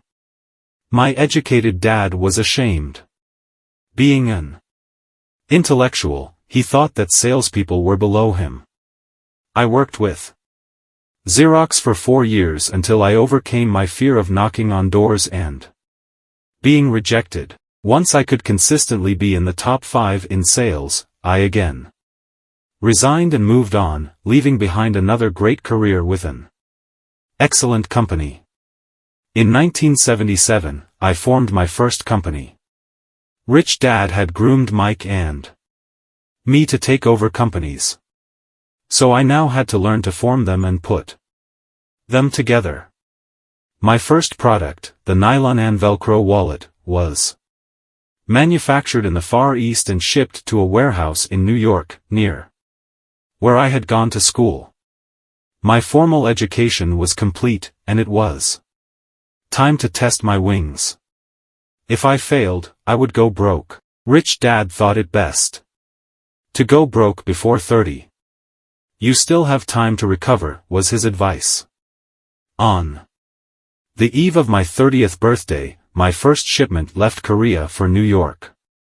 JOB is an acronym for, just over broke. Today, I still do business internationally. And as my rich dad encouraged me to do, I keep seeking the emerging nations. Today my investment company invests in South American countries and Asian countries, as well as in Norway and Russia. There is an old cliché that goes, JOB is an acronym for, just over broke. Unfortunately, I would say that applies to millions of people.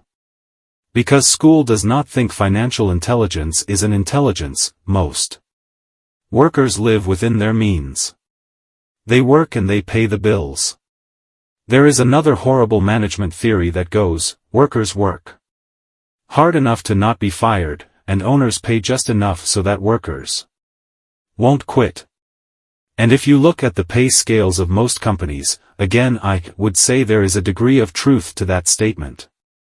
The net result is that most workers never get ahead. They do what they've been taught to do, get a secure job. Most workers focus on working for pay and benefits that reward them in the short term, but are often disastrous in the long run. Instead, I recommend to young people to seek work for what they will learn, more than what they will earn. Look down the road at what skills they want to acquire before choosing a specific profession and before getting trapped in the rat race. Once people are trapped in the lifelong process of bill paying, they become like those little hamsters running around in those metal wheels. Their little furry legs are spinning furiously, the wheel is turning furiously, but come tomorrow morning, they'll still be in the same cage. Great job.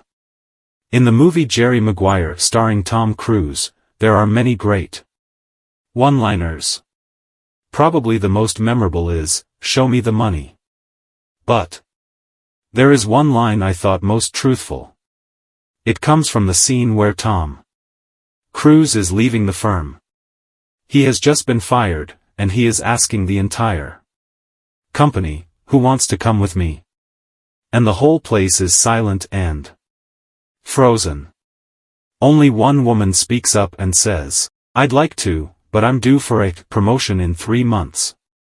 That statement is probably the most truthful statement in the whole movie. It is the type of statement that people use to keep themselves busy, working away to pay bills. I know my educated dad looked forward to his pay raise every year, and every year he was disappointed. So he would go back to school to earn more qualifications so he could get another raise. Then, once again, there would be another disappointment. The question I often ask people is, where is this daily activity taking you? Just like the little hamster, I wonder if people look at where their hard work is taking them. What does the future hold? In his book The Retirement Myth, Craig S. Carpel writes, I visited the headquarters of a major national pension consulting firm and met with a managing director who specializes in designing lush retirement plans for top management.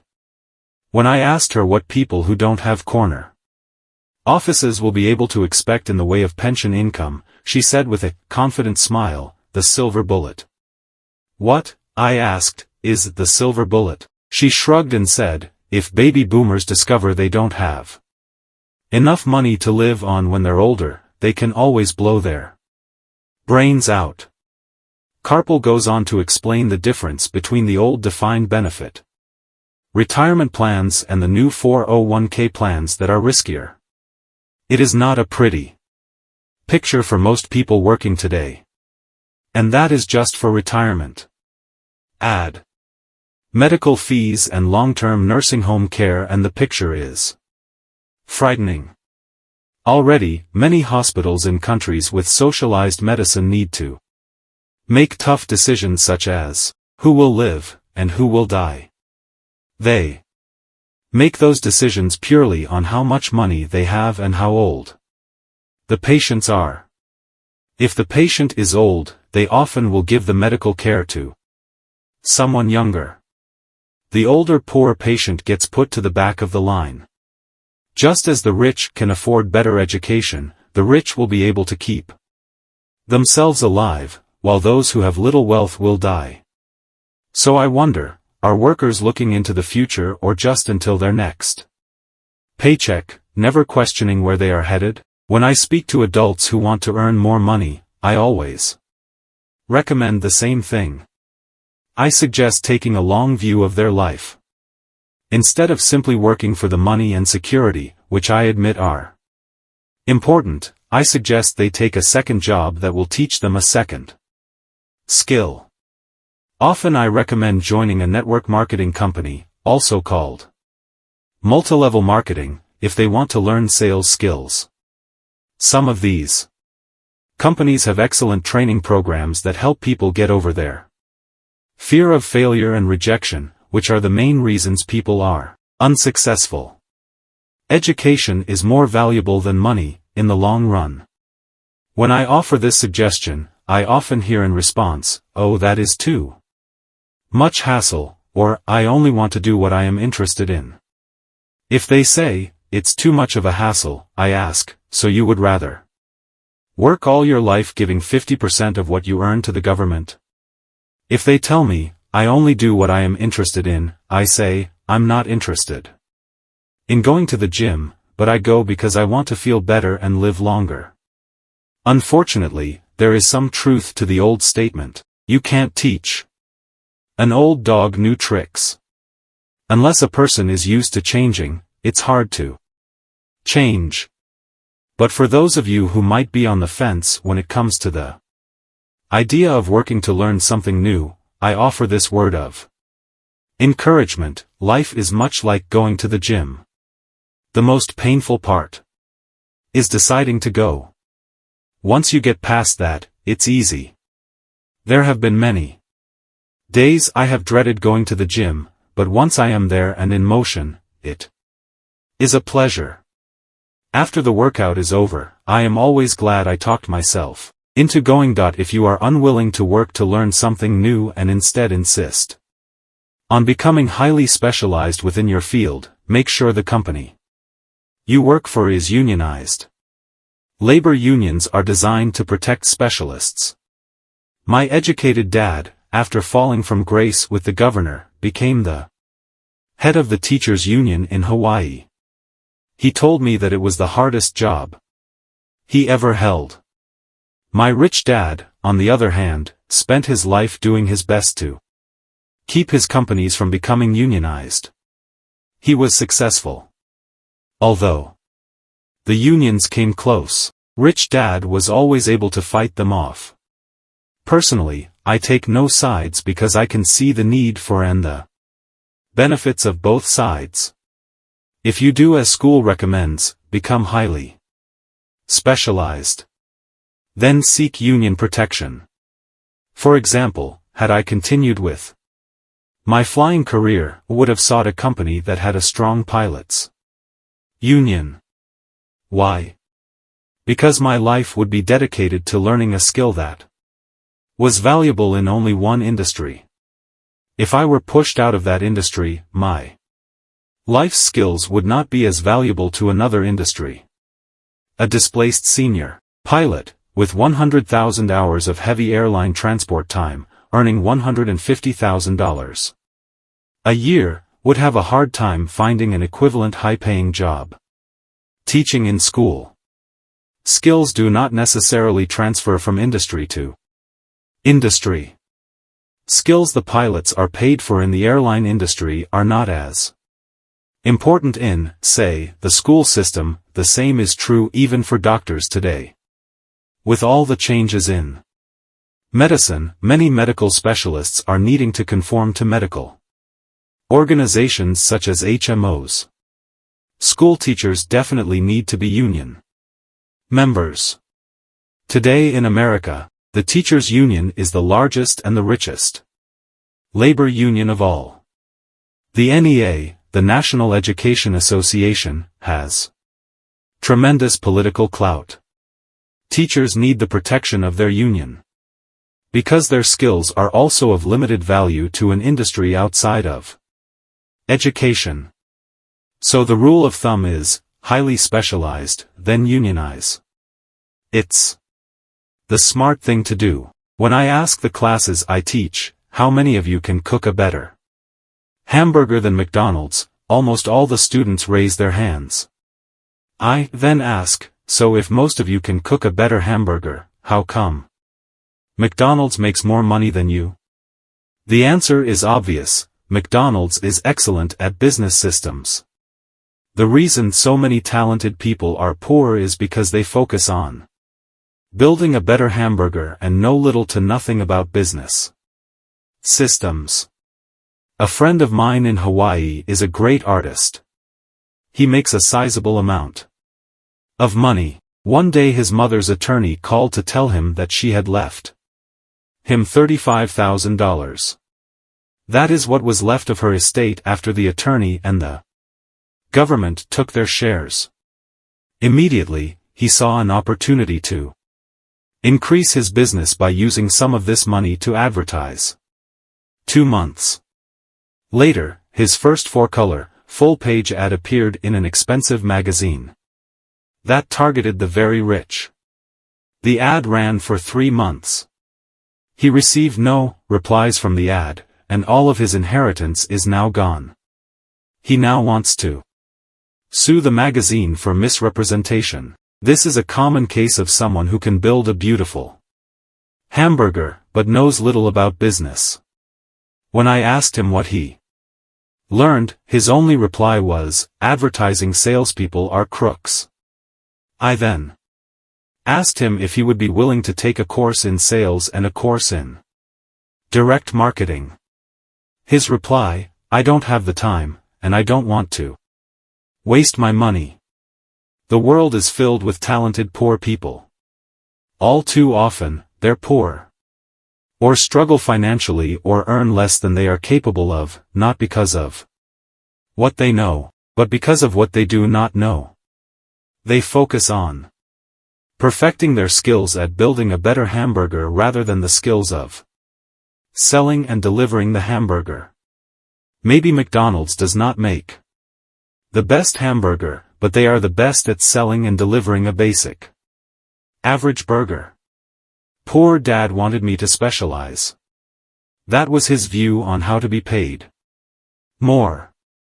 Even after being told by the governor of Hawaii that he could no longer work in state government, my educated dad continued to encourage me to get specialized. Educated Dad then took up the cause of the teachers' union, campaigning for further protection and benefits for these highly skilled and educated professionals. We argued often, but I know he never agreed that overspecialization is what caused the need for union protection. He never understood that the more specialized you become, the more you are trapped and dependent on that specialty. Rich Dad advised that Mike and I groom ourselves. Many corporations do the same thing. They find a young bright student just out of business school and begin grooming that person to someday take over the company. So these bright young employees do not specialize in one department. They are moved from department to learn all the aspects of business systems. The rich often groom their children or the children of others. By doing so, their children gain an overall knowledge of the operations of the business and how the various departments interrelate. For the World War II generation, it was considered bad to skip from company to company. Today, it is considered smart, since people will skip from company to company rather than seek greater specialization in skills. Why not seek to learn more than to earn? In the short term, it may earn you less, but it will pay dividends in the long term. The main management skills needed for success are 1. Management of cash flow. 2. Management of systems. 3. Management of people. The most important specialized skills are sales and marketing. The ability to sell, to communicate to another human being, be it a customer, employee, boss, spouse, or child, is the base skill of personal success. Communication skills such as writing, speaking, and negotiating are crucial to a life of success. These are skills I work on constantly, attending courses or buying educational resources to expand my knowledge. As I have mentioned, my educated dad worked harder and harder the more competent he became. He also became more trapped the more specialized he got. Although his salary went up, his choices diminished.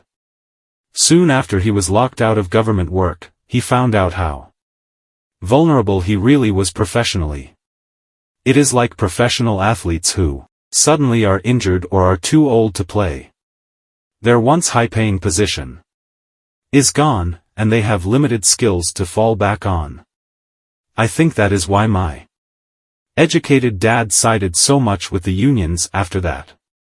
He realized how much a union would have benefited him. Rich Dad encouraged Mike and me to know a little about a lot. He encouraged us to work with people smarter than we were and to bring smart people together to work as a team. Today it would be called a synergy of professional specialties. Today, I meet ex-school teachers earning hundreds of thousands of dollars a year. They earn that much because they have specialized skills in their field as well as other skills. They can teach, as well as sell and market. I know of no other skills to be more important than selling and marketing. The skills of selling and marketing are difficult for most people, primarily due to their fear of rejection. The better you are at communicating, negotiating, and handling your fear of rejection, the easier life is. Just as I advise that newspaper writer who wanted to become a best-selling author, I advise anyone else today. Being technically specialized has its strengths as well as its weaknesses.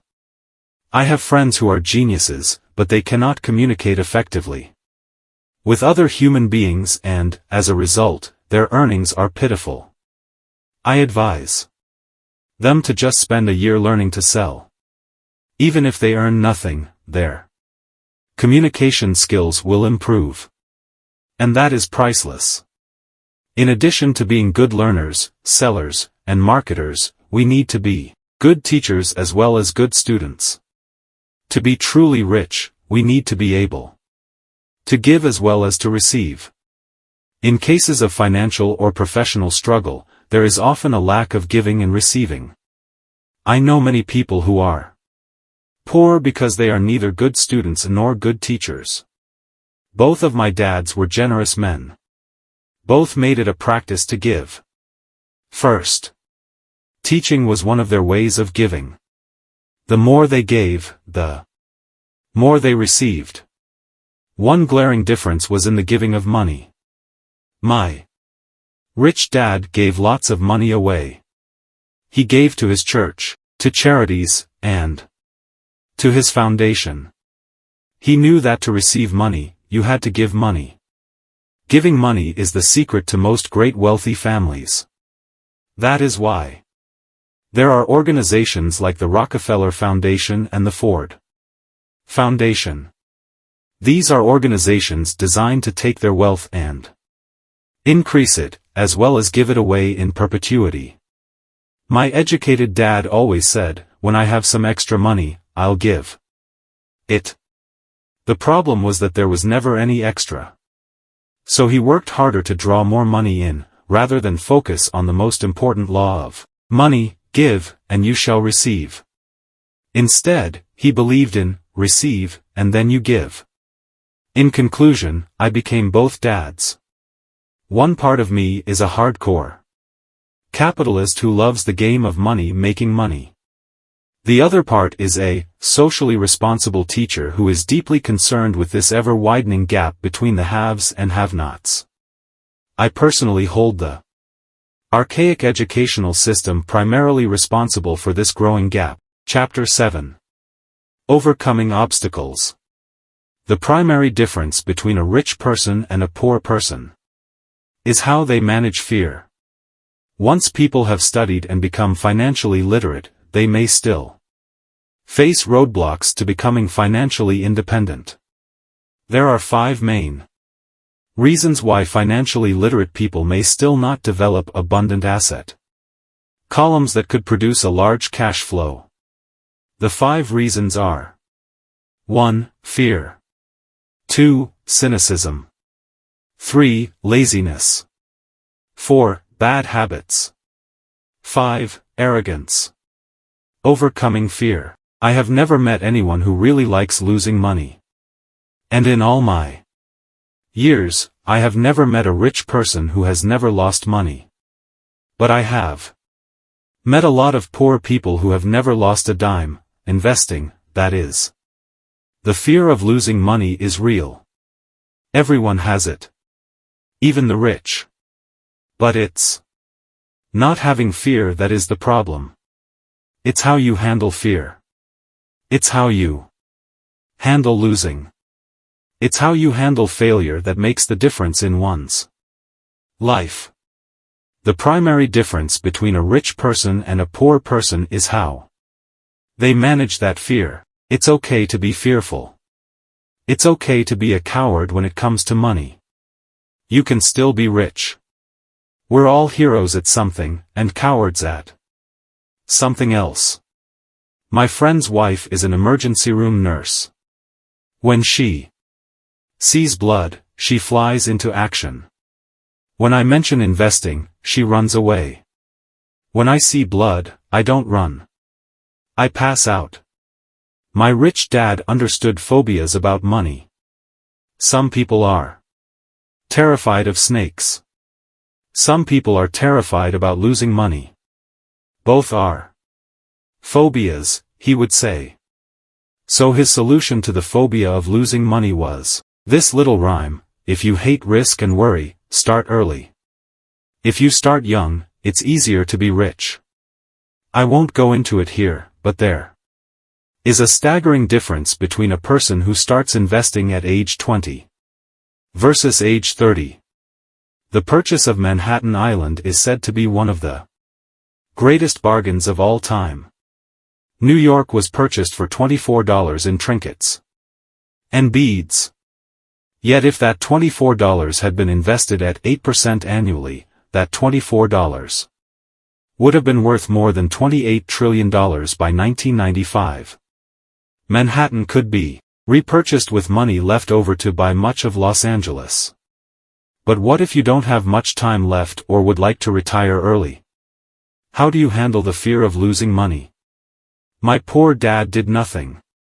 He simply avoided the issue, refusing to discuss the subject. My rich dad, on the other hand, recommended that I think like a Texan. I like Texas and Texans, he used to say. In Texas, everything is bigger. When Texans win, they win big. And when they lose, it's spectacular. They like losing? I asked. That's not what I'm saying. Nobody likes losing. Show me a happy loser, and I'll show you a loser, said Rich Dad. It's a Texan's attitude toward risk, reward, and failure I'm talking about. It's how they handle life. They live it big. Not like most of the people around here, living like roaches. When it comes to money, terrified that someone will shine a light on them, and whimpering when the grocery clerk shortchanges them a quarter. Rich Dad went on. What I like best is the Texas attitude. They're proud when they win, and they brag when they lose. Texans have a saying, if you're going to go broke, go big. You don't want to admit you went broke over a duplex. He constantly told Mike and me that the greatest reason for lack of financial success was because most people played it too safe. People are so afraid of losing that they lose, were his words. Fran Tarkenton, a one-time great NFL quarterback, says it's still another way. Winning means being unafraid to lose. In my own life, I've noticed that winning usually follows losing. Before I finally learned to ride a bike, I first fell down many times. I've never met a golfer who has never lost a golf ball. I've never met people who have fallen in love who have never had their heart broken. And I've never met someone rich who has never lost money. So for most people, the reason they don't win financially is because the pain of losing money is far greater than the joy of being rich. Another saying in Texas is, everyone wants to go to heaven, but no one wants to die. Most people dream of being rich, but are terrified of losing money. So they never get to heaven. Rich Dad used to tell Mike and me stories about his trips to Texas. If you really want to learn the attitude of how to handle risk, losing, and failure, go to San Antonio and visit the Alamo. The Alamo is a great story of brave people who chose to fight, knowing there was no hope of success. They chose to die instead of surrendering. It's an inspiring story worthy of study. Nonetheless, it's still a tragic military defeat. They got their butts kicked. So how do Texans handle failure? They still shout, remember the Alamo. For most people, the reason they don't win financially is because the pain of losing money is far greater than the joy of being rich. Mike and I heard this story a lot. He always told us this story when he was about to go into a big deal, and he was nervous. After he had done all his due diligence and it was time to put up or shut up, he told us this story. Every time he was afraid of making a mistake or losing money, he told us this story. It gave him strength, for it reminded him that he could always turn a financial loss into a financial win. Rich Dad knew that failure would only make him stronger and smarter. It's not that he wanted to lose. He just knew who he was and how he would take a loss. He would take a loss and make it a win. That's what made him a winner and others losers. It gave him the courage to cross the line when others backed out. That's why I like Texans so much, he would say. They took a great failure and turned it into inspiration, as well a tourist destination that makes them millions. But probably his words that mean the most to me today are these. Texans don't bury their failures, they get inspired by them. They take their failures and turn them into rallying cries. Failure inspires Texans to become winners. But that formula is not just the formula for Texans. It is the formula for all winners. I've said that falling off my bike was part of learning to ride. I remember falling off only made me more determined to learn to ride, not less. I also said that I have never met a golfer who has never lost a ball. 4. Top professional golfers, losing a ball or a tournament provides the inspiration to be better, to practice harder, to study more. That's what makes them better. For winners, losing inspires them. For losers, losing defeats them. Failure inspires winners. Failure defeats losers. I like to quote John D. Rockefeller, who said, "I always tried to turn every disaster into an opportunity." And being Japanese American, I can say this. Many people say that Pearl Harbor was an American mistake. I say it was a Japanese mistake. From the movie, Tora, Tora, Tora, a somber Japanese admiral says to his cheering subordinates, "I am afraid we have awakened a sleeping giant." Remember Pearl Harbor became a rallying cry. It turned one of America's greatest losses into the reason to win. This great defeat gave America strength, and America soon emerged as a world power. Failure inspires winners. And failure defeats losers. It is the biggest secret of winners. It's the secret that losers do not know. The greatest secret of winners is that failure inspires winning, thus, they're not afraid of losing. Repeating Fran Tarkenton's quote, "Winning means being unafraid to lose." People like Fran Tarkenton are not afraid of losing, because they know who they are. They hate losing, so they know that losing will only inspire them to become better.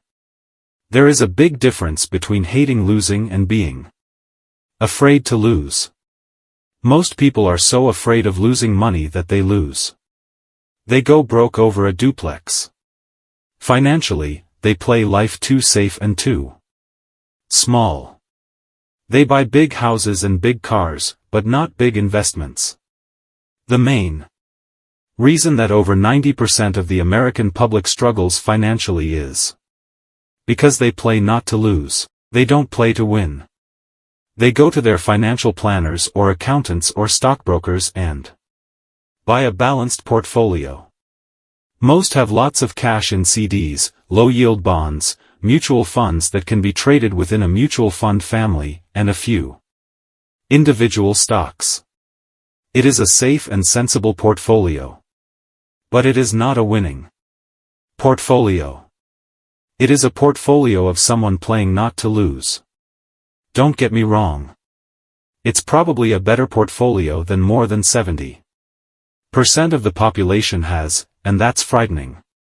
It's a great portfolio for someone who loves safety, but playing it safe and balanced on your investment portfolio is not the way successful investors play the game. If you have little money and you want to be rich, you must first be focused, not balanced.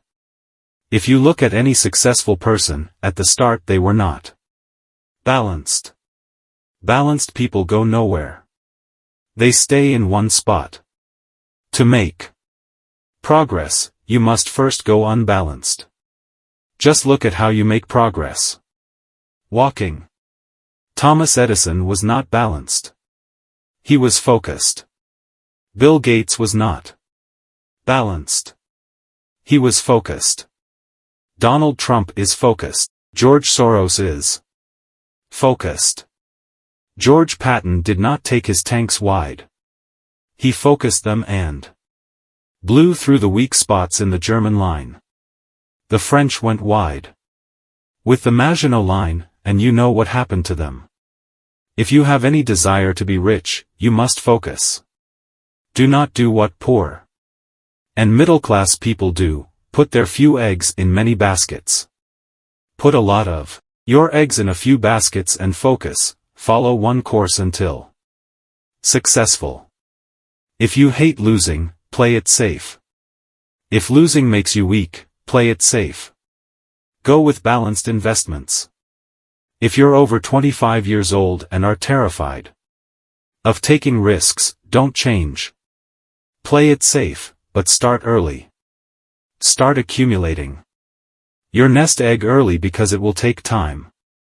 But if you have dreams of freedom, of getting out of the rat race, the first question to ask yourself is, how do I respond to failure? If failure inspires you to win, maybe you should go for it, but only maybe. If failure makes you weak or causes you to throw temper tantrums, like spoiled brats who call attorneys to file lawsuits every time something doesn't go their way, then play it safe. Keep your daytime job. Or buy bonds or mutual funds. But remember, there is risk in those financial instruments. Also, even though they may appear safe. I say all this, mentioning Texas and Fran Tarkenton, because stacking the asset column is easy. It's really a low-aptitude game. It doesn't take much education. 5th grade math will do. But building your asset column is a game in which attitude plays a major role. It takes guts, patience, and a great attitude toward failure. Losers avoid failing. And failure turns losers into winners. Just remember the Alamo. Overcoming cynicism. The sky is falling. The sky is falling. Most of us know the story of Chicken Little who ran around warning the barnyard of impending doom. We all know people who are that way.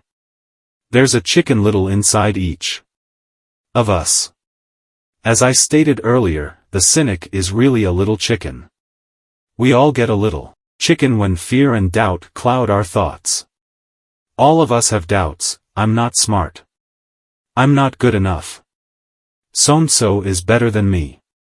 Our doubts often paralyze us. We play the what if game. What if the economy crashes right after I invest? What if I lose control and I can't pay the money back? What if things don't go as I planned? Or we have friends or loved ones who will remind us of our shortcomings. They often say, "What makes you think you can do that? If it's such a good idea, how come someone else hasn't done it? That will never work. You don't know what you're talking about." These words of doubt often get so loud that we fail to act. A horrible feeling builds in our stomach. Sometimes we can't sleep. We fail to move forward. So we stay with what is safe, and opportunities pass us by. We watch life passing by as we sit immobilized with a cold knot in our body. We have all felt this at one time in our lives, some more than others. Peter Lynch of Fidelity Magellan Mutual Fund fame refers to warnings about the sky falling as noise, and we all hear it. Noise is either created inside our heads or comes from outside, often from friends, family, co-workers, and the media.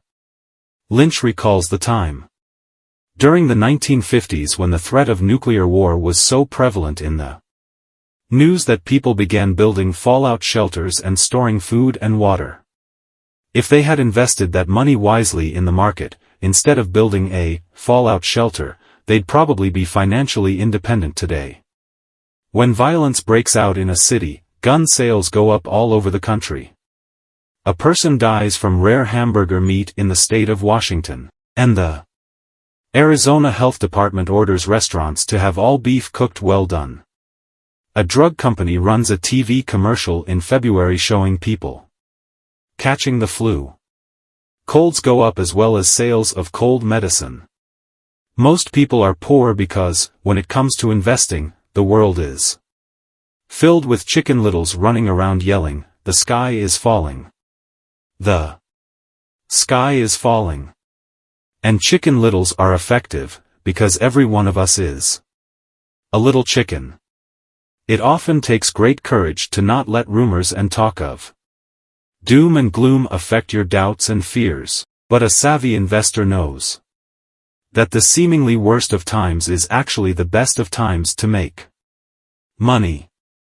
When everyone else is too afraid to act, they pull the trigger and are rewarded. Some time ago, a friend named Richard came from Boston to visit Kim and me in Phoenix. He was impressed with what we had done through stocks and real estate. The Phoenix real estate prices were depressed.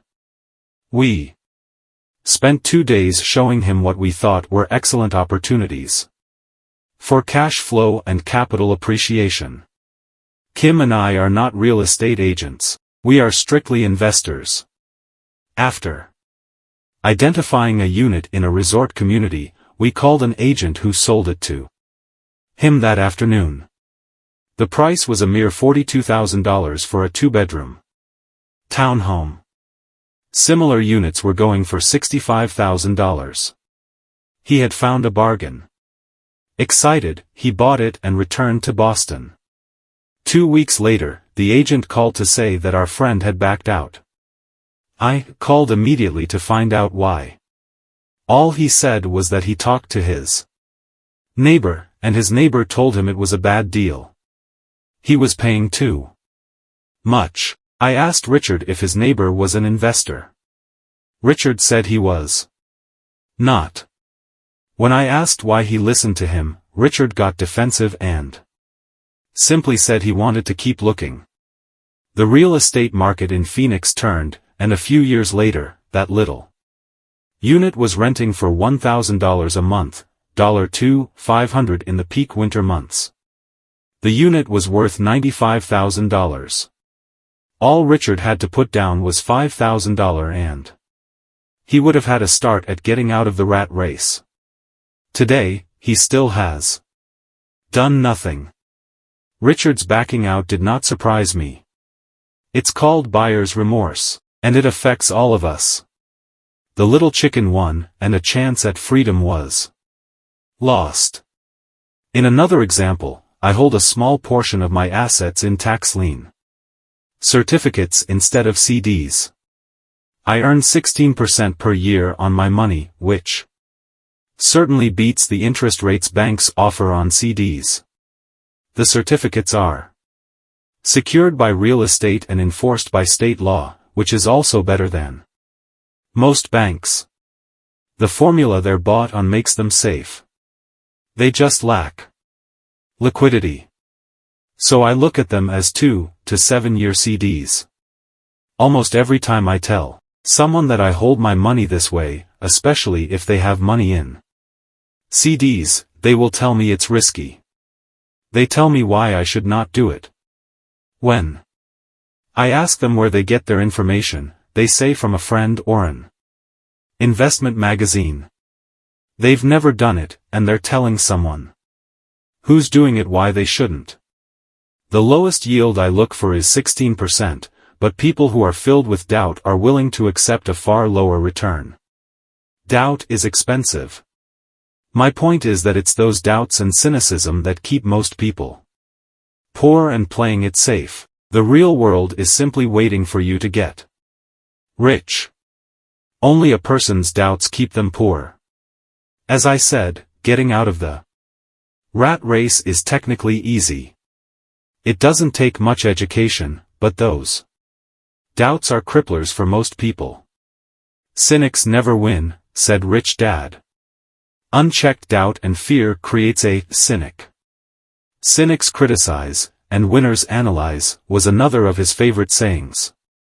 Rich Dad explained that criticism blinded while analysis opened eyes. Analysis allowed winners to see that critics were blind, and to see opportunities that everyone else missed. And finding what people miss is key to any success. Real estate is a powerful investment tool for anyone seeking financial independence or freedom. It is a unique investment tool. Yet every time I mention real estate as a vehicle, I often hear, "I don't want to fix toilets." That's what Peter Lynch calls noise. That's what my rich dad would say is the cynic talking, someone who criticizes and does not analyze, someone who lets their doubts and fears close their mind instead of open their eyes. So when someone says, I don't want to fix toilets, I want to fire back. What makes you think I want to? They're saying a toilet is more important than what they want. I talk about freedom from the rat race, and they focus on toilets. That is the thought pattern that keeps most people poor. They criticize instead of analyze. I don't once hold the key to your success, Rich Dad would say. Because I, too, do not want to fix toilets, I shop hard for a property manager who does fix toilets. And by finding a great property manager who runs houses or apartments, well, my cash flow goes up. But, more importantly, a great property manager allows me to buy a lot more real estate since I don't have to fix toilets. A great property manager is key to success in real estate. Finding a good manager is more important to me than the real estate. A great property manager often hears of great deals before real estate agents do, which makes them even more valuable. That is what Rich Dad meant by, I don't once hold the key to your success. Because I do not want to fix toilets either, I figured out how to buy more real estate and expedite my getting out of the rat race. The people who continue to say, I don't want to fix toilets, often deny themselves the use of this powerful investment vehicle. Toilets are more important than their freedom. In the stock market, I often hear people say, I don't want to lose money. Well, what makes them think I or anyone else likes losing money? They don't make money because they choose to not lose money. Instead of analyzing, they close their minds to another powerful investment vehicle, the stock market. I was riding with a friend past our neighborhood gas station.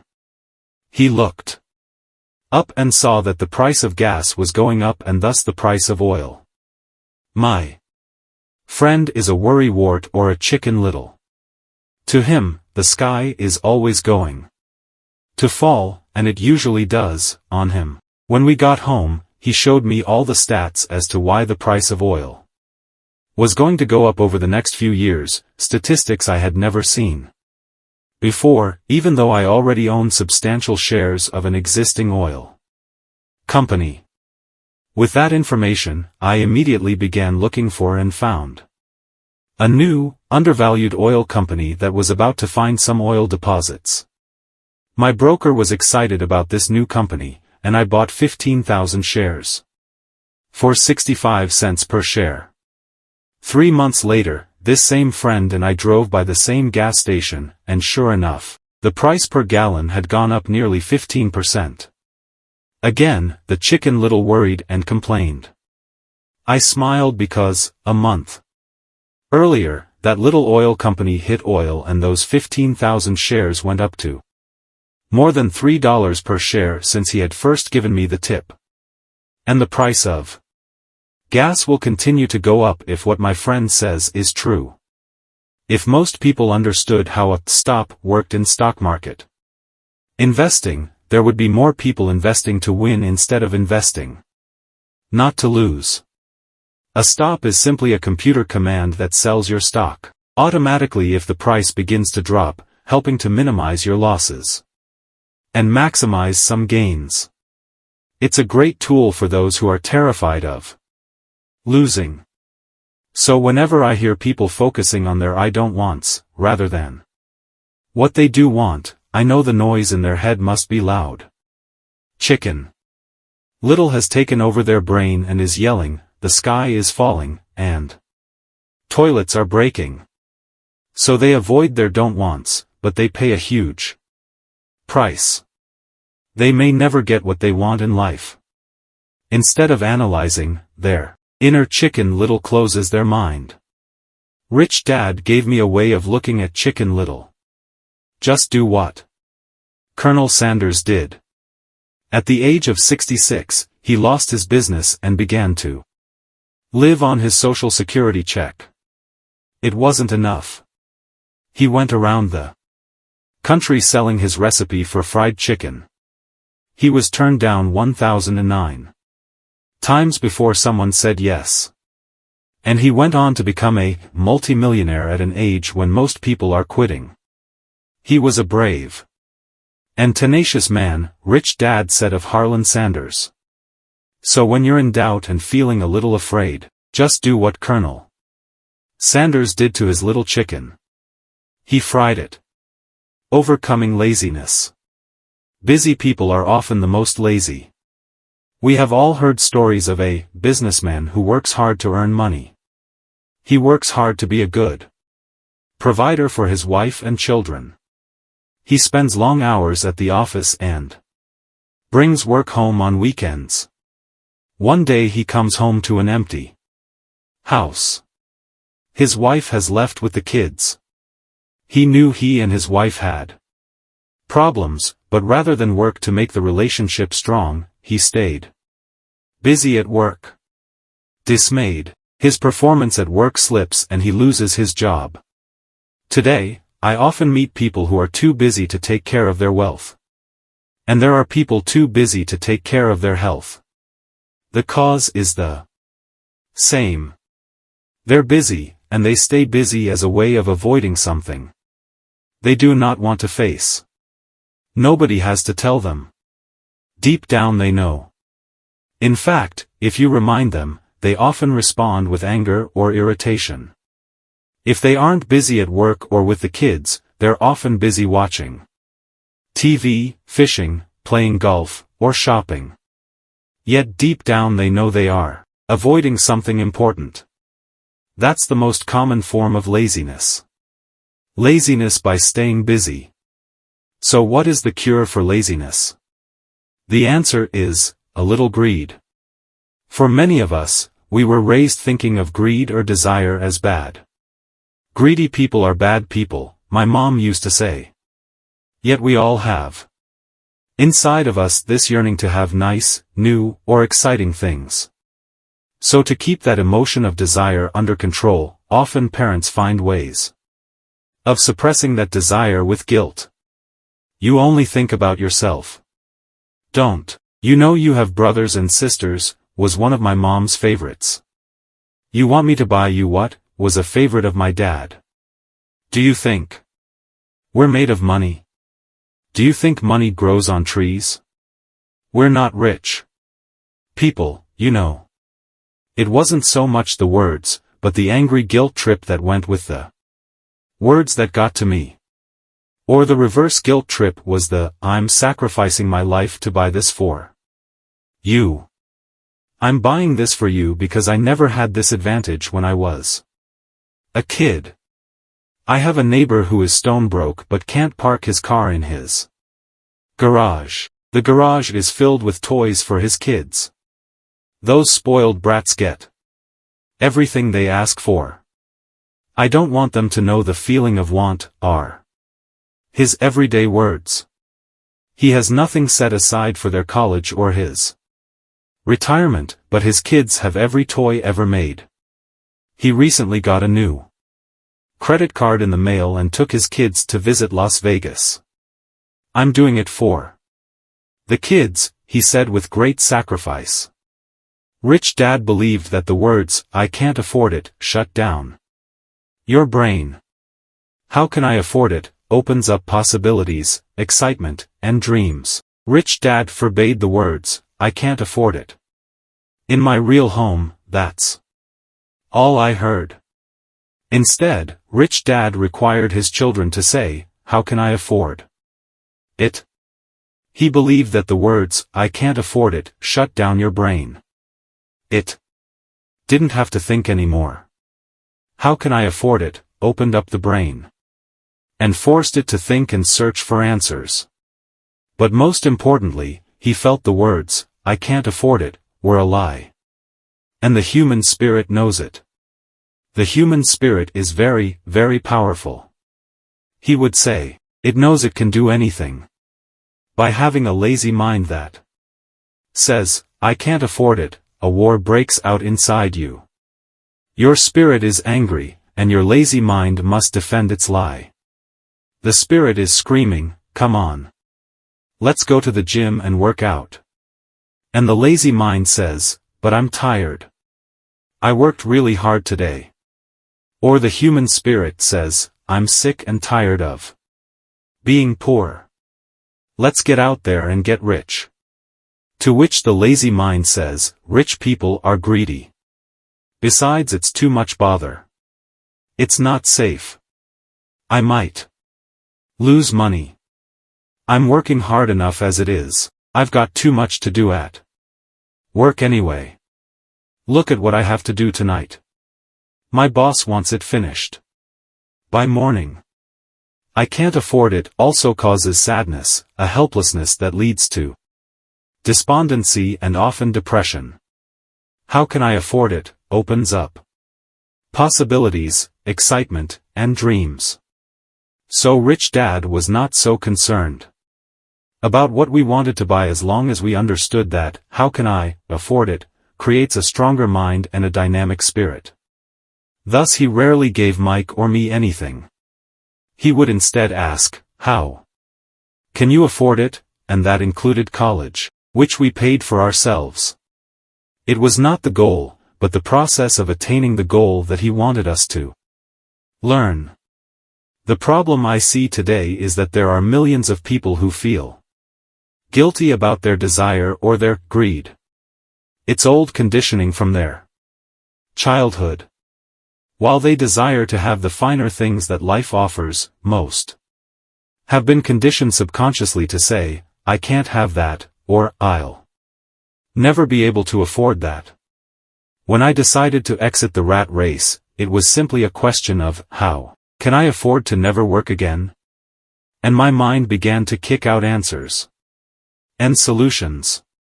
The hardest part was fighting my real parents' dogma, we can't afford that. Stop thinking only about yourself. Why don't you think about others, and other similar sentiments designed to instill guilt to suppress my greed? So how do you beat laziness? Once again, the answer is a little greed. It's that radio station WFM, which stands for, what's in it for me? A person needs to sit down and ask, what would my life be like if I never had to work again?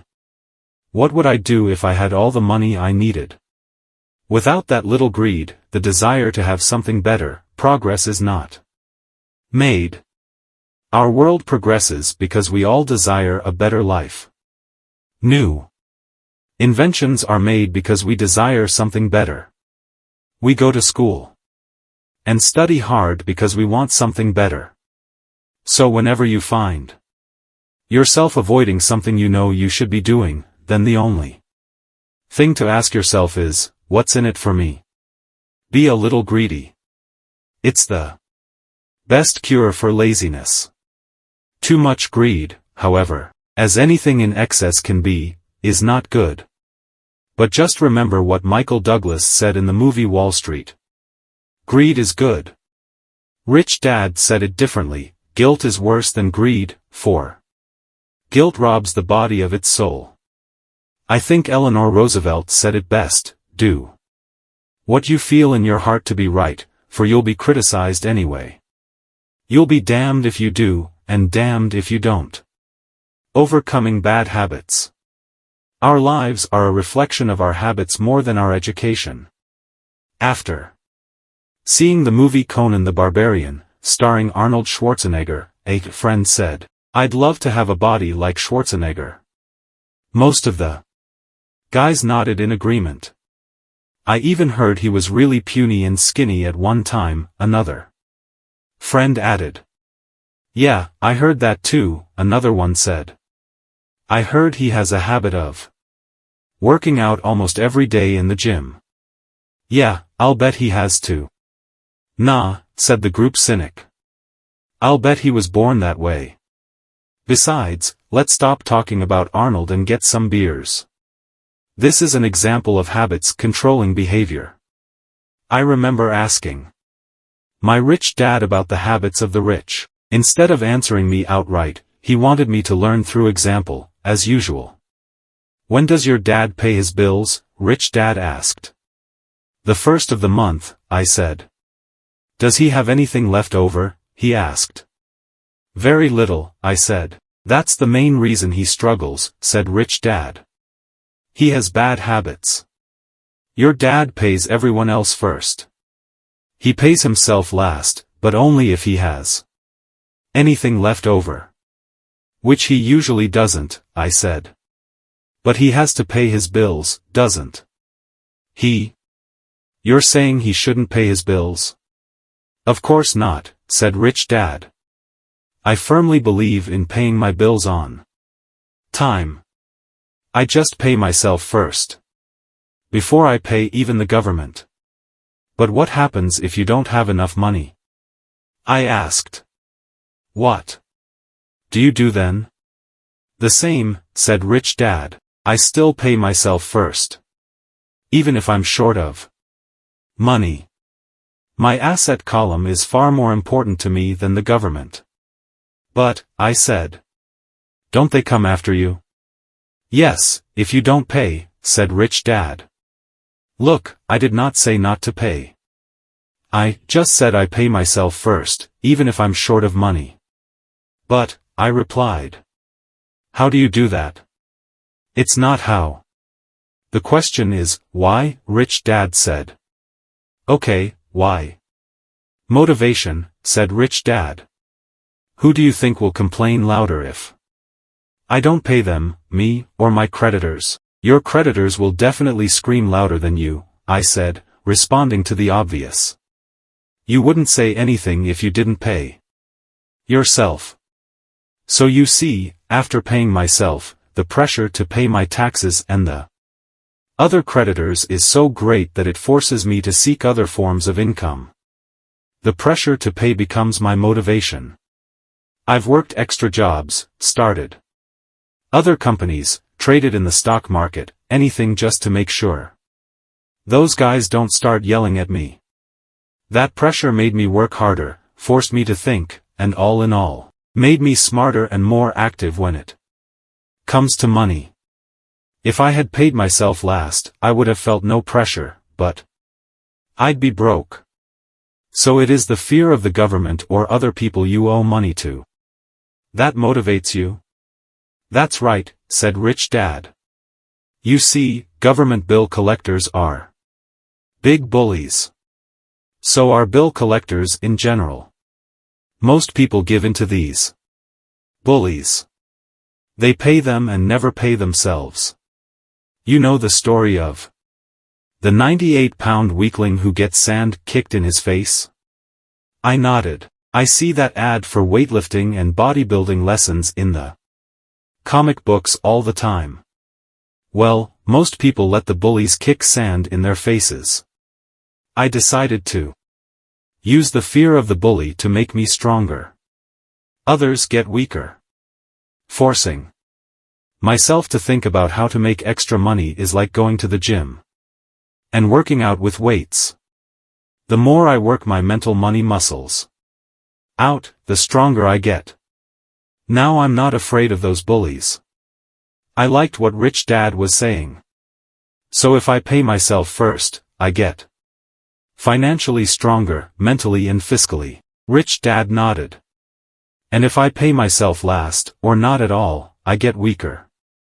So people like bosses, managers, tax collectors, bill collectors, and landlords push me around all my life, just because I don't have good money habits. Rich Dad nodded.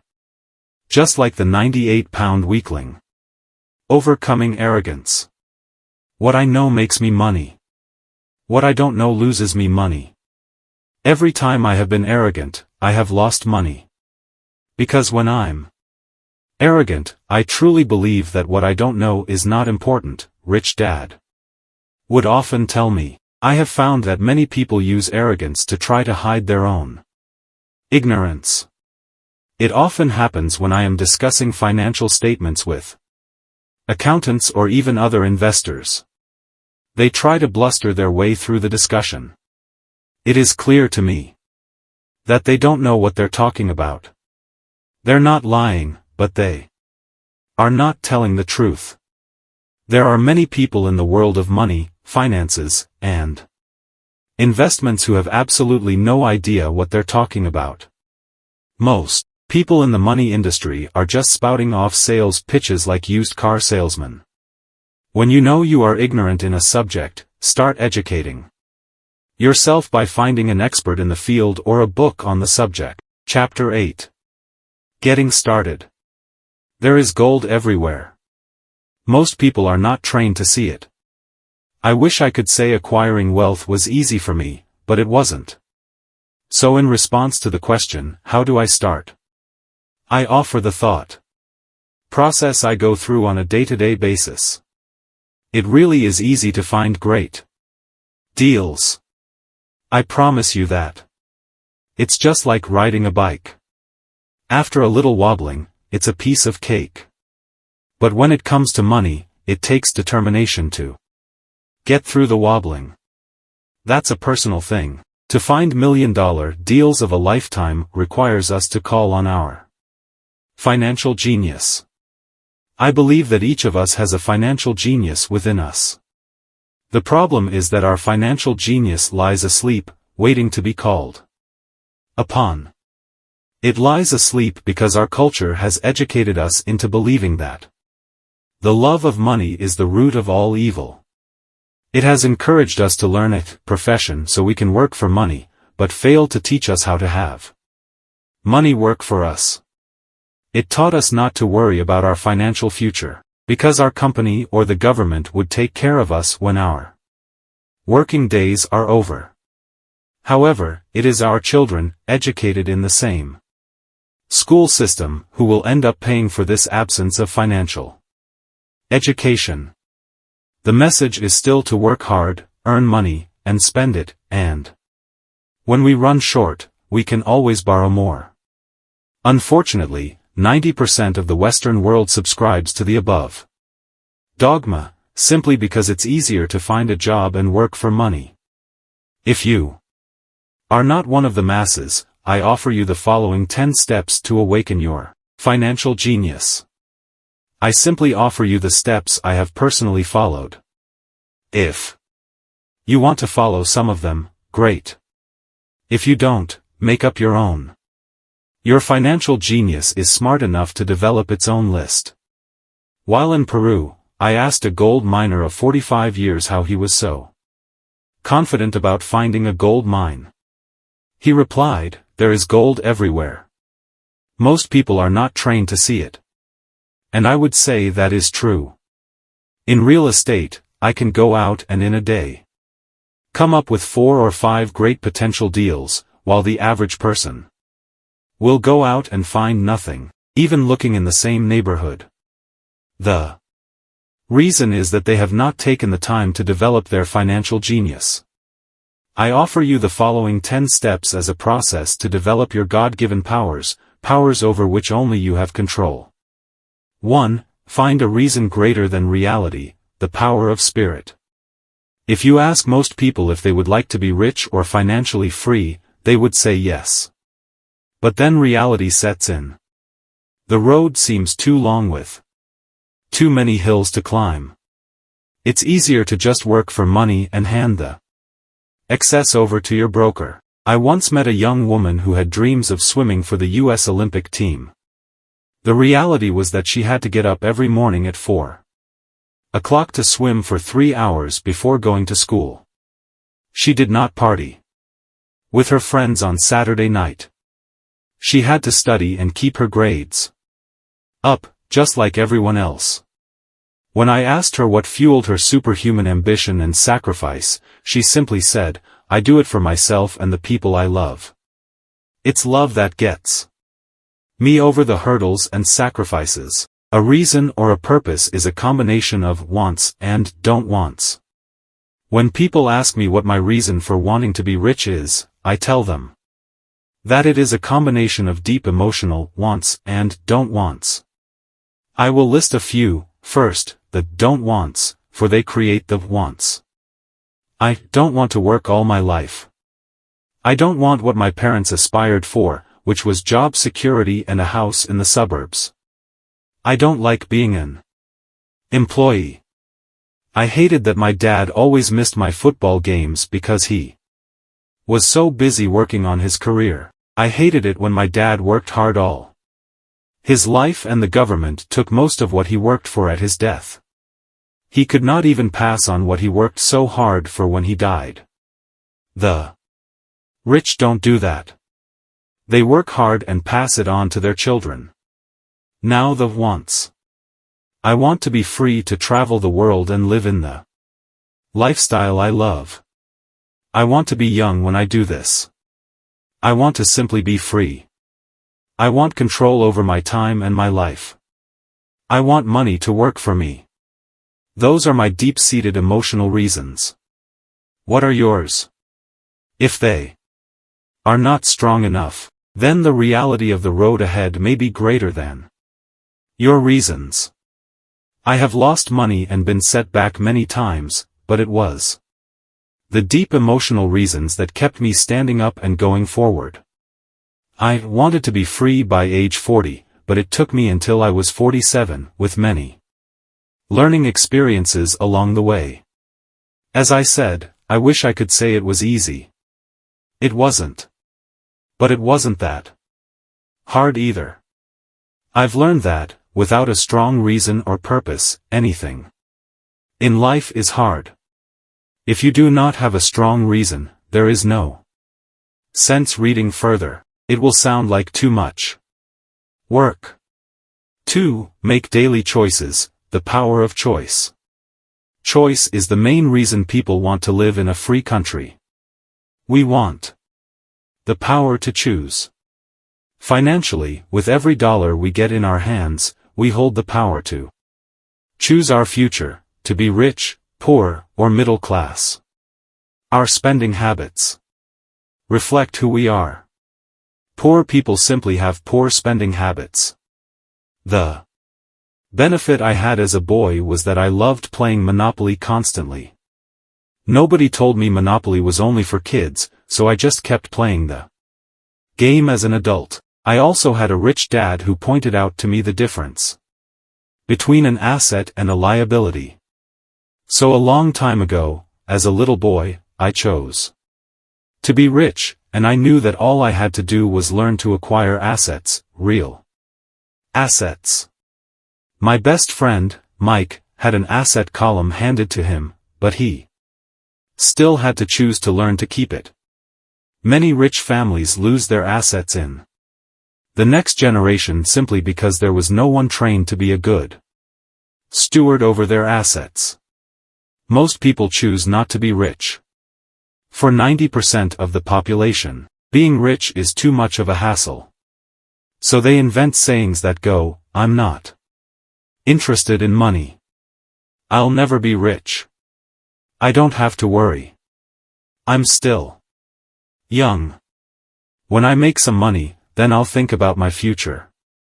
My husband/wife handles the finances. The problem with those statements is that they rob the person who chooses to think such thoughts of two things. One is time, which is your most precious asset. The second is learning. Having no money should not be an excuse to not learn. But that is a choice we all make daily, the choice of what we do with our time, our money, and what we put in our heads. That is the power of choice. All of us have choice. I just choose to be rich, and I make that choice every day. Invest first in education.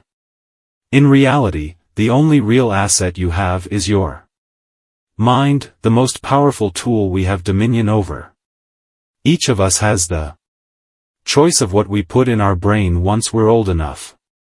You can watch TV, read golf magazines, or go to ceramics class or a class on financial planning. You choose. Most people simply buy investments rather than first investing in learning about investing. A friend of mine recently had her apartment burglarized. The thieves took her electronics and left all the books. And we all have that same choice. 90% of the population buys TV sets, and only about 10% buy business books. So what do? I go to seminars. I like it when they are at least 2 Days long because I like to immerse myself in a subject. In 1973, I was watching this guy on TV who was advertising a 3-day seminar on how to buy real estate for nothing down. I spent $385 and that course has made me at least $2 million, if not more. But more importantly, it bought me life. I don't have to work for the rest of my life because of that one course. I go to at least 2 such courses every year. I love CDs and audiobooks. The reason, I can easily review what I just heard. I was listening to an investor say something I completely disagreed with. Instead of becoming arrogant and critical, I simply listened to that 5-minute stretch at least 20 times, maybe more. But suddenly, by keeping my mind open, I understood why he said what he said. It was like magic. I felt like I had a window into the mind of one of the greatest investors of our time. I gained tremendous insight into the vast resources of his education and experience. The net result, I still have the old way I used to think, and I now have a new way of looking at the same problem or situation. I have 2 ways to analyze a problem or trend, and that is priceless. Today, I often say, how would Donald Trump do this, or Warren Buffett or George Soros? The only way I can access their vast mental power is to be humble enough to read or listen to what they have to say. Arrogant or critical people are often people with low self-esteem who are afraid of taking risks. That's because, if you learn something new, you are then required to make mistakes in order to fully understand what you have learned. If you have read this far, arrogance is not one of your problems. Arrogant people rarely read or listen to experts. Why should they? They are the center of the universe. There are so many intelligent people who argue or defend when a new idea clashes with the way they think. In this case, their so-called intelligence combined with arrogance equals ignorance. Each of us knows people who are highly educated, or believe they are smart, but their balance sheet paints a different picture.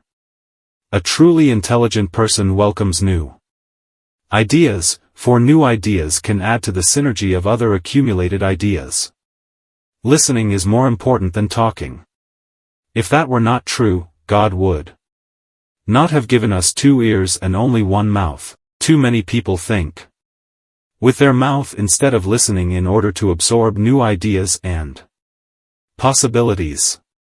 They argue instead of asking questions. I take a long view on my wealth.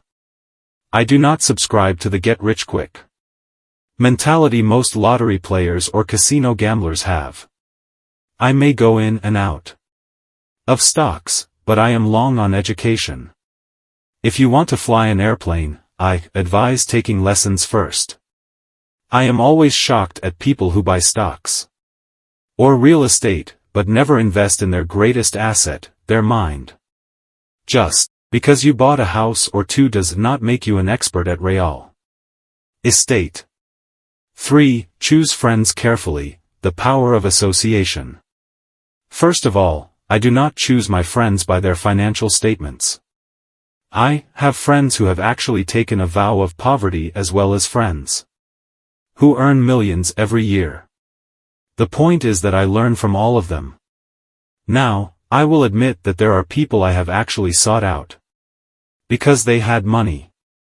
But I was not after their money, I was seeking their knowledge. In some cases, these people who had money have become dear friends. I've noticed that my friends with money talk about money. They don't do it to brag. They're interested in the subject. So I learn from them, and they learn from me. My friends who are in dire financial straits do not like talking about money, business, or investing. They often think it rude or unintellectual. So I also learn from my friends who struggle financially. I find out what not to do. I have several friends who have generated over $1 billion in their short lifetimes. The three of them report the same phenomenon. Their friends who have no money have never come to them to ask them how they did it. But they do come asking for one of two things, or both, a loan, or a job. Warning, don't listen to poor or frightened people. I have such friends, and while I love them dearly, they are the chicken littles of life. To them, when it comes to money, especially investments, it's always, the sky is falling. The sky is falling. They can always tell you why something won't work. The problem is that people listen to them. But people who blindly accept doom and gloom information are also chicken littles. As that old saying goes, birds of a feather flock together. If you watch business channels on TV, they often have a panel of so-called experts. One expert will say the market is going to crash, and the other will say it's going to boom. If you're smart, you listen to both. Keep your mind open, because both have valid points. Unfortunately, most poor people listen to Chicken Little. I have had many close friends try to talk me out of a deal or an investment. Not long ago, a friend told me he was excited because he found a 6% certificate of deposit. I told him I earned 16% from the state government. The next day he sent me an article about why my investment was dangerous. I have received 16% for years now, and he still receives 6%. I would say that one of the hardest things about wealth building is to be true to yourself and to be willing to not go along with the crowd. This is because, in the market, it is usually the crowd that shows up late that is slaughtered. If a great deal is on the front page, it's too late in most instances. Look for a new deal. As we used to say as surfers, there is always another wave. People who hurry and catch a wave late usually are the ones who wipe out.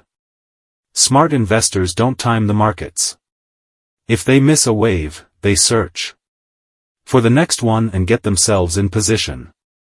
This is hard for most investors because buying what is not popular is frightening. Timid investors are like sheep going along with the crowd. Or their greed gets them in when wise investors have already taken their profits and moved on. Wise investors buy an investment when it's not popular. They know their profits are made when they buy, not when they sell. They wait patiently. As I said, they do not time the market. Just like a surfer, they get in position for the next big swell. It's all insider trading. There are forms of insider trading that are illegal, and there are forms of insider trading that are legal. But either way, it's insider trading. The only distinction is, how far away from the inside are you?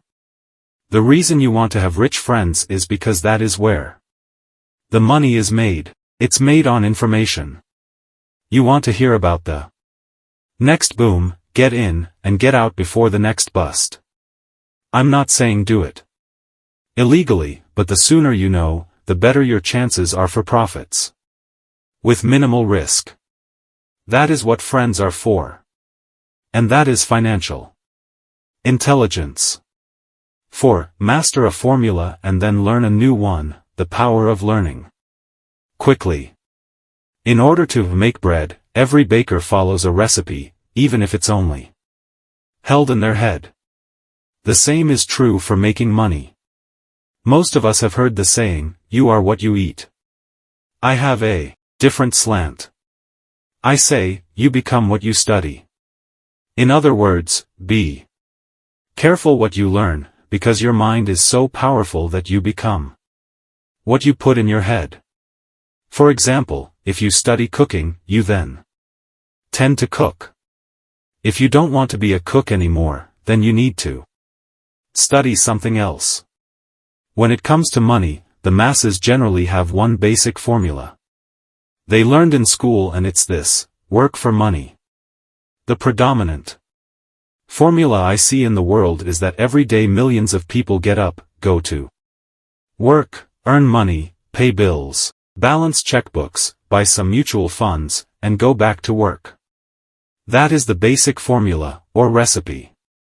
If you're tired of what you're doing, or you're not making enough, it's simply a case of changing the formula via which you make money. Years ago, when I was 26, I took a weekend class called How to Buy Real Estate Foreclosures. I learned a formula. The next trick was to have the discipline to actually put into action what I had learned. That is where most people stop. For 3 years, while working for Xerox, I spent my spare time learning to master the art of buying foreclosures. I've made several $1 million using that formula. So after I mastered that formula, I went in search of other formulas. For many of the classes, I did not directly use the information I learned, but I always learned something new. I have attended classes designed for derivative traders, commodity option traders, and chaologists. I was way out of my league, being in a room full of people with doctorates in nuclear physics and space science. Yet, I learned a lot that made my stock and real estate investing more meaningful and lucrative. Most junior colleges and community colleges have classes on financial planning and buying traditional investments. They are good places to start, but I always search for a faster formula. That is why, on a fairly regular basis, I make more in a day than many people will make in their lifetime. Another side note, in today's fast-changing world, it's not so much what you know anymore that counts, because often what you know is old. It is how fast you learn. That skill is priceless. It's priceless in finding faster formulas, recipes, if you will, for making dough. Working hard for money is an old formula born in the day of cavemen. 5. Pay yourself first, the power of self-discipline. If you cannot get control of yourself, do not try to get rich. It makes no sense to invest, make money, and blow it. It is the lack of self-discipline that causes most lottery winners to go broke soon after winning millions. It is the lack of self-discipline that causes people who get a raise to immediately go out and buy a new car or take a cruise. It is difficult to say which of the 10 steps is the most important. But of all the steps, this step is probably the most difficult to master if it is not already a part of your makeup. I would venture to say that personal self-discipline is the #1 delineating factor between the rich, the poor, and the middle class. Simply put, people who have low self-esteem and low tolerance for financial pressure can never be rich. As I have said, a lesson learned from my rich dad was that the world will push you around. The world pushes people around, not because other people are bullies, but because the individual lacks internal control and discipline. People who lack internal fortitude often become victims of those who have self-discipline. In the entrepreneur classes I teach, I constantly remind people to not focus on their product, service, or widget, but to focus on developing management skills. The 3 most important management skills necessary to start your own business are management of 1. Cash flow. 2. People. 3. Personal time. I would say the skills to manage these 3 apply to anything, not just entrepreneurs. The 3 matter in the way you live your life as an individual, or as part of a family, a business, a charitable organization, city, or a nation. Each of these skills is enhanced by the mastery of self-discipline. I do not take the saying, pay yourself first, lightly. The statement, pay yourself first, comes from George Clason's book, The Richest Man in Babylon. Millions of copies have been sold. But while millions of people freely repeat that powerful statement, few follow the advice. As I said, financial literacy allows one to read numbers, and numbers tell the story. By looking at a person's income statement and balance sheet, I can readily see if people who spout the words, "Pay yourself first," actually practice what they preach. A picture is worth 1,000 words. So let's review the financial statements of people who pay themselves first against someone who doesn't. Study the diagrams and see if you can pick up some distinctions. Again, it has to do with understanding cash flow, which tells the story. Most people look at the numbers and miss the story. Do you see it? The diagram reflects the actions of individuals who choose to pay themselves first. Each month, they allocate money to their asset column before they pay their monthly expenses. Although millions of people have read Klassen's book and understand the words, "Pay yourself first," in reality they pay themselves last. Now I can hear the howls from those of you who sincerely believe in paying your bills first. And I can hear all the responsible people who pay their bills on time. I am not saying be irresponsible and not pay your bills. All I am saying is do what the book says, which is, pay yourself first. And the previous diagram is the correct accounting picture of that action. If you can truly begin to understand the power of cash flow, you will soon realize what is wrong with the previous diagram, or why 90% of people work hard all their lives and need government support like social security when they are no longer able to work. Kim and I have had many bookkeepers, accountants, and bankers who have had a major problem with this way of looking at, pay yourself first. The reason is that these financial professionals actually do what the masses do, they pay themselves last. There have been times in my life when, for whatever reason, cash flow was far less than my bills. I still paid myself first. My accountant and bookkeeper screamed in panic, "They're going to come after you. The IRS is going to put you in jail. You're going to ruin your credit rating. They'll cut off the electricity." I still paid myself first. Why, you ask? Because that's what the story, The Richest Man in Babylon, was all about, the power of self-discipline and the power of internal fortitude. As my rich dad taught me the first month I worked for him, most people allow the world to push them around. A bill collector calls, and you pay or else. A sales clerk says, "Oh, just put it on your charge card." Your real estate agent tells you, "Go ahead." The government allows you a tax deduction on your home. That is what the book is really about. Having the guts to go against the tide and get rich. You may not be weak, but when it comes to money, many people get wimpy. I am not saying be irresponsible. The reason I don't have high credit card debt, and doodad debt, is because I pay myself first. The reason I minimize my income is because I don't want to pay it to the government. That is why my income comes from my asset column, through a Nevada corporation. If I work for money, the government takes it. Although I pay my bills last, I am financially astute enough to not get into a tough financial situation. I don't like consumer debt. I actually have liabilities that are higher than 99% of the population, but I don't pay for them.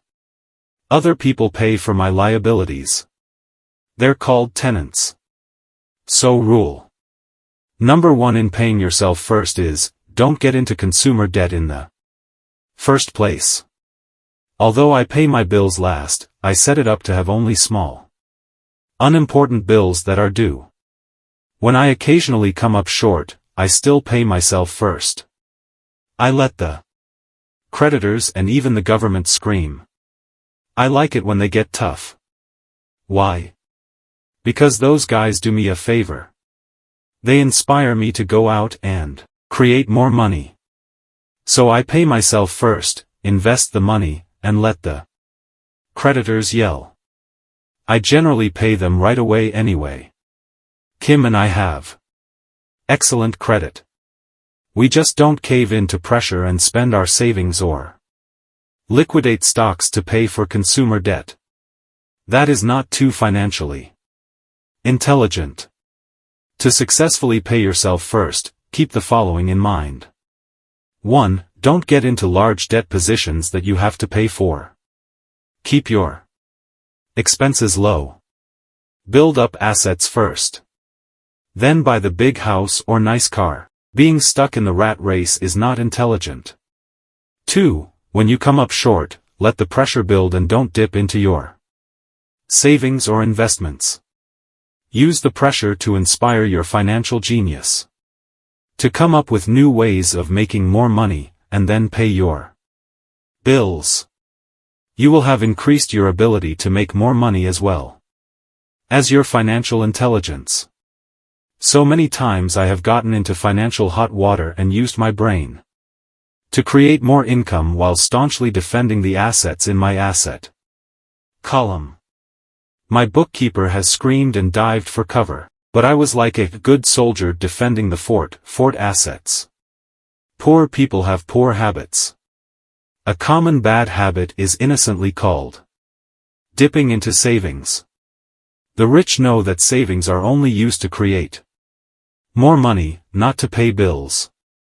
I know that sounds tough, but as I said, if you're not tough inside, the world will always push you around anyway. If you do not like financial pressure, then find a formula that works for you. A good one is to cut expenses, put your money in the bank, pay more than your fair share of income tax, buy safe mutual funds, and take the vow of the average. But this violates the pay yourself first rule. This rule does not encourage self-sacrifice or financial abstinence.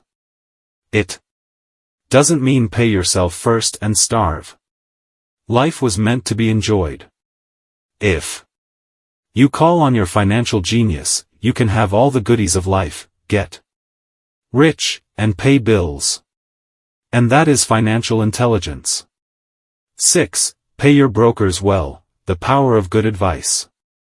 Sometimes I see people posting a sign in front of their house that says, "For sale by owner." Or I see people on TV claiming to be discount brokers.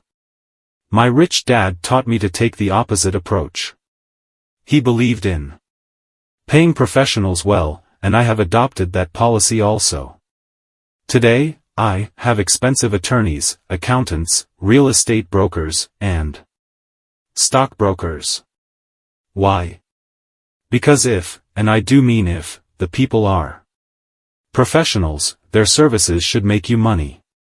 And the more money they make, the more money I make. We live in the information age. Information is priceless. A good broker should provide you with information, as well as take the time to educate you. I have several brokers who do that for me. Some taught me when I had little or no money, and I am still with them today. What I pay a broker is tiny in comparison with what kind of money I can make because of the information they provide. I love it when my real estate broker or stockbroker makes a lot of money because that usually means I made a lot of money. A good broker saves me time, in addition to making me money, like when I bought the vacant land for $9,000 and sold it immediately for over $25,000 so I could buy my Porsche quicker. A broker is my eyes and ears in the market. They're there every day so I do not have to be. I'd rather play golf. People who sell their house on their own must not value their time much. Why would I want to save a few bucks when I could use that time to make more money or spend it with those I love? What I find funny is that so many poor and middle-class people insist on tipping restaurant help 15 to 20%, even for bad service, but complain about paying a broker 3 to 7%. They enjoy tipping people in the expense column and stiffing people in the asset column. That is not financially intelligent. Keep in mind that not all brokers are created equal. Unfortunately, most brokers are only salespeople. They sell, but they themselves own little or no real estate. There is a tremendous difference between a broker who sells houses and a broker who sells investments. The same is true for stock, bond, mutual fund, and insurance, brokers who call themselves financial planners. When I interview any paid professional, I first find out how much property or stocks they personally own and what percentage they pay in taxes. And that applies to my tax attorney as well as my accountant. I have an accountant who minds his own business. His profession is accounting, but his business is real estate. I used to have an accountant who was a small business accountant, but he had no real estate. I switched because we did not love the same business. Find a broker who has your best interests at heart. Many brokers will spend the time educating you, and they could be the best asset you find. Just be fair, and most of them will be fair to you. If all you can think about is cutting their commissions, then why should they want to help you? It's just simple logic. As I said earlier, one of the management skills is the management of people. Many people only manage people they feel smarter than and they have power over. Many middle managers remain middle managers, failing to get promoted, because they know how to work with people below them, but not with people above them. The real skill is to manage and reward the people who are smarter than you in some technical area. That is why companies have a board of directors. You should have one too. That is financial intelligence. 7. Be an Indian giver, the power of getting something for nothing.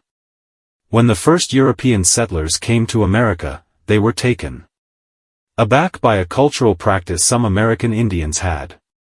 For example, if a settler was cold, the Indian would give the person a blanket, mistaking it for a gift. The settler was often offended when the Indian asked for it back. The Indians also got upset when they realized the settlers did not want to give it back. That is where the term Indian giver came from, a simple cultural misunderstanding. In the world of the asset column, being an Indian giver is vital to wealth. The sophisticated investor's first question is, how fast do I get my money back? They also want to know what they get for free, also called a piece of the action. That is why the ROI, or return on investment, is so important. For example, I found a small condominium that was in foreclosure a few blocks from where I lived. The bank wanted $60,000, and I submitted a bid for $50,000, which they took, simply because, along with my bid, was a cashier's check for $50,000. They realized I was serious. Most investors would say, "Aren't you tying up a lot of cash? Would it not be better to get a loan on it?" The answer is, not in this case. My investment company uses this condominium as a vacation rental in the winter months when the snowbirds come to Arizona. It rents for $2,500 a month for 4 months out of the year. For rental during the off-season, it rents for only $1,000 a month. I had my money back in about 3 years. Now I own this asset, which pumps money out for me, month in and month out. The sophisticated investor's first question is, how fast do I get my money back? The same is done with stocks. Frequently, my broker calls and recommends I move a sizable amount of money into the stock of a company that he feels is just about to make a move that will add value to the stock, like announcing a new product. I will move my money in for a week to a month while the stock moves up. Then I pull my initial dollar amount out, and stop worrying about the fluctuations of the market, because my initial money is back and ready to work on another asset.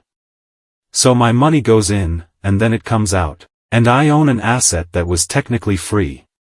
True, I have lost money on many occasions, but I only play with money I can afford to lose. I would say, on an average 10 investments, I hit home runs on 2 or 3, while 5 or 6 do nothing, and I lose on 2 or 3. But I limit my losses to only the money I have in at that time. People who hate risk put their money in the bank. In the long run, safe savings are better than no savings. But it takes a long time to get your money back and, in most instances, you don't get anything for free with it. On every one of my investments, there must be an upside, something for free, like a condominium, a mini storage, a piece of free land, a house, stock shares, or an office building. And there must be limited risk, or a low-risk idea. There are books devoted entirely to this subject, so I will not talk about it here. Ray Kroc, of McDonald's fame, sold hamburger franchises, not because he loved hamburgers, but because he wanted the real estate under the franchise for free. So wise investors must look at more than ROI. They look at the assets they get for free once they get their money back. That is financial intelligence. 8. Use assets to buy luxuries, the power of focus. A friend's child has been developing a nasty habit of burning a hole in his pocket. Just 16, he wanted his own car. The excuse, all his friends' parents gave their kids cars. The child wanted to go into his savings and use it for a down payment. That was when his father called me and then came to see me. Do you think I should let him do it, or should I just buy him a car? I answered, it might relieve the pressure in the short term, but what have you taught him in the long term? Can you use this desire to own a car and inspire your son to learn something? Suddenly the lights went on, and he hurried home.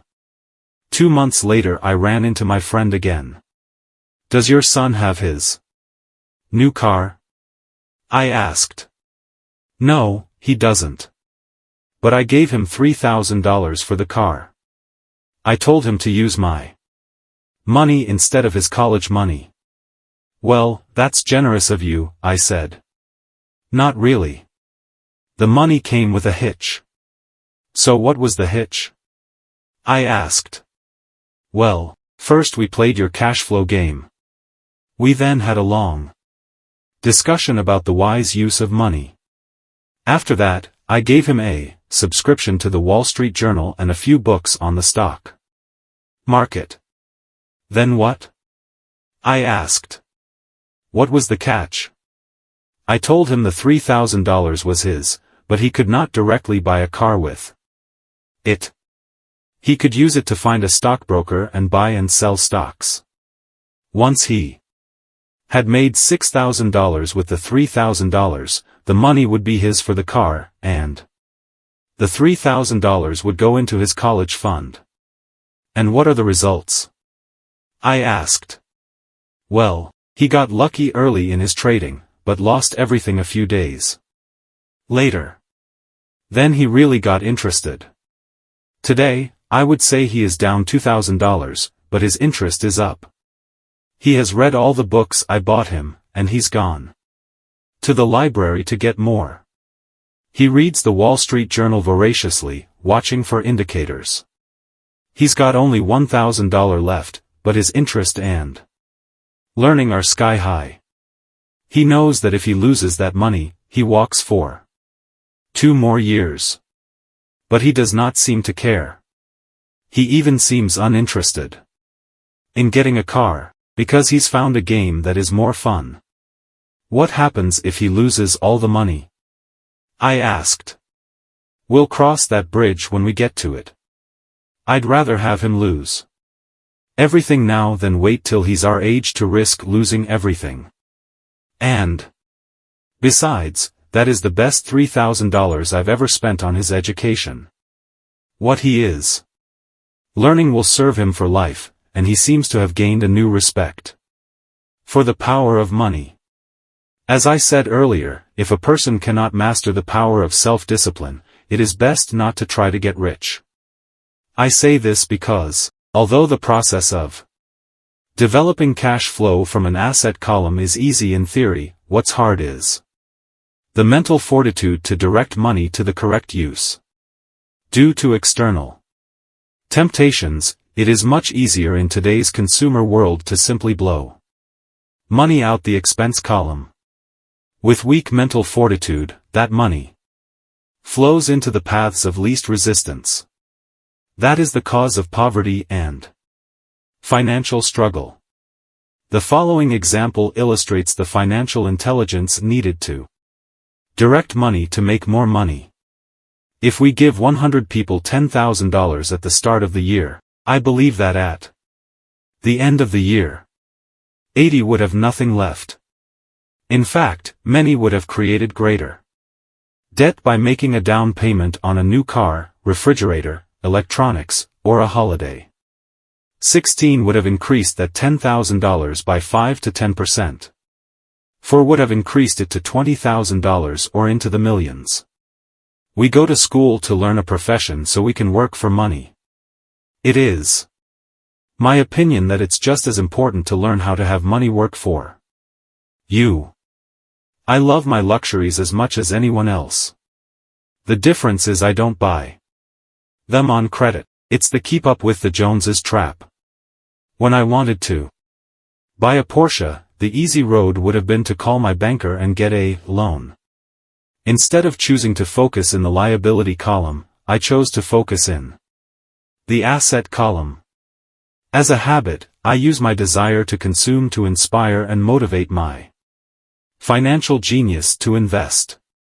Too often today, we focus on borrowing money to get the things we want instead of focusing on creating money. One is easier in the short term, but harder in the long term.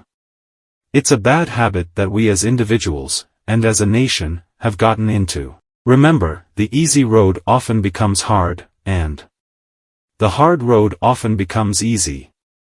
The earlier you can train yourself and those you love to be masters of money, the better. Money is a powerful force. Unfortunately, people use the power of money against themselves. If your financial intelligence is low, money will run all over you. It will be smarter than you.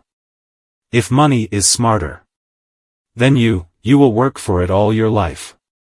To be the master of money, you need to be smarter than it. Then money will do as it is told.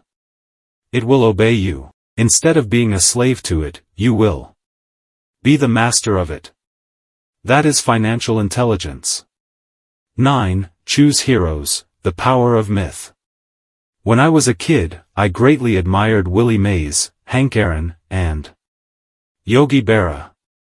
They were my heroes, and I wanted to be just like them. I treasured their baseball cards, I knew their stats, the RBIs, the ERAs, their batting averages, how much they got paid, and how they came up from the minor leagues. As a 9-year-old kid, when I stepped up to bat or played first base or catcher, I wasn't me. I pretended I was a famous baseball player. It's one of the most powerful ways we learn, and we often lose that as adults.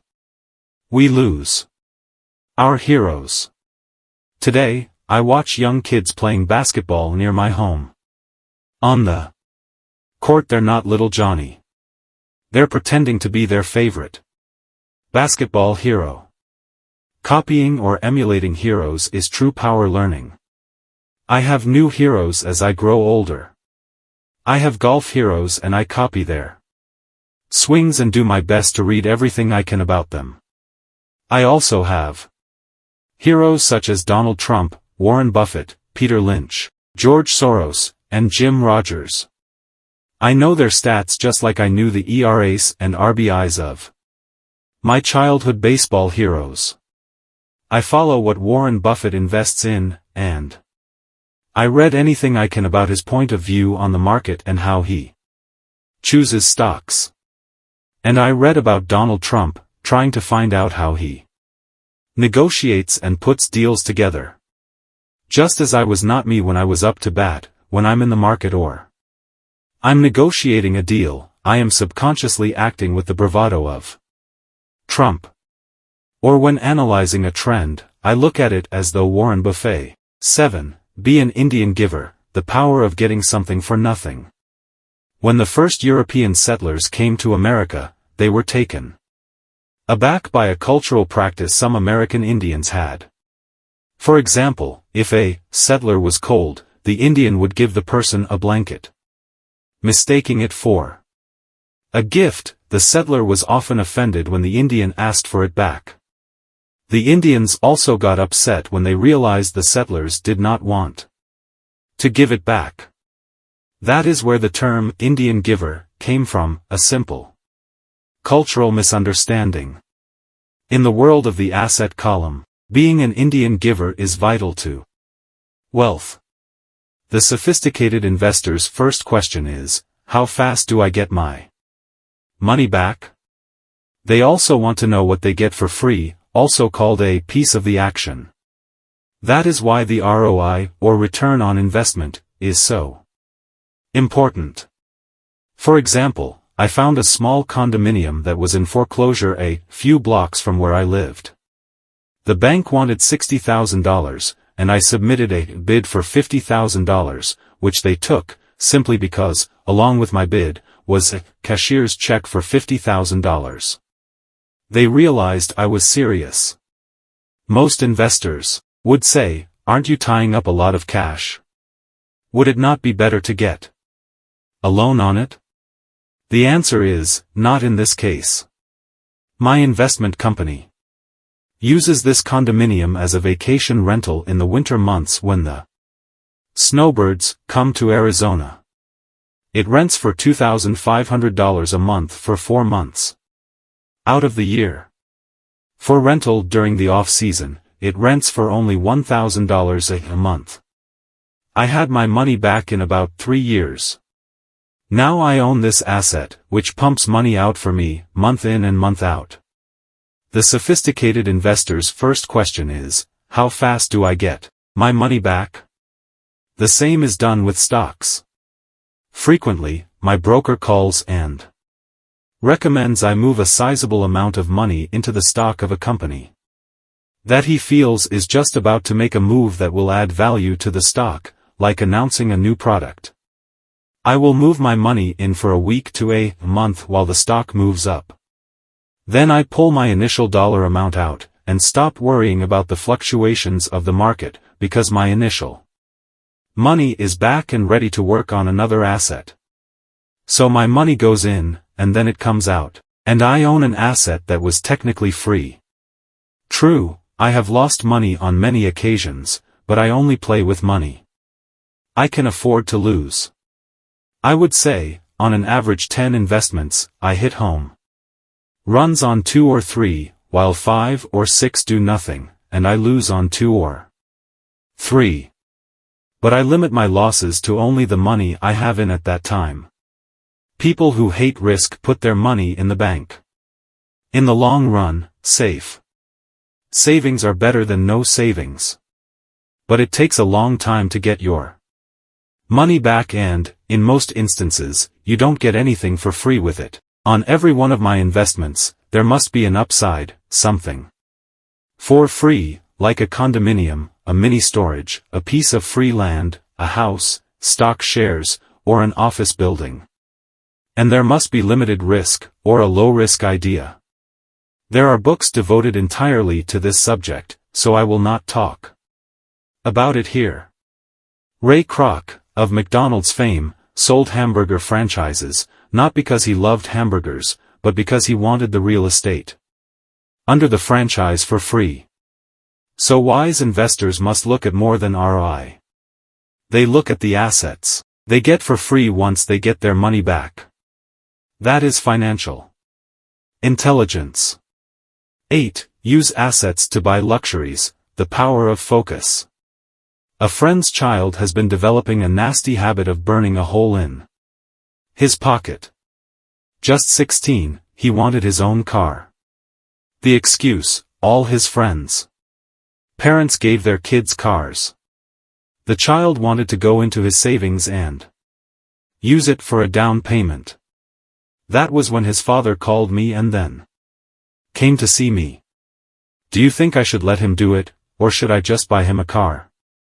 I answered, it might relieve the pressure in the short term, but what? Have you taught him in the long term? Can you use this desire to own a car and inspire your son to learn something? Suddenly the lights went on, and he hurried home. 2 months later I ran into my friend again. Does your son have his new car? I asked. No, he doesn't. But I gave him $3,000 for the car.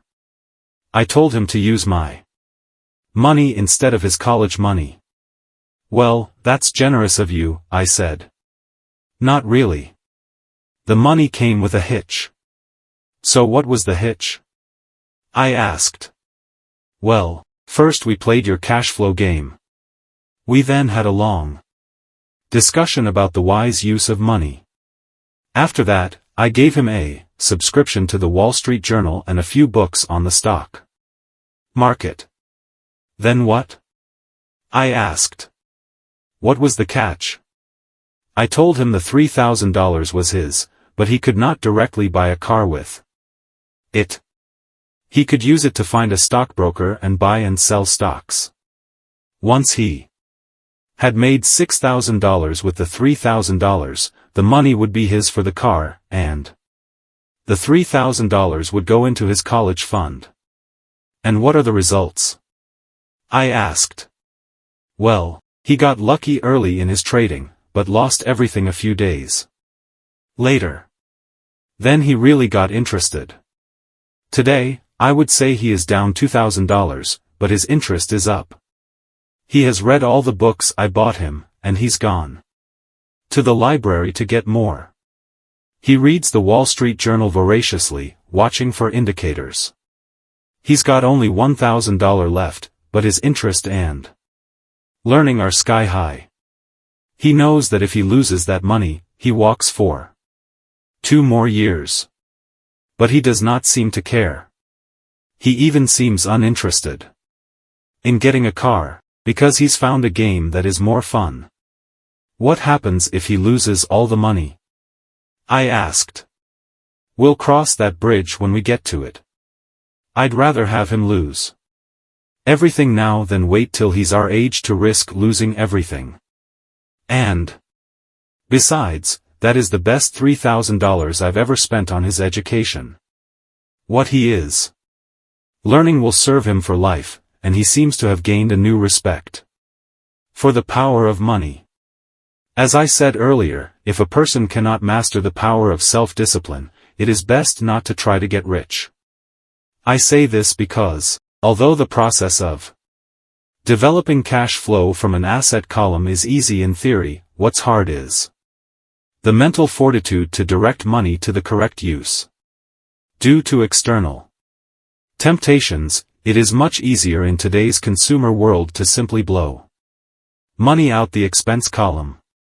With weak mental fortitude, that money flows into the paths of least resistance. That is the cause of poverty and financial struggle. The following example illustrates the financial intelligence needed to direct money to make more money. If we give 100 people $10,000 at the start of the year, I believe that at the end of the year, 80 would have nothing left. In fact, many would have created greater debt by making a down payment on a new car, refrigerator, electronics, or a holiday. 16 would have increased that $10,000 by 5 to 10%. 4 would have increased it to $20,000 or into the millions. We go to school to learn a profession so we can work for money. It is my opinion that it's just as important to learn how to have money work for you. I love my luxuries as much as anyone else. The difference is I don't buy them on credit. It's the keep up with the Joneses trap. When I wanted to buy a Porsche, the easy road would have been to call my banker and get a loan. Instead of choosing to focus in the liability column, I chose to focus in the asset column. As a habit, I use my desire to consume to inspire and motivate my financial genius to invest. Too often today, we focus on borrowing money to get the things we want instead of focusing on creating money. One is easier in the short term, but harder in the long term. It's a bad habit that we as individuals, and as a nation, have gotten into. Remember, the easy road often becomes hard, and the hard road often becomes easy. The earlier you can train yourself and those you love to be masters of money, the better. Money is a powerful force. Unfortunately, people use the power of money against themselves. If your financial intelligence is low, money will run all over you. It will be smarter than you. If money is smarter than you will work for it all your life. To be the master of money, you need to be smarter than it. Then money will do as it is told.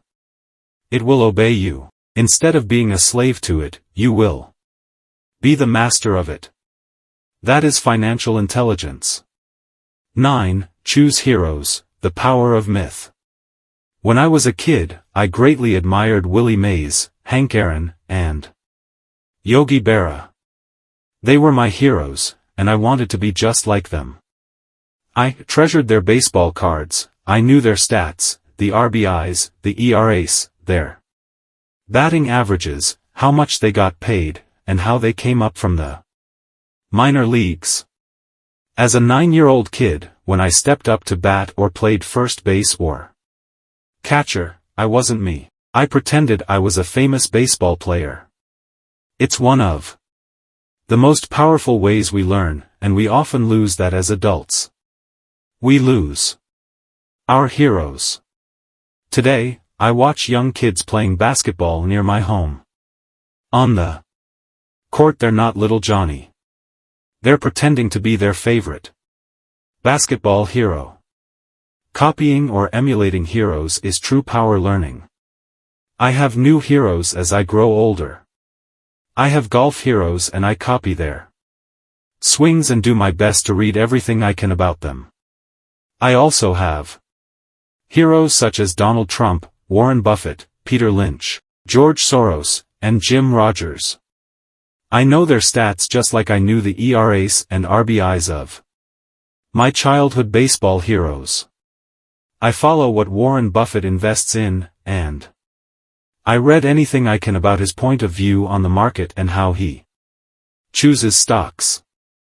And I read about Donald Trump, trying to find out how he negotiates and puts deals together. Just as I was not me when I was up to bat, when I'm in the market or I'm negotiating a deal, I am subconsciously acting with the bravado of Trump. Or when analyzing a trend, I look at it as though Warren Buffett. Chapter 9. Still want more? Here are some to-dos. Many people may not be satisfied with my 10 steps. They see them more as philosophies than actions. I think understanding the philosophy is just as important as the action. There are many people who want to do instead of think, and then there are people who think but do not do. I would say that I am both. I love new ideas, and I love action. So for those who want a to-do list on how to get started, I will share with you some of the things I do, in abbreviated form. Stop doing what you're doing. In other words, take a break and assess what is working and what is not working. The definition of insanity is doing the same thing over and over and expecting a different result. Stop doing what is not working, and look for something new. Look for new ideas. For new investing ideas, I go to bookstores and search for books on different and unique subjects. I call them formulas. I buy how-to books on formulas I know nothing about. For example, in the bookstore I found the book The 16% Solution by Joel Moskowitz. I bought the book and read it, and the next Thursday, I did exactly as the book said. Most people do not take action, or they let someone talk them out of whatever new formula they are studying. My neighbor told me why 16% would not work. I did not listen to him because he's never done it. Find someone who has done what you want to do. Take them to lunch and ask them for tips and tricks of the trade. As for 16% tax lien certificates, I went to the county tax office and found the government employee who worked in that office. I found out that she, too, invested in the tax liens. Immediately, I invited her to lunch. She was thrilled to tell me everything she knew and how to do it. After lunch, she spent all afternoon showing me everything. By the next day, I found 2 great properties with her help that have been accruing interest at 16% ever since. It took a day to read the book, a day to take action, an hour for lunch, and a day to acquire 2 great deals. Take classes, read, and attend seminars. I search newspapers and the internet for new and interesting classes, many of which are free or inexpensive. I also attend and pay for expensive seminars on what I want to learn. I am wealthy and free from needing a job simply because of the courses I took. I have friends who did not take those classes who told me I was wasting my money, and yet they're still at the same job. Make lots of offers. When I want a piece of real estate, I look at many properties and generally write an offer. If you don't know what the right offer is, neither do I. That is the job of the real estate agent. They make the offers. I do as little work as possible. A friend wanted me to show her how to buy apartment houses. So one Saturday she, her agent, and I went and looked at 6 apartment houses. 4 were dogs, but 2 were good.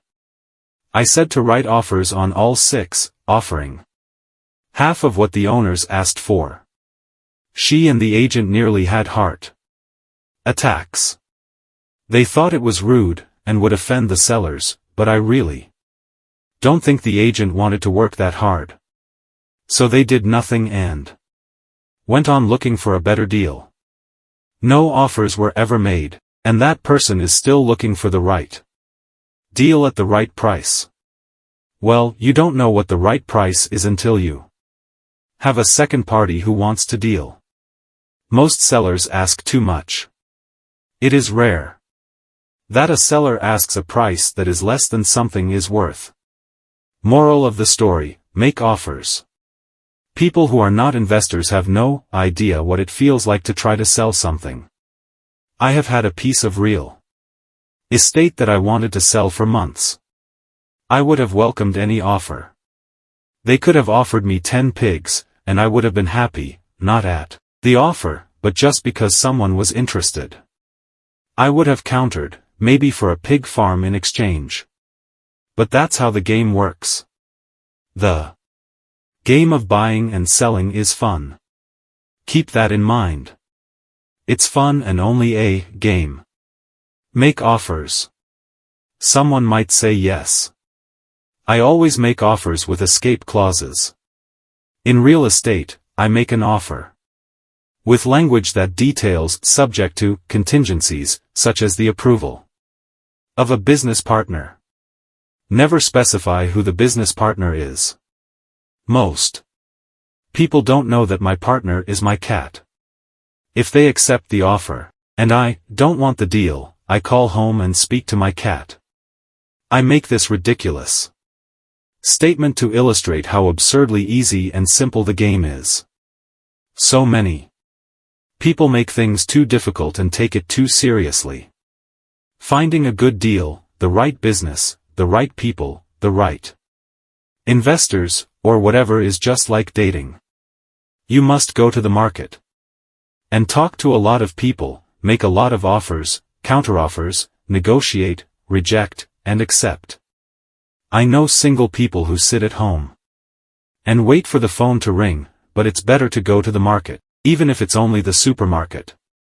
Search, offer, reject, negotiate, and accept are all parts of the process of almost everything in life. Jog, walk, or drive a certain area once a month for 10 minutes. I have found some of my best real estate investments doing this. I will jog a certain neighborhood for a year and look for change. For there to be profit in a deal, there must be two elements, a bargain and change. There are lots of bargains, but it's change that turns a bargain into a profitable opportunity. So when I jog a neighborhood I might like to invest in. It is the repetition that causes me to notice slight differences. I notice real estate signs that are up for a long time. That means the seller might be more agreeable to deal. I watch for moving trucks going in or out. I stop and talk to the drivers. I talk to the postal carriers. It's amazing how much information they acquire about an area. I find a bad area, especially an area that the news has scared everyone away from. I drive it for sometimes a year waiting for signs of something changing for the better. I talk to retailers, especially new ones, and find out why they're moving in. It takes only a few minutes a month, and I do it while doing something else, like exercising, or going to and from the store. Shop for bargains in all markets. Consumers will always be poor. When the supermarket has a sale, say on toilet paper, the consumer runs in and stocks up.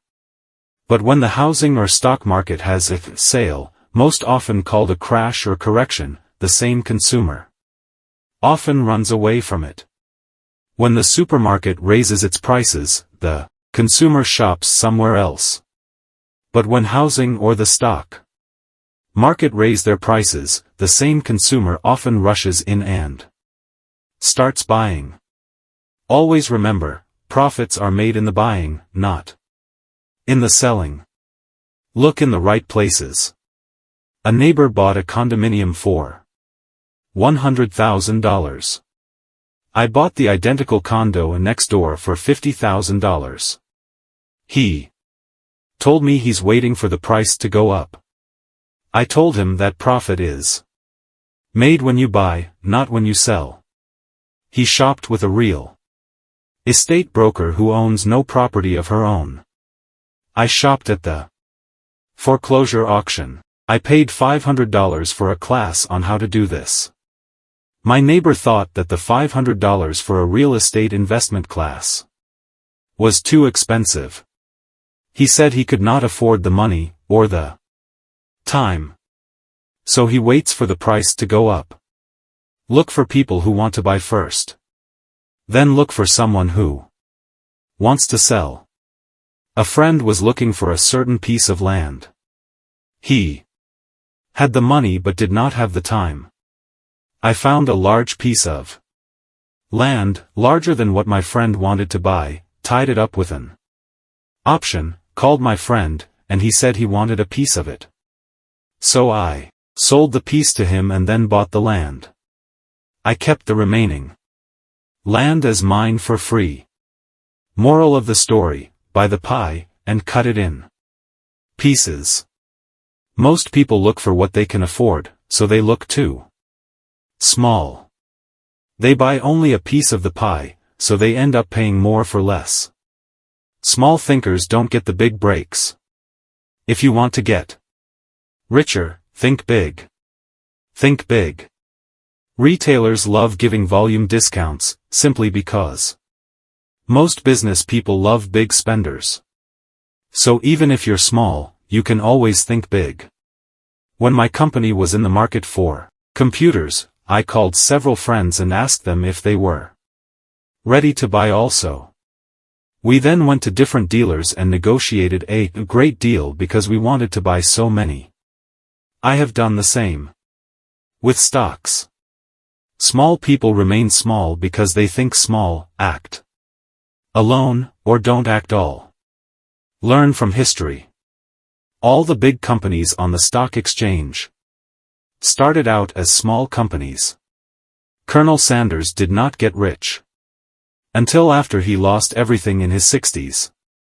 Bill Gates was one of the richest men in the world before he was 30. Action always beats inaction. These are just a few of the things I have done and continue to do to recognize opportunities. The important words are have done and do. As repeated many times throughout the book, you must take action before you can receive the financial rewards. Act now. Final thoughts. I would like to share some final thoughts with you. The main reason I wrote this book, and the reason it has remained a bestseller since 2000, was to share insights into how increased financial intelligence can be used to solve many of life's common problems. Without financial training, we all too often use the standard formulas to get through life: work hard, save, borrow, and pay excessive taxes. Today, more than ever, we need better information. I use the following story as an example of a financial problem that confronts many young families today. How do you afford a good education for your children and provide for your own retirement? It requires using financial intelligence instead of hard work. A friend of mine was griping one day about how hard it was to save money for his 4 children's college educations. He was putting $300 away in a college fund each month and had so far accumulated only about $12,000. He had about 12 more years to save for college since his oldest child was then 6 years old. At the time, the real estate market in Phoenix was terrible. People were giving houses away. I suggested to my friend that he buy a house with some of the money in his college fund.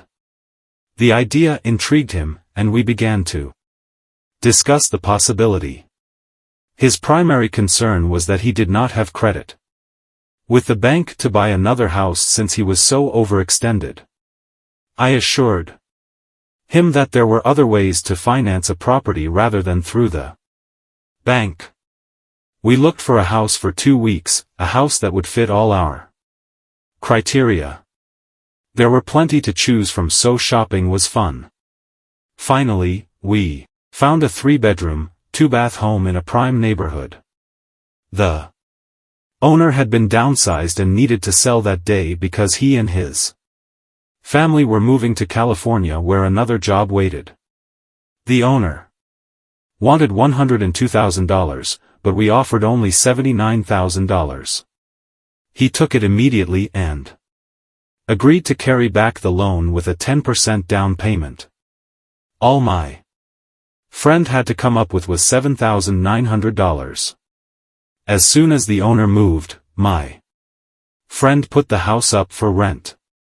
After all expenses were paid, including the mortgage, he put about $125 in his pocket each month. His plan was to keep the house for 12 years and let the mortgage get paid down faster by applying the extra $125 to the principal each month.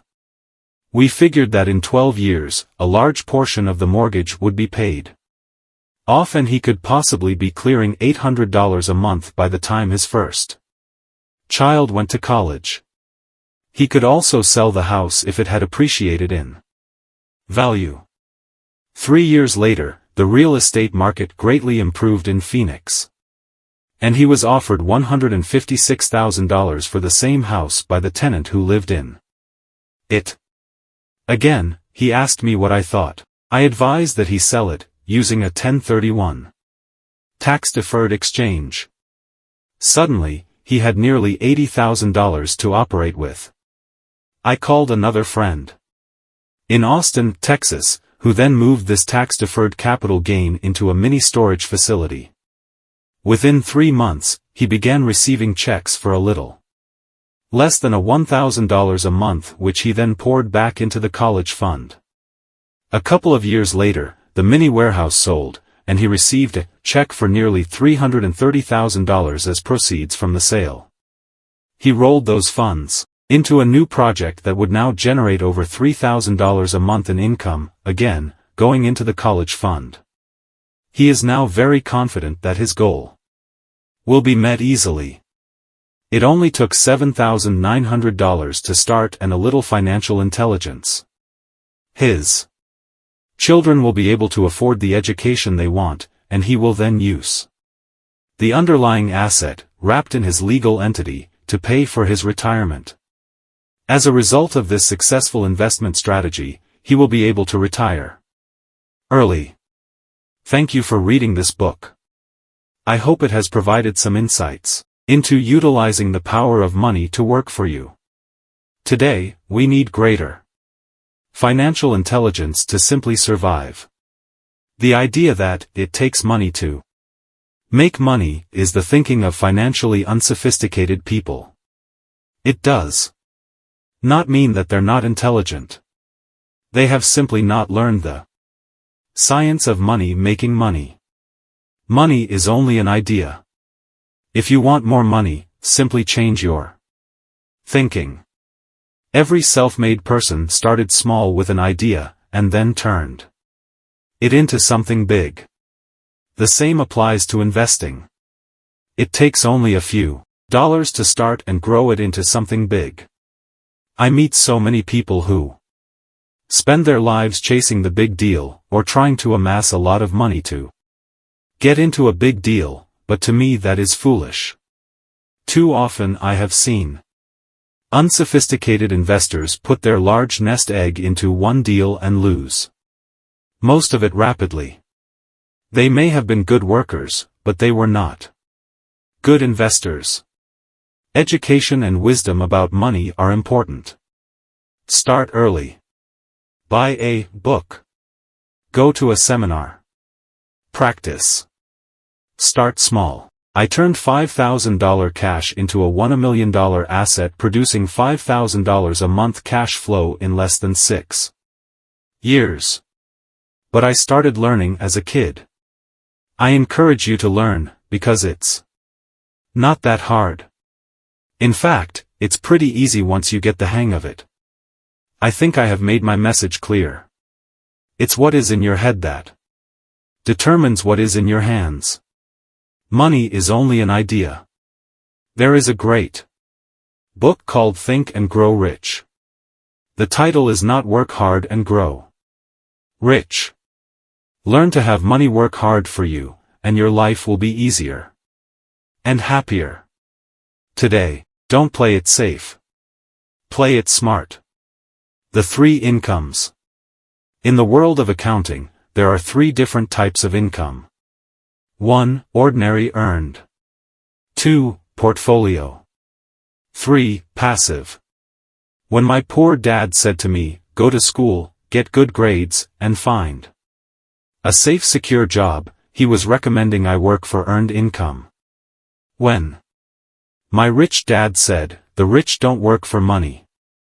They have their money work for them, he was talking about passive income and portfolio income. Passive income, in most cases, is income derived from real estate investments. Portfolio income is income derived from paper assets such as stocks and bonds.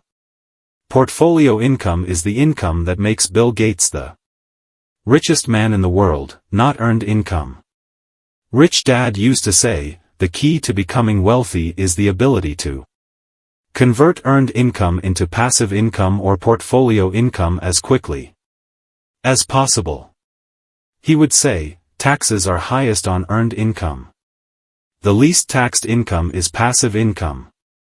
That is another reason why you want your money working hard for you. The government taxes the income you work hard for more than the income your money works hard for.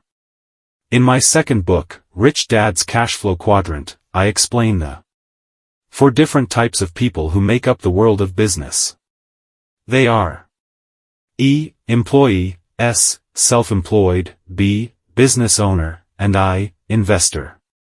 Most people go to school to learn to be an E or an S. The cash flow quadrant is written about the core differences of these 4 types and how people can change their quadrant. In fact, most of our products are created for people in the B and I quadrants. In Rich Dad's Guide to Investing, book number 3 in the Rich Dad series, I go into more detail on the importance of converting earned income into passive and portfolio income. Rich Dad used to say, all a real investor does is convert earned income into passive and portfolio income. If you know what you're doing, investing is not risky. It's just common sense. The key to financial freedom. The key to financial freedom and great wealth is a person's ability to convert earned income into passive and/or portfolio income. My rich dad spent a lot of time teaching Mike and me this skill. Having this ability is the reason my wife Kim and I are financially free, never needing to work again. We continue to work because we choose to. Today we own a real estate investment company for passive income and participate in private placements and initial public offerings of stock for portfolio income. We also went back to work to build a financial education company so that we can continue to create and publish books and games. All of our educational products are created to teach the same skills my rich dad taught me. The skills of converting earned income into passive and portfolio income. The games we create are important because they teach what books cannot teach. For example, you could never learn to ride a bicycle by only reading a book. Our cash flow games for adults and cash flow for kids game are designed to teach players the basic investment skills of converting earned income into passive and portfolio income. They also teach the principles of accounting and financial literacy. These games are the only educational products in the world that teach people all of these skills simultaneously. Cashflow 202 is the advanced version of Cashflow 101 and requires the game board from 101, as well as a full understanding of 101, before it can be played. Cashflow 101 and Cashflow for Kids teach the principles of fundamental investing. Cashflow 202 teaches the principles of technical investing. Technical investing involves advanced trading techniques such as short selling, call options, put options, and straddles. A person who understands these advanced techniques is able to make money when the market goes up, as well as when the market comes down.